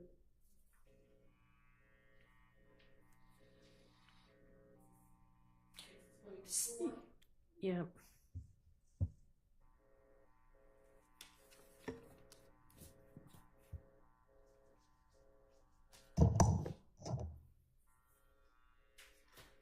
And Judge, just so that the court is aware, since we are researching in real time, there's a notice at the front of Lignelli that says not presidential opinion under Third Circuit Internal Operating Procedure Rule 5.7. Such opinions are not regarded as precedents which bind the court. I want to make the court aware of that notice.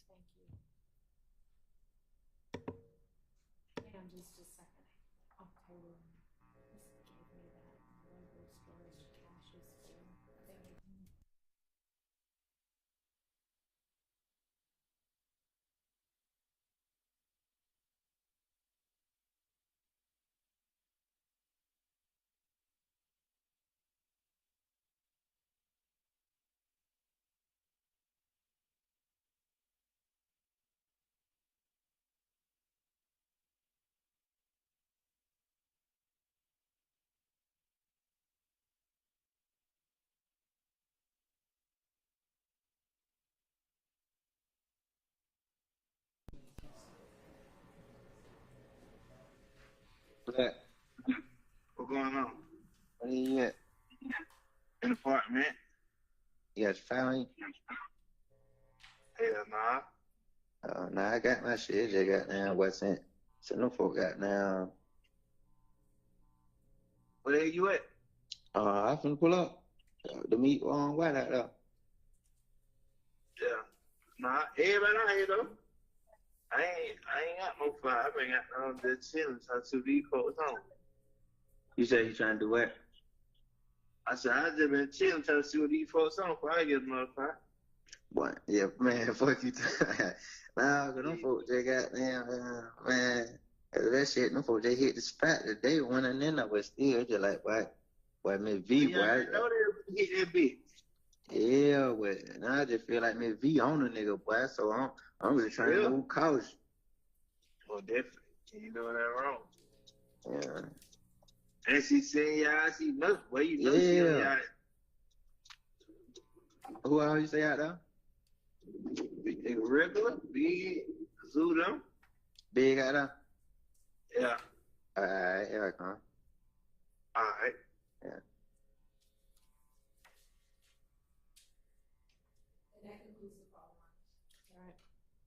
Your Honor, I'd also point out a thing I left out. The person to whom he's speaking is also advising Mr. Garlington, giving him more information about the circumstances out there that Mr. Garlington was describing at Waters Road, where he's talking about who all else is still out there. So that adds to our argument as well. All right. Let me hear the next one, if you don't mind.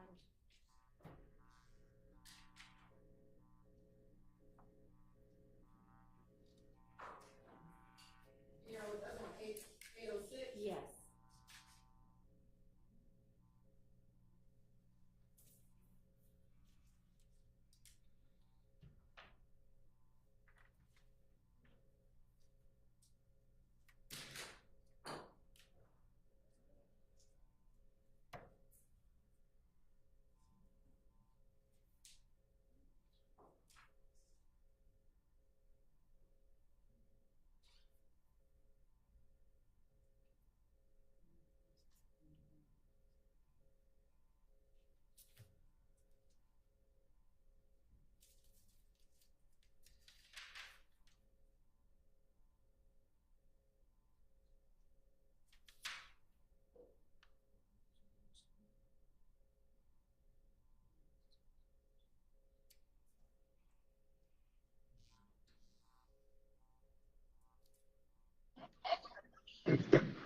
Hello?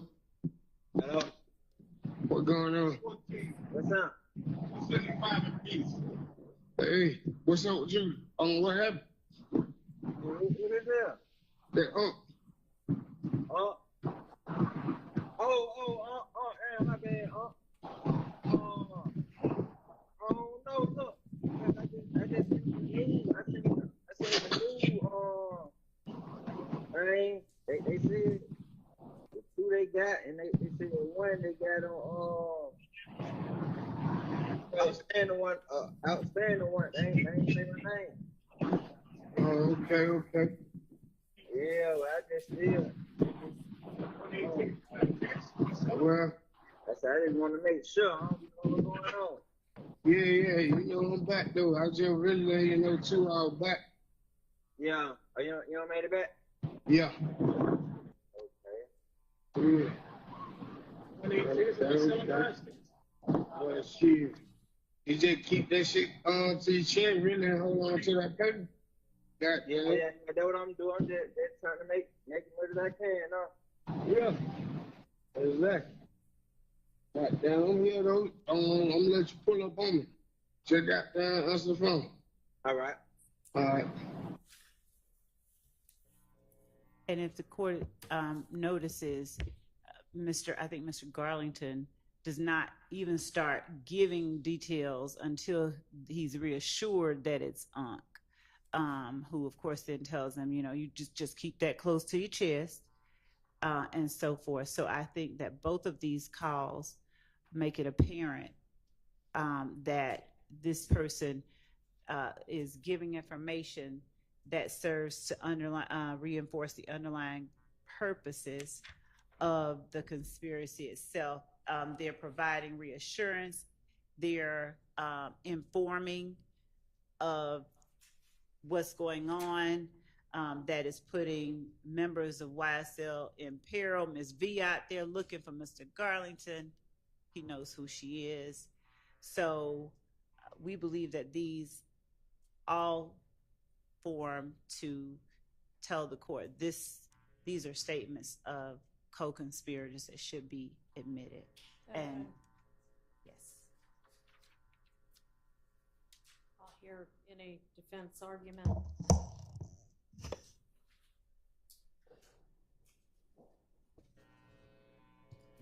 And Mr. Shard, I think with regard to, and Mr. Harvey, the issue of the statement alone can't establish the participation of the declarant. I think with regard to Garlington, there's certainly more. And are y'all offering like both sides of the conversation? In order that they understand what's going on, yes, both sides are being offered of the conversation. The most important part we feel is what Mr. Garlington is saying. His words are more pertinent because they're reflecting a knowledge of something that just took place. Is very important and close in time to acts that are alleged via overt acts or counts on this indictment. So Mr. Garlington's words are the most important ones, but the other ones are needed for context. Can I just respond very briefly to this? It's still just the statement itself.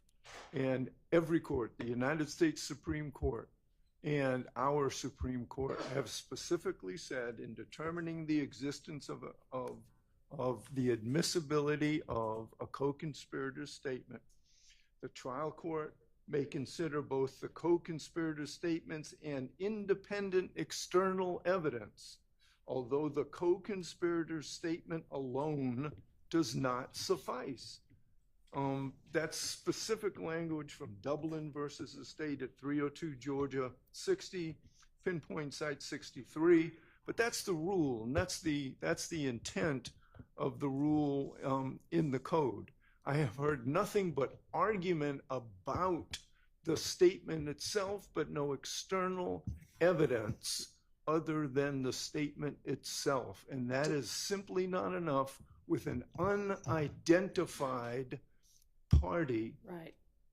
Period. Yeah, so I think with regard to whomever Unc is, that it does sound like all you're relying on to establish that Unc is a co-conspirator, and therefore the jury can consider what Unc is saying is what he's saying and what he seems to know that's based in the statement itself.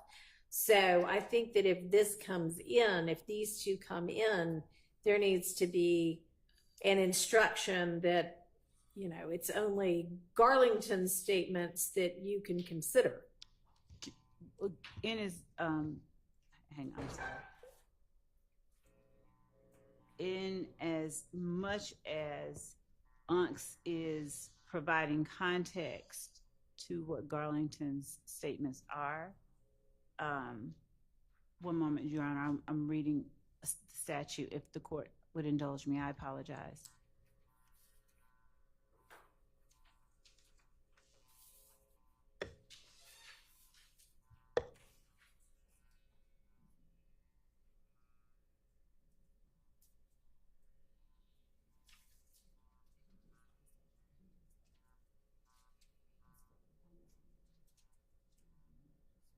Your Honor, if I may jump in, I just have actually a couple cases which I think may be instructive. All right. Can you wait just a second? Because I think Ms. Love's trying to absorb the statute right now.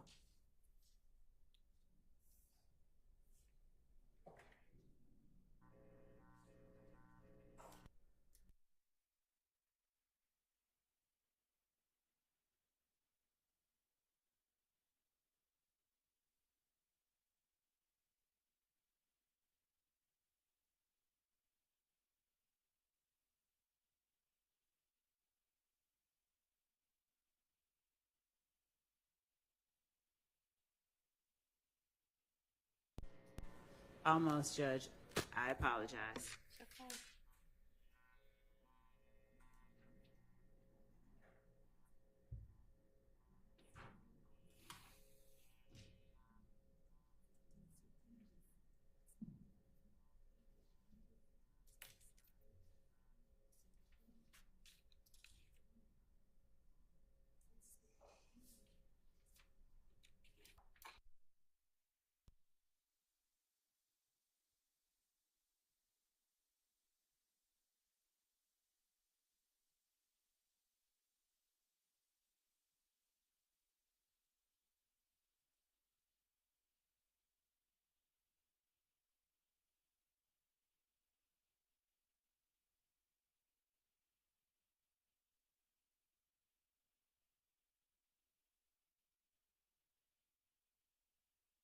Making sure that I'm reading the right area.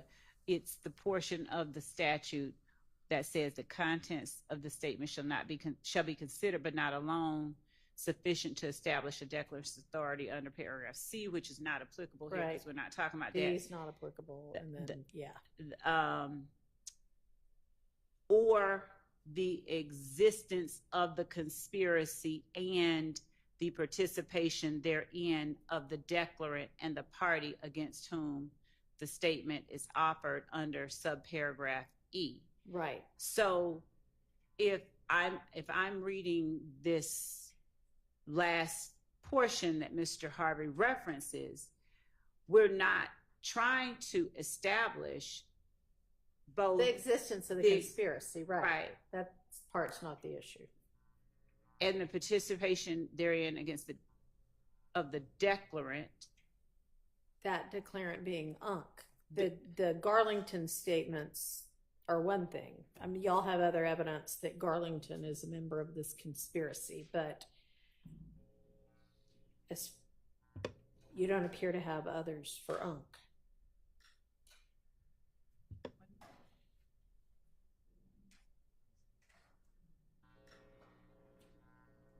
So it's not, and I hesitate to say it, but it's not so much Unc's statements that are important. Unc's statements are the ones that give context to Garlington's statements. And so to the extent that you need to hear what Unc is saying so that you know what Garlington is responding to, that part is important. So to the extent that I guess an instruction that Unc's statements, you can consider them for context for Garlington's statement. I mean, I'd have to work through that, but my reading of it is that the declarant of concern is Garlington, and we're not really that concerned about Unc. Well, you might not be that concerned I know that. about Unc, I know that. But if the jury's going to hear it all, then why don't you look at both of those portions again and see if there's some way, if it's Garlington's that you need to have just Garlington statements come in, and if not, what limiting instruction would be appropriate. I appreciate the opportunity. We will. Thank you. All right. And Your Honor, I was never able to verbalize, maybe for the record, maybe to persuade the court, about why I didn't believe that Garlington's statements were admissible under 801 D2E. Okay. And my argument, I think the fact that we don't know who Unc is important, because certainly knowing who the receiver is, knowing who Garlington is speaking to, would better educate us as far as whether his statements are in fact in furtherance of a conspiracy or not. And at least the second call, he seems to be calling Unc and just saying, hey, I heard I have a warrant. You know, what should I do? And Unc seems to say, you know, just stay safe and get money ready for a lawyer. But it seems that Garlington is concerned about his own legal troubles or the possibility of being charged. I don't really find that as furthering any conspiracy. That seems to be concerns about himself and his legal future and his and concerns about being incarcerated. But I don't view that in any way, shape, or form as furthering any conspiracy. And especially since we don't even know who Unc is, but me calling, if I was involved in a conspiracy, me calling my literal uncle, who I reach out to for advice, and him saying, hey, Max, if you think there's a warrant, start getting your money ready for a lawyer and, stay in the house. I don't know how me asking my uncle for advice would be furthering any conspiracy. So I don't believe that Garlington's statements, at least with that second call, meet the requirements of 801D2E. Yeah, I think that Mr. Sharp's analysis leaves out, if I'm mistaken, forgive me, and he can correct me. I think it leaves out Aunt telling him what's going on at Waters Road, like who else is still out there in that second call. So he's informing him of circumstances that still exist that put members of YSL who incidentally were hiding in and then ran from and apparently took contraband from. And this is our assertion that we believe the evidence will show. So I'm not trying to put something in front of the court that, is just my word is bond. But Unc is advising Garlington about circumstances that continue to place YSL members in peril. And Unc obviously has knowledge of what this conspiracy is. He's not asking any kind of questions. And then Garlington's responding, he's wanting to make sure what's going on and is told to keep it to your chest. And frankly, he doesn't need to be talking to a co-conspirator. I agree. Okay. I agree, but I still think knowledge of who he's speaking to would certainly, sure, further elucidate things for us, but it's not necessary for the admissibility of this statement.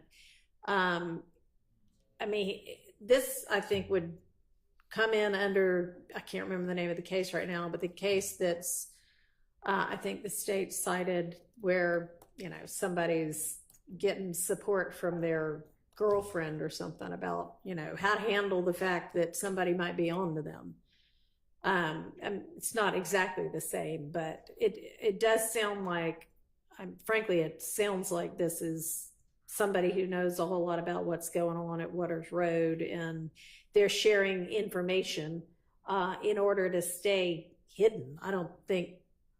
Respectfully, so this is the day after the Waters Road shooting, so this is not while Waters Road is in practice. And he says, I'm pulling up, and I think a very common sense reading of what was said there is he's pulling up to where Unc is and wants to know who's at Unc's house. The state keeps saying, alerting about who's at Waters Road. That's not the way I hear that call at all.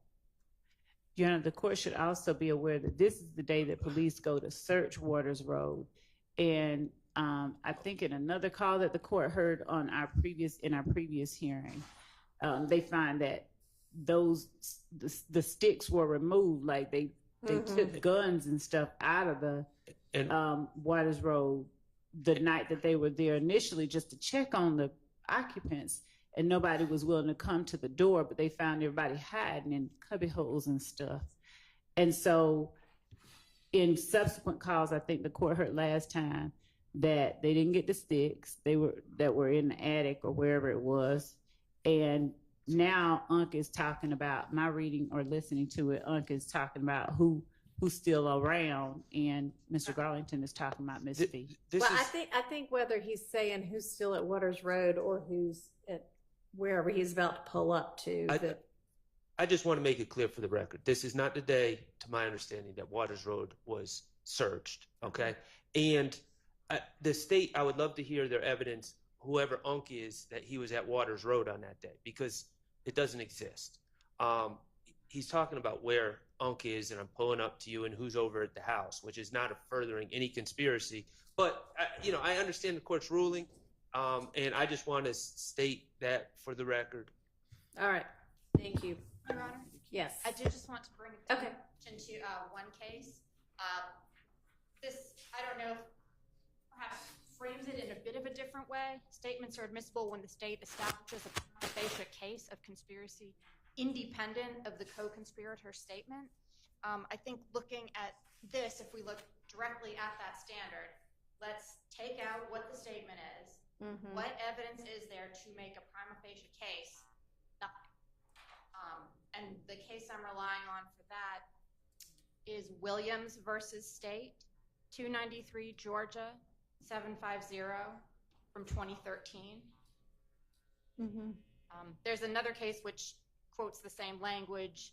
It's Newer Franklin versus State, 298 Georgia, 636, 2016. And in both of those, they go on to discuss some of the other independent, separate, apart from the statement evidence, which did justify using that co-conspirator exception.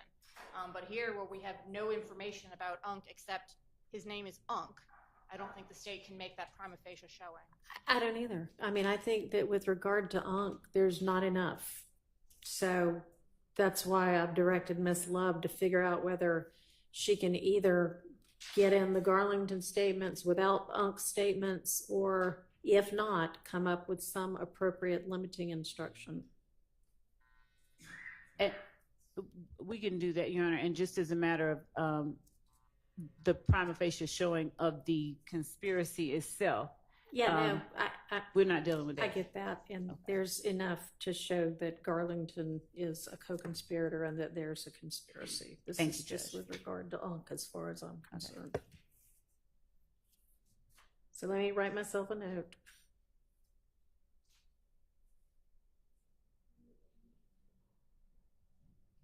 And then we'll circle back to the 513, 523 one. Thank you, Judge. And this case that Ms. Abbasi just cited, does the court mind providing that cite one more time? Franklin or Williams, or both? Both, please, if the court doesn't mind. Franklin versus State. Franklin versus State, 298 Georgia, 636 from 2016. And Williams, 293 Georgia, 750 from 2013.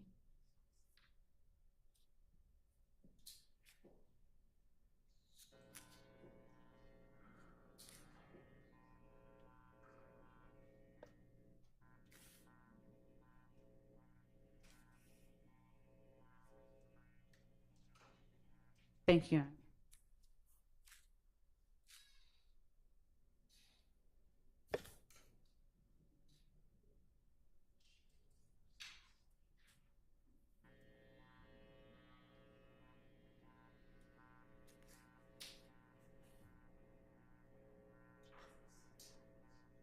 And I think that the court already has Kemp.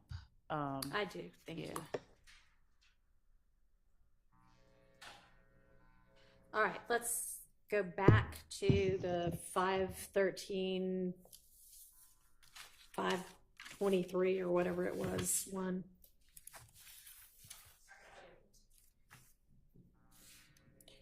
So the narrowed version, that's what you were gonna do, was figure out. So it appears the narrow version is going to be from roughly 34 seconds. Yeah, there's about 3 sections around, so I'll play. The first will be from 34 to 354.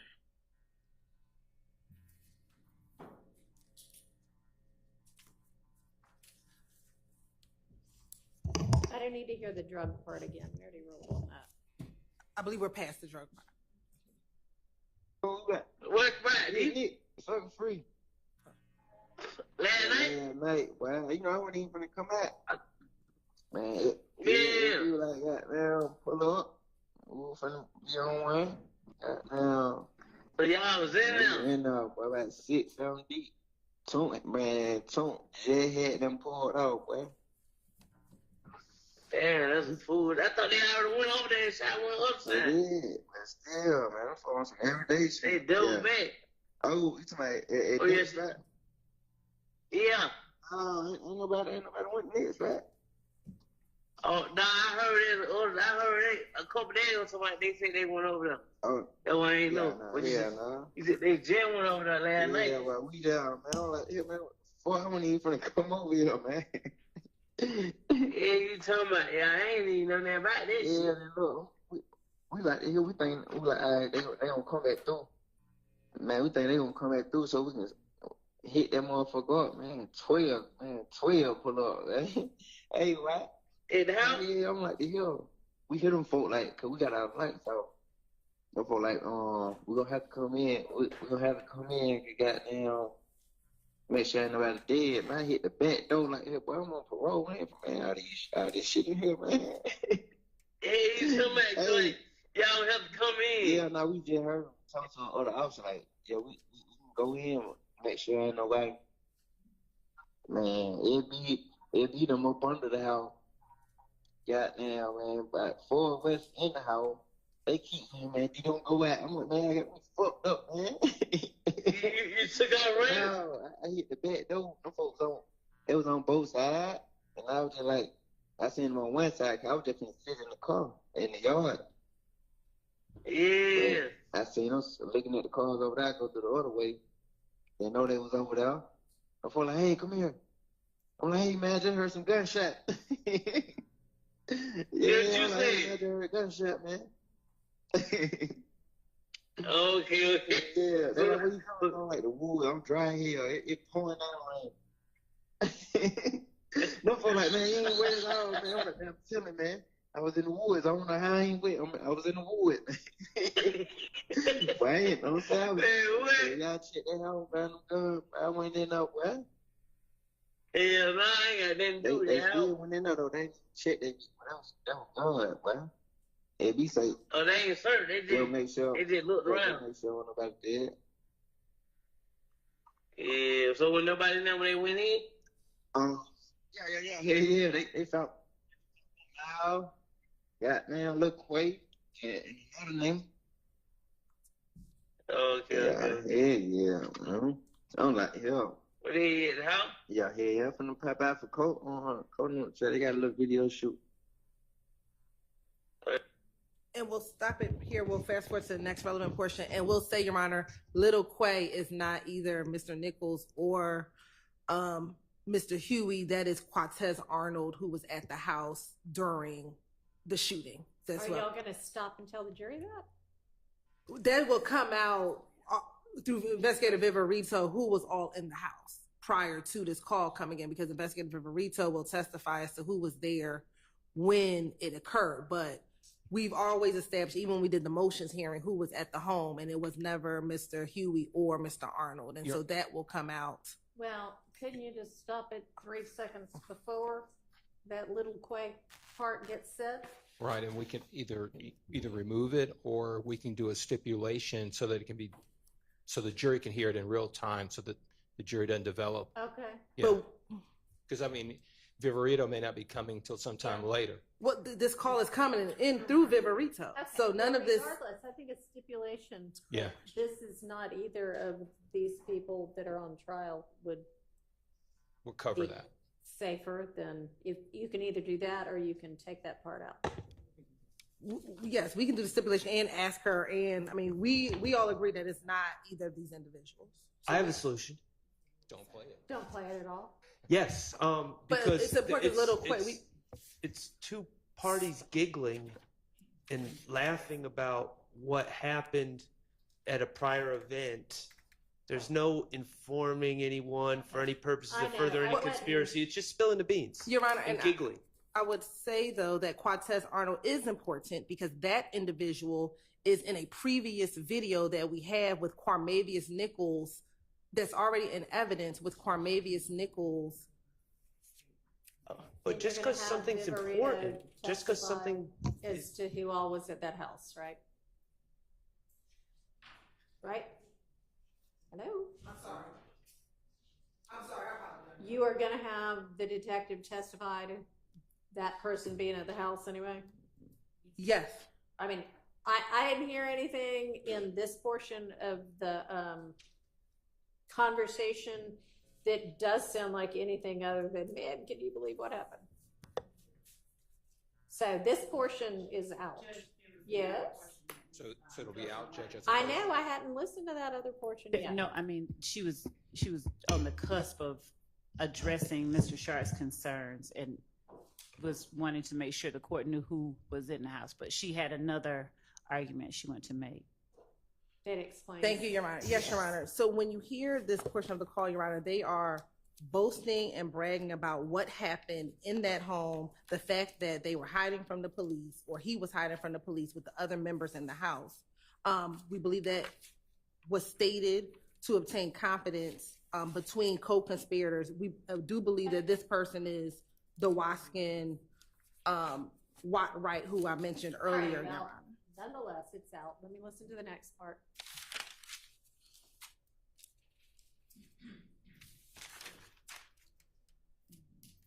The next portion starts at 4:18, Your Honor.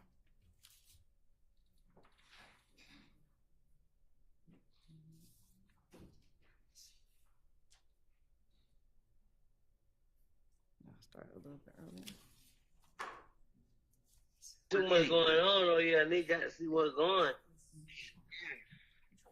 They took nigga get up on the bridge in the Ville. Yeah, I heard. Yeah. Yeah, I heard.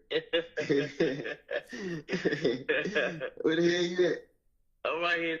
So, Your Honor, that's when they say they flipped Right. under the bridge under burden. We believe that they are referencing and laughing about Shamel Drinks because he just got killed under the bridge, which would be the I-20 bridge in Mechanicsville 2 days before this phone call. Okay, and you had said before that you had some non-hearsay purpose for,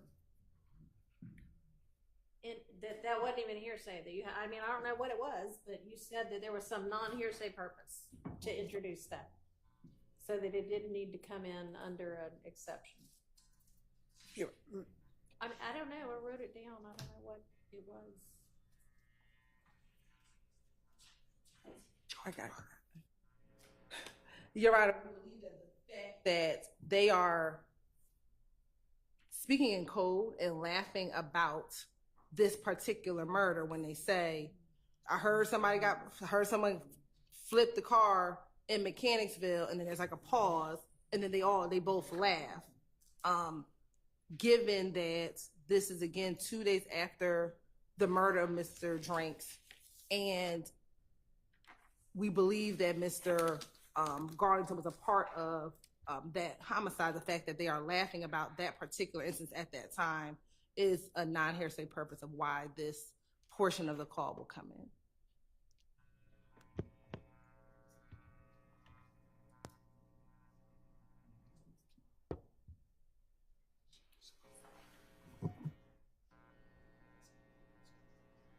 I'm gonna exclude that. So that drug part that we talked about before is the only part of this conversation that is gonna come in. And there's one more portion, Your Honor, I believe this is the portion that Mr. Steele referenced earlier today.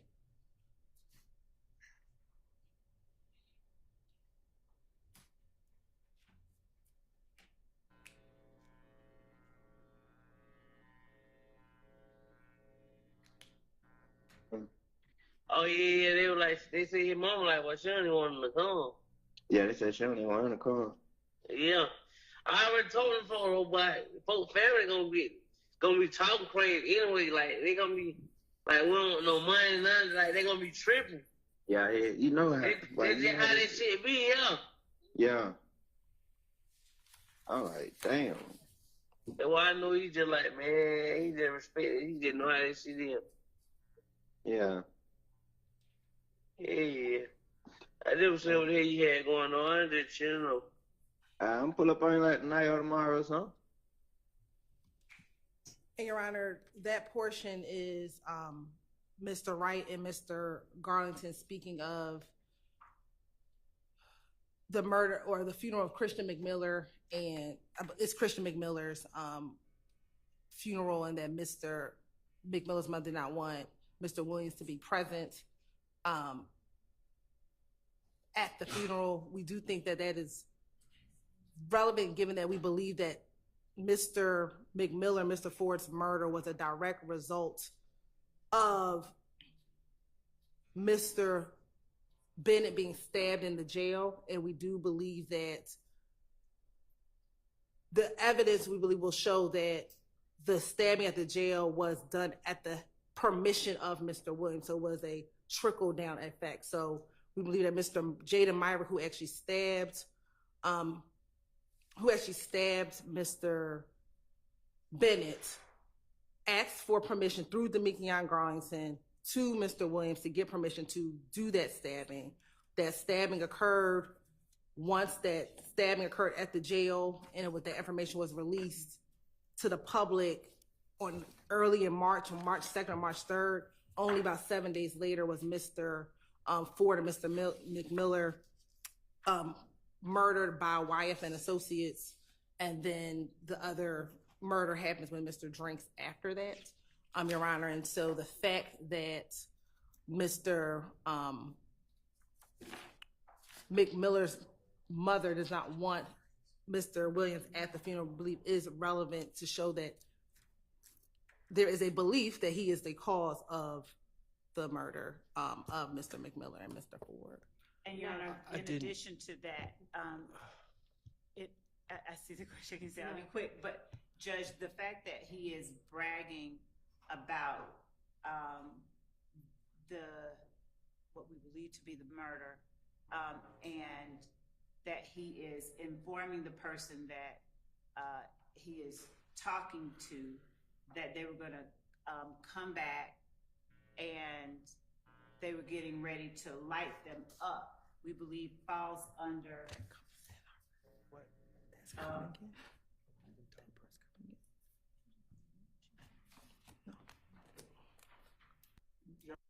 that in that clip.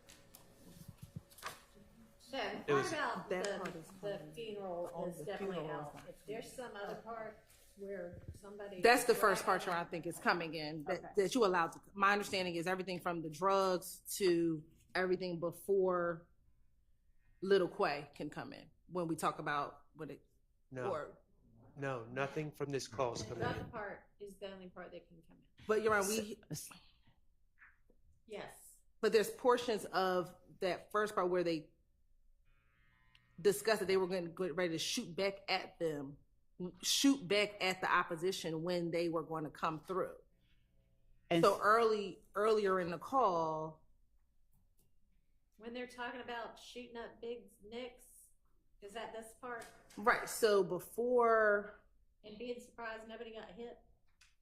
right? But Demekion says we were getting ready to shoot back at them, but it ended up being the police and not the opposition coming. And so I think that that's important, that they were willing to shoot back at them if they came back through location. And to augment that, Your Honor, just to add a little to what Ms. Hilton just said, them boasting and bragging to one another, we would argue our statements used to obtain confidence between co-conspirators, and it is serving to up and maintain trust and cohesiveness among them, and to inform them of the current status of the conspiracy, and in doing so furthers the ends of the conspiracy, as Ms. Hilton. Thank you. I understand the argument.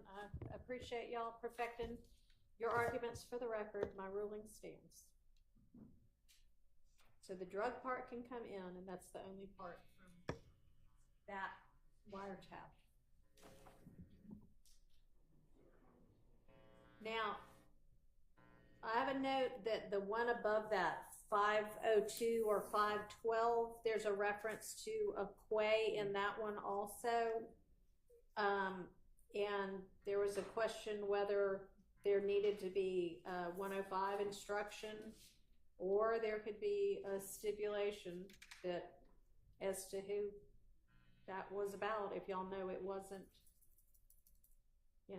In Your Honor, I'll just add to that. My notes indicate that the reference to Quay is that he's locked up in that call. Okay. So that made it especially concerning.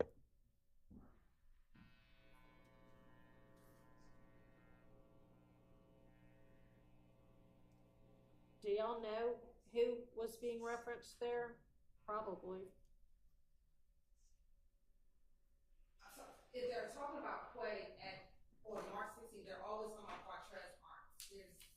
That is who was at 2380 Waters Road. There were outside of Mr. Garlington, Mr. Stillwell, and Mr. Farley was Quattrez Arnold.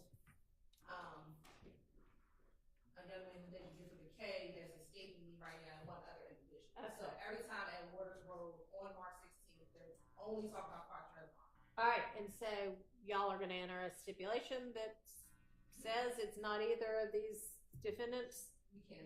Okay. I mean, if it's a stipulate, would you rather it be that? Well, I'd rather that it not.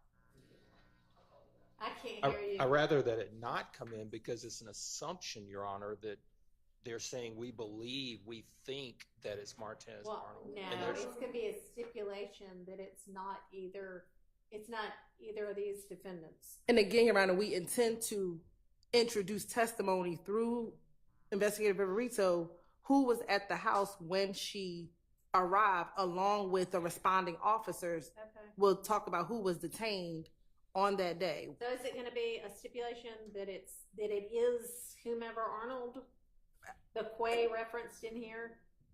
Yes, that is Quattrez Arnold. Yes, Okay. we will stipulate that the Quattrez Arnold the Quay that they're talking about is Quattrez Arnold. Okay. So that's another Quay that's being referenced. Fair enough. Thank you. Okay. So that takes care of that as well. Make sure y'all get that stipulation together before that gets played. All right. Let's get this nested hearsay issue taken care of before we break for the day.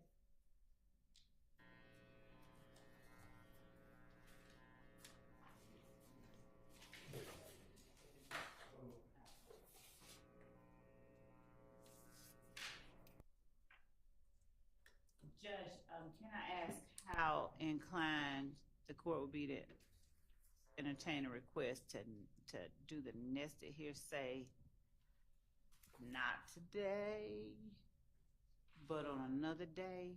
Why? Because I want to make certain that we have our most cogent, succinct, and clear argument for the court, because we're going to get one go at it, and I want to make sure that we do it properly. Well, hadn't y'all already briefed it? Judge, we have briefed something similar. That's what we were looking for earlier. But I don't want to read a brief to the court. I just like to give about 4 lines to the court if I can, if the court would indulge us and allow us to just argue it on a different day. That particular one, because it has layers, and I want to make certain that we say it clearly and quickly. I couldn't hear. Are we just saying, hey, I need more time because I haven't briefed it yet? No, Judge, I'll be clear, and I'll say it loudly enough for everyone. We are asking to be allowed to make this argument on a day different than today. That is it. Please. And thank you. The reason is? And the reason is we would like the opportunity to make certain that our argument is as concise as possible. We don't want to be trying to read a brief and distill information. We have briefed a similar subject. We would like to respond more clearly than we believe at this point we would end up doing today. Well, the state has already sent what they thought was the issue to the court, which was 2 pages from a brief that was filed when in November of 2023, maybe? No, 2022. And that was in response to Mr. Copeland's statement. So the state has had plenty of time to come up with this. And you know something? We've been asking since December of 2022 for the unindicted co-conspirators. They were supposed to have been given to us well over a year ago. And now we get in here and unidentified people are being identified now as unindicted co-conspirators. And no, I object to any additional time because we got some unknown person referenced in this phone call. And I don't want to hear anything about, oh, well, now we know who the hell this guy is. Now we know who we're referring to. And now we know that this dude is an unindicted co-conspirator as well. And I don't even know whether it's a dude. So let me undo that reference. And I apologize. And the unindicted, the whomever it is that's unknown that you're referencing is rel? Yes. Or what yes. sounds like rel? Yes. So, Judge, I'm sorry. We got the 9:30 p.m. Monday 9/9 supplemental brief by Mr. Harvey, and we want to just address everything and be concise. That's all. Okay. And you all have had this for a couple of years now, and you indicted it. And you've had this wiretap. All right, you don't need to be talking to her. So, I mean, I think your biggest sticking point is probably the fact that some of this is only coming through rel, and we're probably going to have the same issue we just had with UNC, which is, unless you're going to be able to tell us more, it's only this statement that is going to be able to establish anything about, and obviously rel is very knowledgeable about what's going on, or they wouldn't be talking to rel about this kind of thing, but that's only the statement that establishes that. So if we could be allowed at the same time that we address, that we provide the court the additional information the court said it'll allow us to do on that one, the call, or if we have to do it before, I'm just asking for an additional time to address the last call, just this last one. Okay, so I haven't given you any additional time at this point to do anything about the call, right? That's out. No, it was out. I thought that the court had said something about redacting, and if there. Right. Yeah. Yes. Figure out a way to, yes. Okay. I'm sorry. I misunderstood you. I mean, honestly, I'd like for us to do, what do you want, to just skip over it and move to another one? Yes, if we can, and then come back. Well, we certainly have 3 more pages to get through. Have y'all looked to see whether you really want, or you really feel like all of what's in this is necessary to establish different issues? I'm sorry, yeah. It is 3 pages. Have y'all done that yet? Because the court repeat the last portion. Yes. So we still have 3 more sheets worth of this printout that you gave us, which is probably 10 calls or so a sheet. So maybe 30 more pieces of a call. Have y'all taken a careful look at that to see whether you really need all of this to establish the issues in the indictment? Because, I mean, this is going to take a long, long time to get through.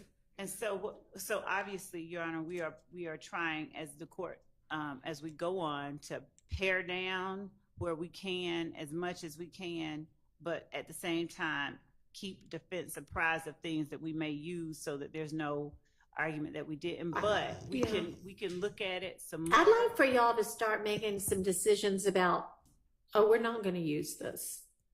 So have you done that evaluation yet? We on a lot of others, these are the ones we said we wanted to use. So yes, we can do that more. And as it relates to these that the court has in front of it, Your Honor,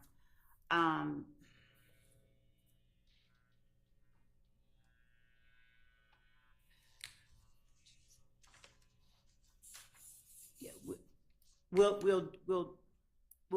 give it another pass. Okay. We'll give it another pass. Appreciate that.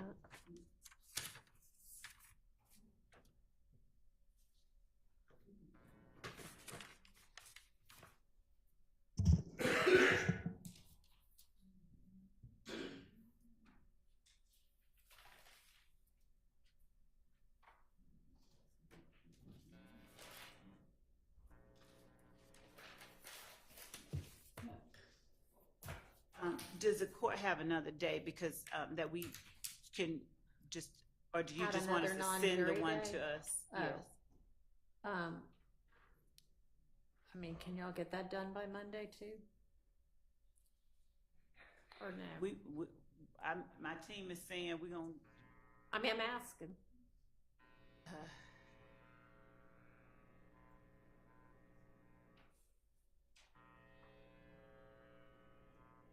If we could have a couple more days, but if we have to, we will. That's, We'll, I mean, get it, we're not gonna be able to discuss it next week anyway. So, and then next. get it done So by the 20th. Thank you. So we're not arguing today? Thank you. I don't know whether we're going to. I don't The know. 20th We're is not gonna argue the other ones, but, Yeah. there's The other 20th stuff we we can do. No, I meant the The, call 2119. We're not gonna play 2119 prior to the 20th, so we appreciate that. so, Mr. Harvey, I guess that your brief that you filed is so impressive and intimidating that they want some time to be able to respond to it. Just agree to it because it's right.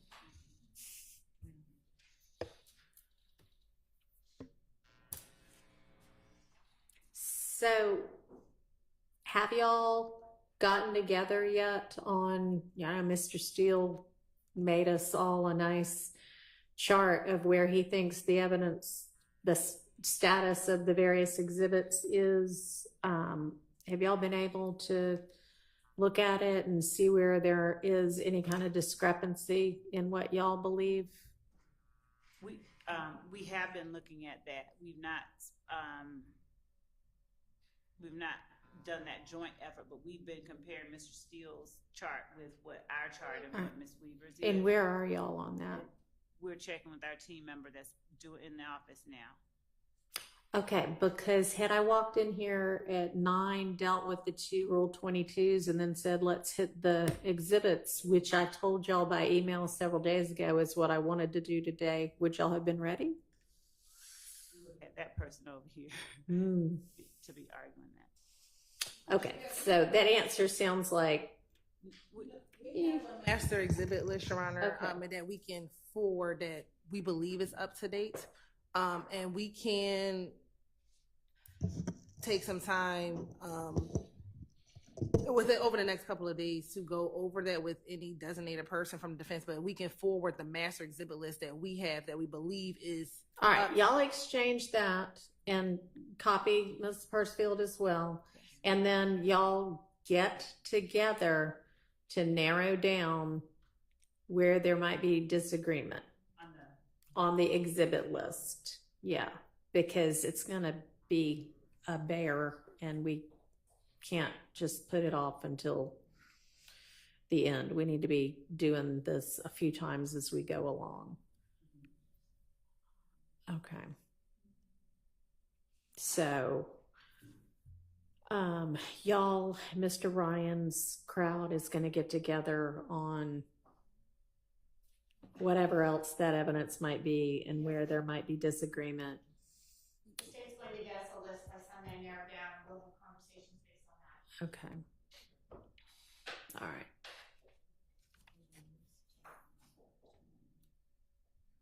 And y'all are both going to get me briefs by Monday, I think is what I said on the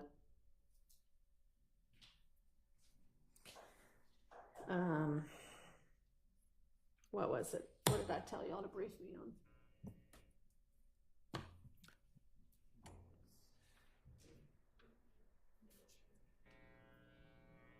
Anybody know? I believe we were supposed to. Yes. Over whether or not It was over something acts. else.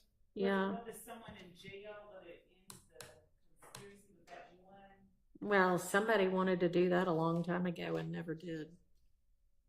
The other one was whether or not an overact not listening indictment could solely be the basis of a conviction on count one. Okay. But you abandoned. No. You think that something not charged? Is that what we're going to reason? Yes, that's what An was. overt act that is not listed, not a count charge, but an overt act not listed.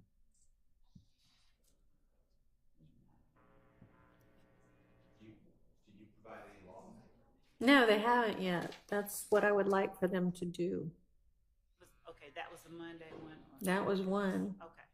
Judge, with respect to that, would we be able to wait for the state's brief and then respond in kind if they're able to find that versus us just arguing what the Constitution says to begin with? Sure, you can wait on that. Thank you. And then, okay, I guess if a prior conviction, which Mr. Ryan's murder conviction is alleged to be an overt act, were y'all going to brief me on whether and how and if that needed to have any kind of a limiting I think that instruction? would be a smart thing to Or was I just writing that down on my own as an issue? No, I don't. I think that we had earlier Okay. today we had said that his conviction, that there should be a limiting instruction as to his conviction. We had not fleshed it out or anything, but Okay. I think it does bear some addressing. I think so too. Your Honor, again, and I'll do whatever if you want to brief, but I can't imagine a limiting instruction to cure. You know, I'm on trial with Mr. Ryan, and to have this jury be told that another jury in Fulton County found Mr. Ryan guilty of murder, and that his overt act, because you're dancing, the court's going to tell the jury to do this dance because, okay, don't use the prior conviction against Mr. Williams or anyone else of the jury because it's hearsay. But you can use it against Mr. Ryan somehow. But then it's an overt act against Mr. Ryan. And if Mr. Williams and Mr. Ryan are in a conspiracy, even though Mr. Williams is not part of that overt act, you can use that evidence against Mr. Ryan to find the overt act, and therefore Mr. Williams gets convicted on that piece of evidence. I don't mentally understand how you're going to cure that. The determination is going to be made separately as to each defendant, whether they participated in those. And Your Honor, I think that the conviction Right, itself, the issue of the conviction, not the act of the murder, not the evidence or proof of him having convicted the murder, just like we've had to present evidence of other overt acts that were external to the conviction itself. And you're presenting that evidence anyway, that he committed that murder. Right, yes, Your Honor. And so the conviction itself, and by conviction, I mean the certified isn't the overt act. It's the actual murder that we are putting up evidence of that we... Right, but you're also wanting to put in the certified copy of the conviction of Mr. Ryan for that overt act, right? Right, and that's what we were discussing with the limiting instruction. Right, and so there is a danger, or it gets complicated about how to tell the jury what they can do with that evidence. And Your Honor, I think... And I hadn't looked at the two, cases that you cited yet, the 14 F3rd 881 and the Toco 200 F3rd 1. That was you, right? Yes, Your Honor. That was the state's cases. So maybe those will elucidate it somewhat. I don't know. Anyway, I just want to follow the court and aid the court if we can. So whatever I need to do to write, but I think that would be very prejudicial against. And that's the danger. Is it going to be? Is there a way to correctly limit it? So I think I need some more. We something on that would be nice as well. Yes, Your Honor. All right. And Your Honor, I think we asked for just some additional case law, not in brief form, possibly about prosecutorial meetings. Okay. Those were my notes, additional information. Yeah, I mean, if you wanted to provide that.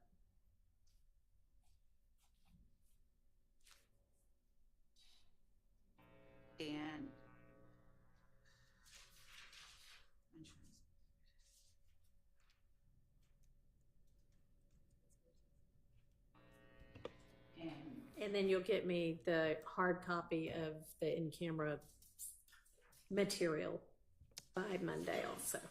My first thing the Monday. printouts, right. And when we're discussing the prosecutorial need for the intrinsic acts, we're looking at it through the lens of.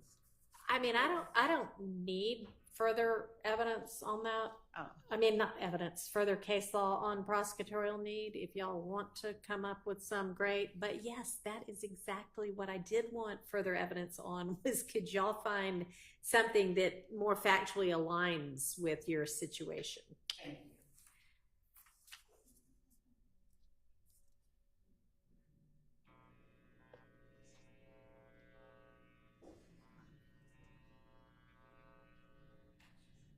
And obviously that one, y'all were going to file at the same time because you can find case law that factually aligns and says, no, it's out.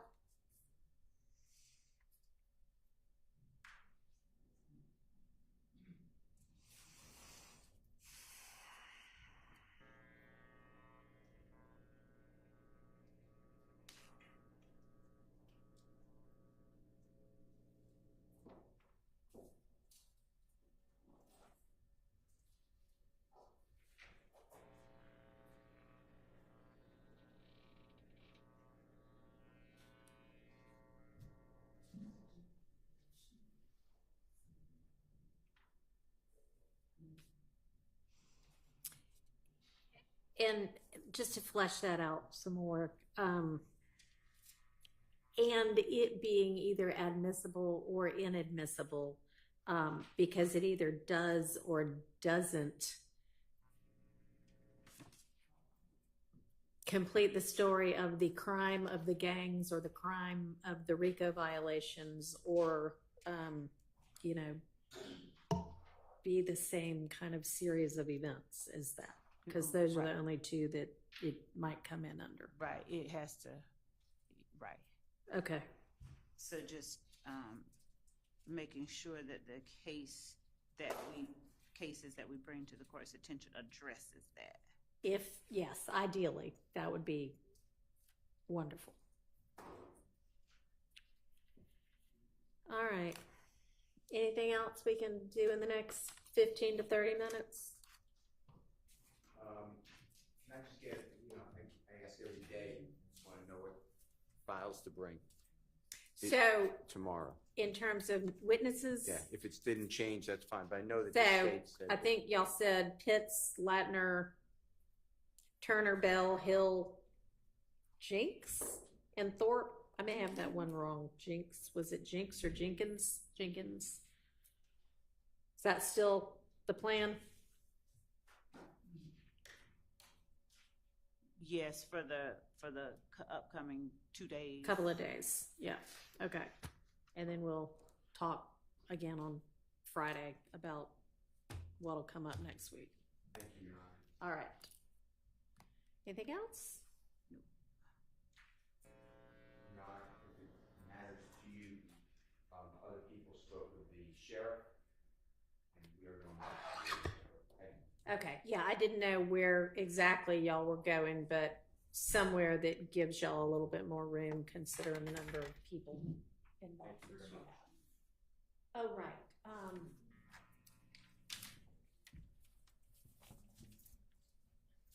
I'm sorry, I don't mean to just point at you.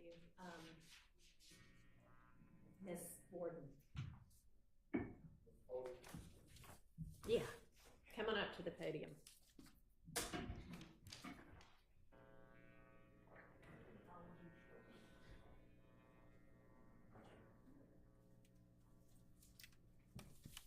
I want to say thank you, Your Honor, for allowing me to come back up again. Sure.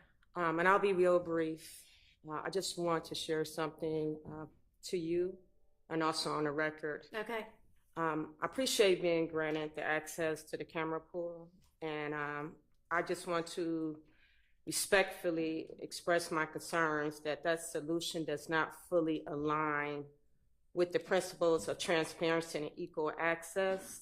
The decision to limit the media coverage to a single camera controlled by a pool, which restricts the diversity of perspectives and it raises concerns about control, suppressing, and also withholding crucial details that can be caught by several angles. And I know earlier, I think I might have shared, I am a civil rights leader. I'm also a noted and awarded community advocate for the state of Georgia since 2009. The Rule 22 provision was designed to ensure that the public and media has open access courtroom proceedings. And it is not to be limited to a singular source because that risks tampering with the spirit of that rule. By only allowing one feed, it is inherently biased. It ends up being biased with that coverage. Are you reading from a case, or are you just reading? No, I just take some notes. I didn't want to spend extra time, and I'm almost Okay. done. I mean, so this is just your position. It's not case law, is it? I do have some case law. I got two of them. Okay.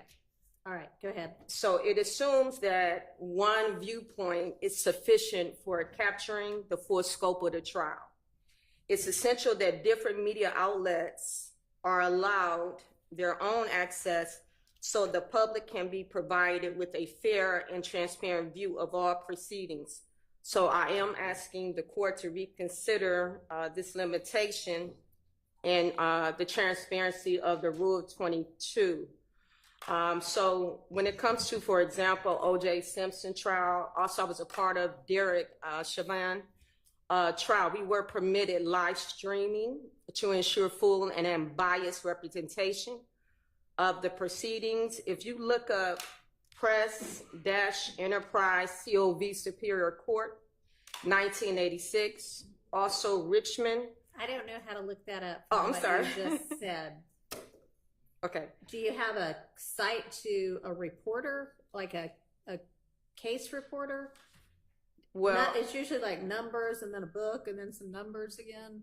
I didn't. So basically, I pulled it. If you was to type in Press-Enterprise COV Superior Court 1986. COB? I'm sorry. I got Enterprise. C is in Charlie, O is in Oscar, V is in Victor. V. Okay. Yes, V is in Victor, Superior Court 1986. And I have another one. What state? Wait a minute. This is in the state of... I mean, I can try that, but I don't think that's going to bring anything up for me. But anyway, what's the next site? Okay, the next one is Richmond Newspaper, INC versus Virginia Supreme Court.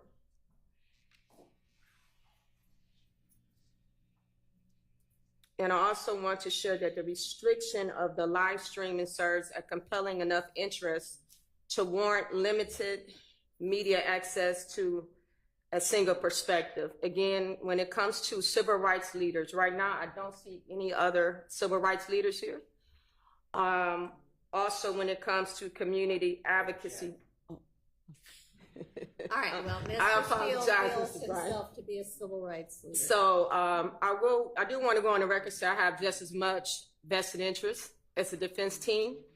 And I did look at the media room, what is required, I do not have. So therefore, I would ask the courts if I can bring a computer into the courtroom. I don't have to have my phone, but just a computer to do it physically in here. And to do what? I'm sorry, physically to be able to do my notes, also to do live commentary from my computer.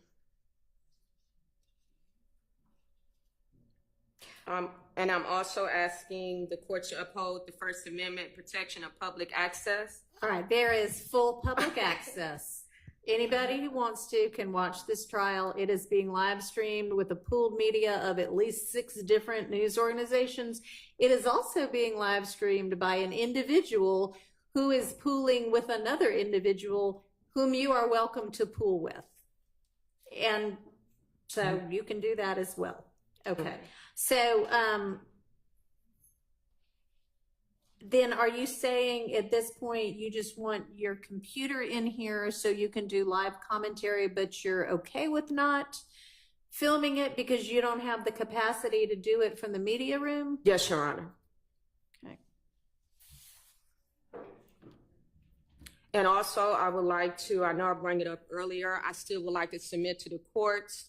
Maui Davis of Davis Bozeman Law Firm did a letter.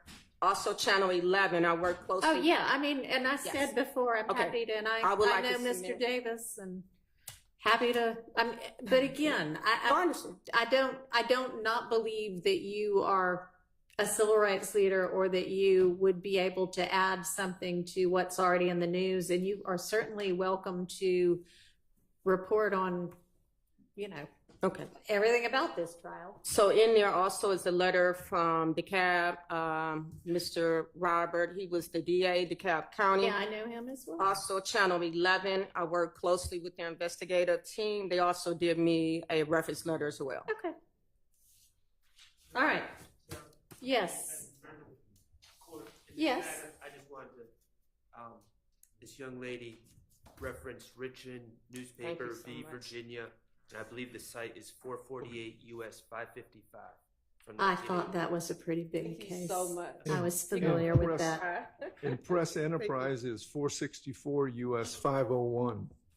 Okay, thanks. So, yeah, those numbers and then letters and numbers, that's how we lawyers look up cases. So, I mean, the title's nice, but it's the numbers that we actually need. So, okay. And what would you need to do it from back in the media room? Is it Just be able to plug up my computer and that's it.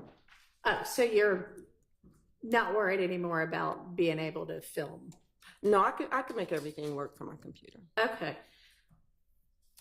All right. Well, I mean, I just gave somebody else the ability to do that. So I will revise your Rule 22. I don't know if I think it might have already been emailed to you, but Yes, it we'll was. withdraw that one and do another one. And just to make sure I'll be able to But come into again, the y'all court. are going to have to fit in the media rows that are available here in court. So it might get pretty, I mean, sometimes there are only a few people here. Sometimes there seem to be a lot of people here, okay. Thank you, Your Honor. Thank you.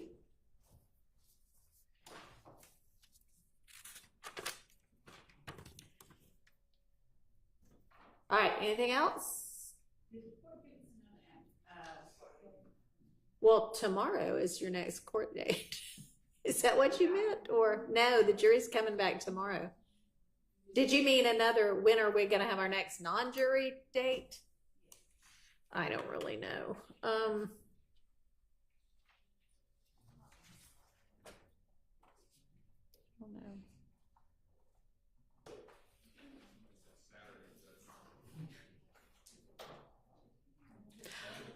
I'm thinking we could.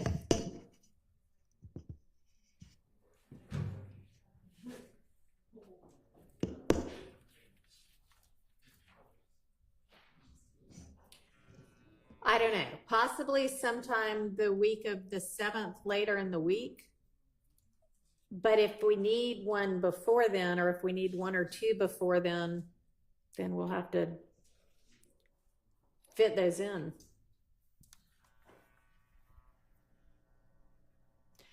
I mean, I'm planning for us to have 2 full trial weeks for the, next 2 weeks of September, but do y'all think we're going to need 1 or 2 non-jury days? I don't foresee that, not with the, with how far out the issues that we still have. Okay. All right. So then we'll plan to do full weeks for the next 2 weeks. And then maybe sometime the week of the 7th, we might have a non-jury day or 2. And if not, I mean, certainly sometime close thereafter. Okay. Thank you. And Judge, one Yes. last inquiry. The matter that the court brought to our attention, from the sound of things regarding the request that we dealt with at the bench, No further. I don't know okay. what you, no, I don't know what you mean. I'm sorry, my memory just may not be as good as yours. I'm not quite sure what you're referencing. May I approach with just any member of the defense so that I can Yes. deal with it appropriately?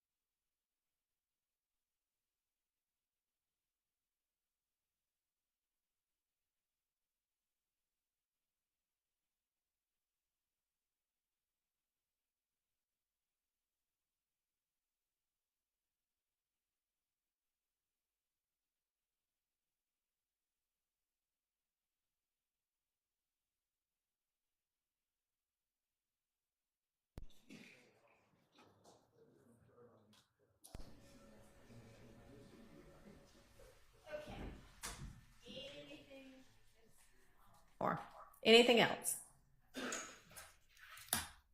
before we break for the day? Nope.